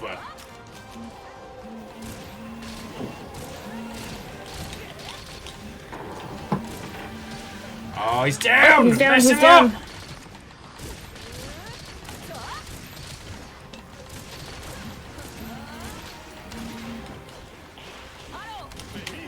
Nah. Oh, did we all just get poisoned? Yep.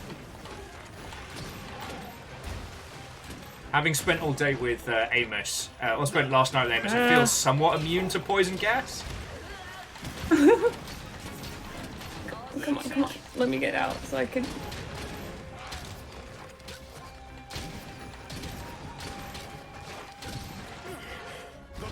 Oh. Wonderful. I'm almost out of the antidote.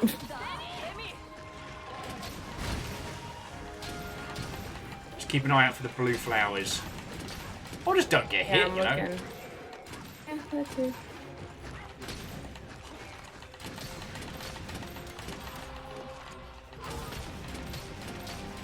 Oh, he's limping. Oh, he's tired. Yes! Yeah. Yes! Hell yeah. Carve Oh, him amazing. up. Oh, I only had one antidote left, so. You big stinky bastard. Oh, excuse me. Yeah, my hands are numb.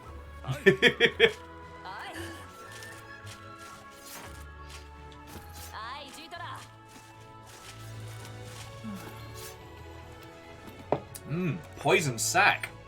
It's quite an offer. Yeah. All right. Let's see if there's anything else we can Let's go get the little boys. grab any of the goodies before we make a run for it. Hanging out with my best friend, who's a great big dog. Pick up the bug. Alright, fine. Don't pick up the bug then. Big fluffy. Big fluffy! No.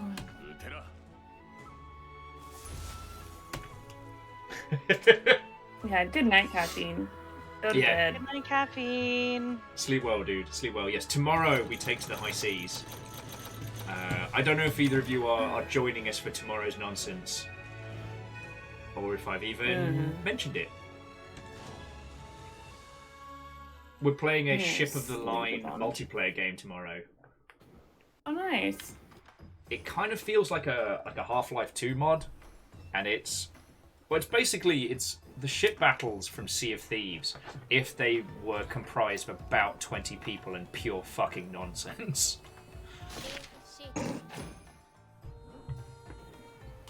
Also, it's like 50 cents on Steam right now. Oh, shit. Nice.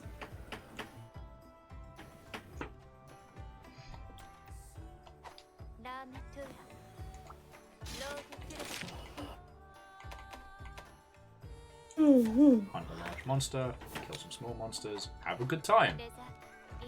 Alright, Yeah. let's see if Blacksmith Blokey will make me anything cool now. Oh, we find ourselves under raid, friends. Syria hello. Fox wishes to Oh, bring hello. a raiding party. Shenanigans is this?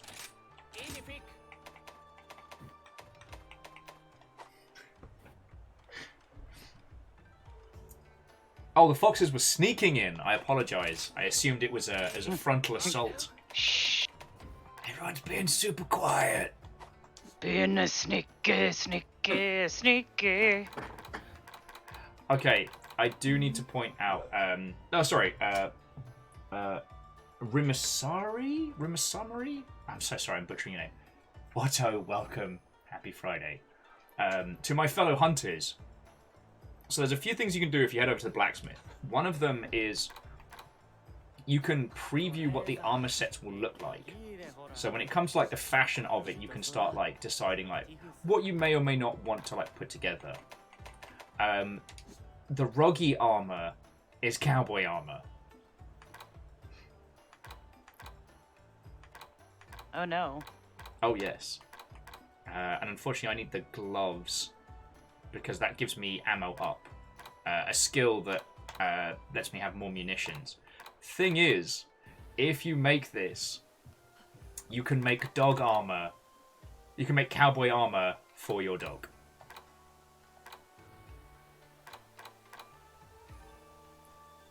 So I'm absolutely going to make that. And equip some completely mismatched riding chaps.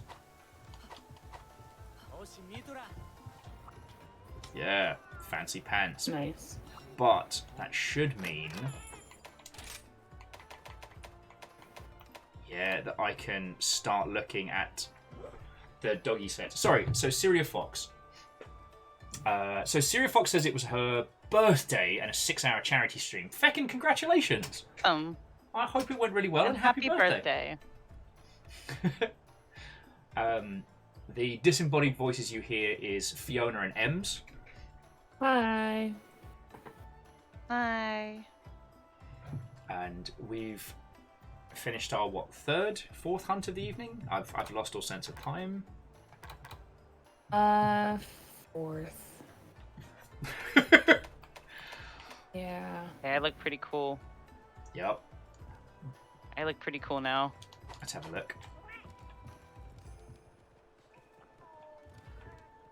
Okay, yeah, no, you do look feckin' rad.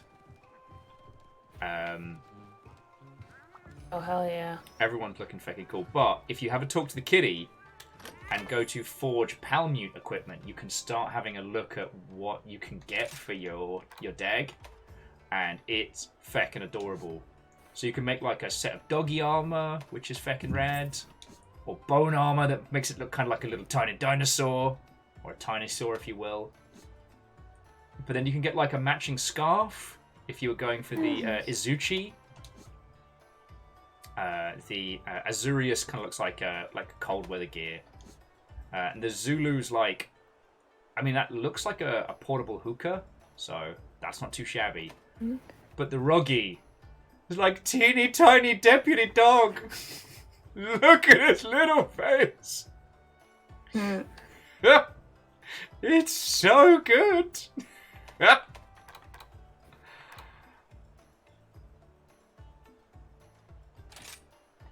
River, chill out. I'm going for the bone, although I only have enough for the weapon right now. Soon But still, we will have more. we can now start dressing up our pets. Perun's now got like a little cowboy armor, and it's so good. You can also trade items for scraps, so you don't have to just get them from crafting your own stuff. But no, so Syria Fox, what were you playing for your charity drive? And if we've never met, it is lovely to make your acquaintance. I'm Will. I used to work in the games industry, and now I do this for a living. On Fridays, the kids of Redacre get together and currently play Monster Hunter, now that the Blackout Club has come to a conclusion. But, yeah. Our Friday night group was forged in the fires of Redacre, in the shadow of gods and shenanigans.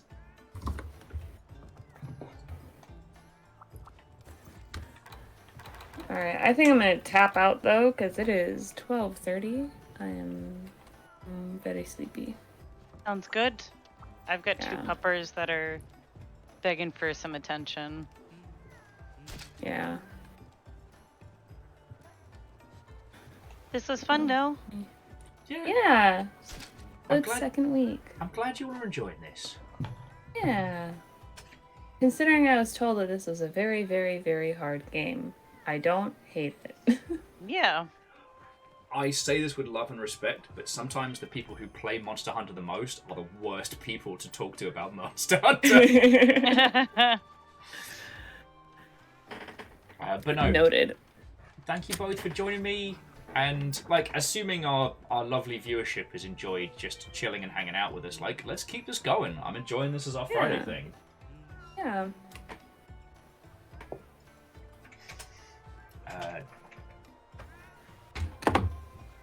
Jumping back in, so apparently Syria was doing Sea of Thieves and then Dreamscaper for their charity stream. That's lovely.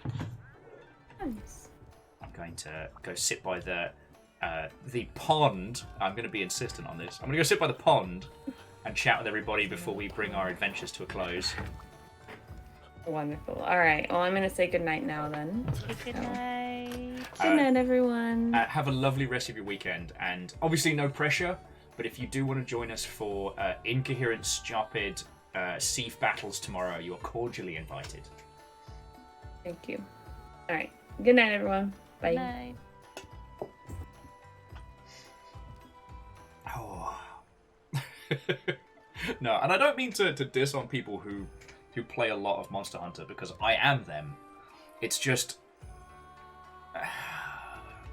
when you start talking about Elder Dragons and, you know, G-rank super quests and armor set combo synergies and things, like, those are feckin' cool, but that's for later. Right now, we find Big Lizard, we murder Big Lizard, we wear Big Lizard. Oh. Yeah, Kestrel. Liking the armor that looks cool is entirely fine. Because honestly, early on, unless you're hunting solo in difficult hunts, like, you can get by without needing big resists, and you can get by without getting anything super fancy. Upgrading your armor with armor spheres is useful, but that's a later thing. Personally, I don't tend to start upgrading armor until I've gotten at least into kind of like rank 3 and 4. Get my Puke set upgraded fully. That's always a fun one. Actually, I should start looking at sending off some expeditions to start get some goodies going. But I haven't been doing any grinding outside of like playing with everybody here, because I don't want to scream ahead. You know what I mean?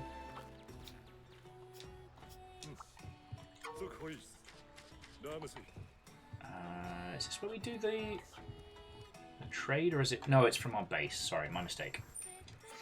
But yeah, so Syria, that's been our evening.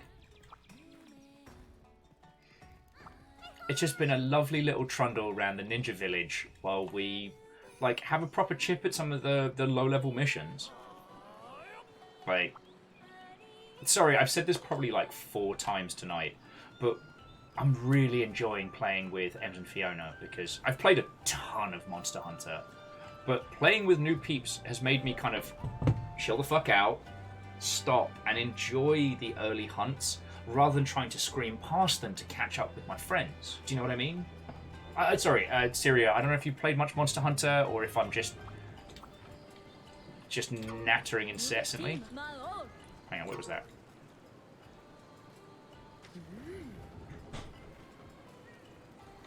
Okay, so I've not upgraded enough to be able to start doing trading and stuff. Okay, that's cool. And I haven't got to the point now where I need to start hiring new dags and new kitties. I don't know if Fiona and Ems are ready for how many dogs and cats they're going to have by the time they finish playing this game. I mean, I don't even know if I am.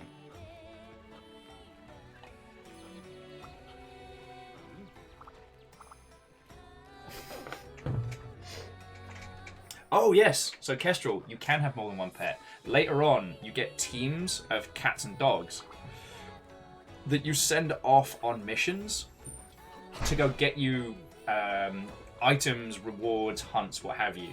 So the goal, like, you can send off a team of cats or dags to go, like, expeditions into the wild or hunt a monster, and they'll bring you back the goodies. It usually takes, like, 4 or 5 hunts to complete, but you end up having basically your stable of different animals. It's so cute. Oh, okay. So Sirius actually hasn't had the chance to play Monster Hunter, but has seen others play it. It's lovely. I will say Monster Hunter World is, at this point, still my favorite of the series. One of the things that I would say is that if you were going to play it yourself, find one or two other friends who've not played any Monster Hunter and try playing Monster Hunter World together. Because Rise is a great game and it has loads of quality of life improvements. It's a beautifully made game. But it's definitely made for people that have played a lot of Monster Hunter. World is so much more accessible. I mean, correct me if I'm wrong here, friendos. I'd love to hear everybody's opinions on this one, but at least from my standpoint, like, World feels more friendly to begin with.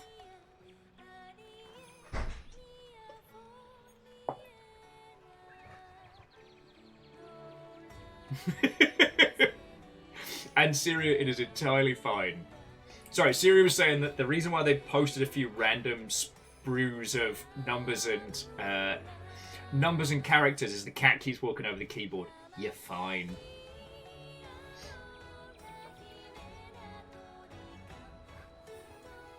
But Syria, the reason why I recommend playing it with like a handful of friends is going through it together with people. Again, like, the early content of Monster Hunter games is fun, and sometimes gets overlooked by, unfortunately, super keen fans like myself, because we're rushing for the big set piece fights.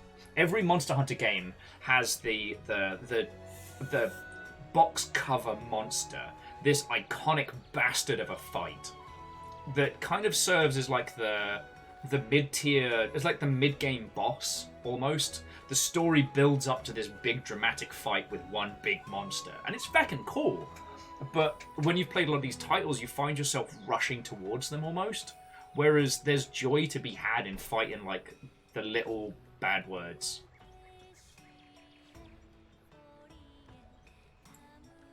Plus, there isn't a leveling system in this so much as it's the kit that you unlock that improves like damage and defense and things like that. So, like,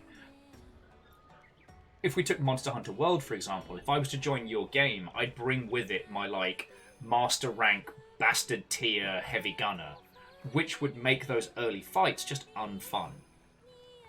Now, when you're grinding for specific kits and crafting specific items, that can be good. Like, having those friends to back you up is a ton of fun. But, sorry, here you are, you bring a raid in and I'm just talking at you. Asper's been well documented here, I'm a bit of a talker. But no, this has been a fun little evening. So, Syria, I apologise that I'm going to be rolling credits and raiding into another ditizen of the internet. Oh, actually, before I do that, Moose makes a very good point, which is because it's gear-based, you can keep your low-tier gear on hand and not overpower someone if you want to play alongside them. That is a very good point. And I like that. A lot of Monster Hunter is learning the world, which is fucking cool. Hello, River.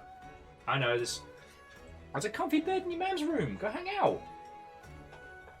Hey, Miss Bobby, what are you doing? It's the dogs. We have 2 dogs.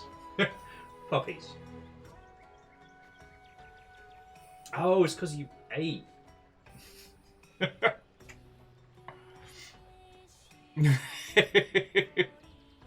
Hey, I mean, Kestrel, I wouldn't say I'm enthusiastic about everything, but I do truly love video games as a medium.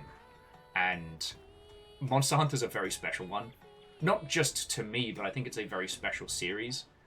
And I get real keen when I'm talking about it.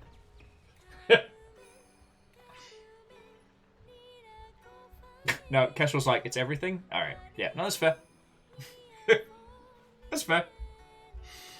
Alright, but I am going to say my my good nights and my thank yous before I pass you on to one of my varying internet friendos. But Syria, thank you for bringing your lot over. It's lovely to make your acquaintance, and like, please feel free to stop on by whenever. I love talking about video games, the art and craft of them, what they mean to us as an artistic medium. I feckin' love it, and given the chance, I will wax lyrical about it constantly. But I don't know if Puppy Witching Hour is about to begin or is coming to a close, but I want to be ready to help. Amos, don't be weird. Our youngest is a very odd duck of a dog. Lovely sweetheart. Probably either the smartest dog I've met or dumb as bricks. I'm still not sure which. Oh, not the smartest, because that definitely goes to River. Okay. Credits, and then we shall roll raids. So, to those of you who have just found this, hi, my name is Will. I'm entirely supported by these lovely Mother Hubbards in chat and in the Longship as a whole. So, bits, donations, subs, all of it just goes to keeping this going, keeping me going. So, I want to say thank you. And this evening, I would like to thank these lovely Mother Hubbards specifically. On these days, I get the credits timed. I am consistently bad at ending shows. This has been well documented. So first up, to Comic Camille, thank you for throwing in like $15 in donation. It's very appreciated, friend. Now to Down Under Dwarf, Vanderbeest, Bacon Avenger, and Misnomers, thank you all for donating bits because they're a huge part of what keeps us going. To not only Rhymes of Moose, but also Caffeine, Lizzie T. Power, and Tarlicus, thank you for being the best mods. And to Fiona, Hookshot, the Swan Dragon, thank you for your wonderful subsprees. And Syria Fox for the raid. Now, to the rest of you who were not acknowledged because of the big old crash and because apparently the credits are balked, to everyone, whether you threw in like 2 bits or a feck load of them, thank you so much, friends. Thank you so much. Now, let me see who I've got for you. Let me see which lovely Mother Hubbards I can pass you over to. God, of course, once again, spoiled for choice.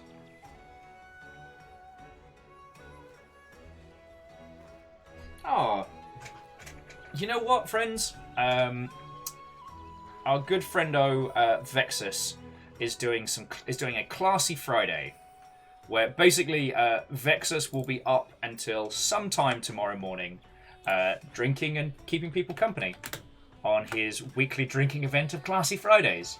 So I'm going to pass you over there. But no, this has been a lovely evening. I had some wonderful conversations and some cracking hunts.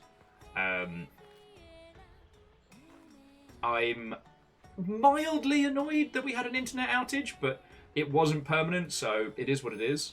And Syria, again, it was lovely to meet you and yours, so thank you again for the raid. Right. Oh, so I'm getting for dinner now. What Monster Hunter inspired nonsense.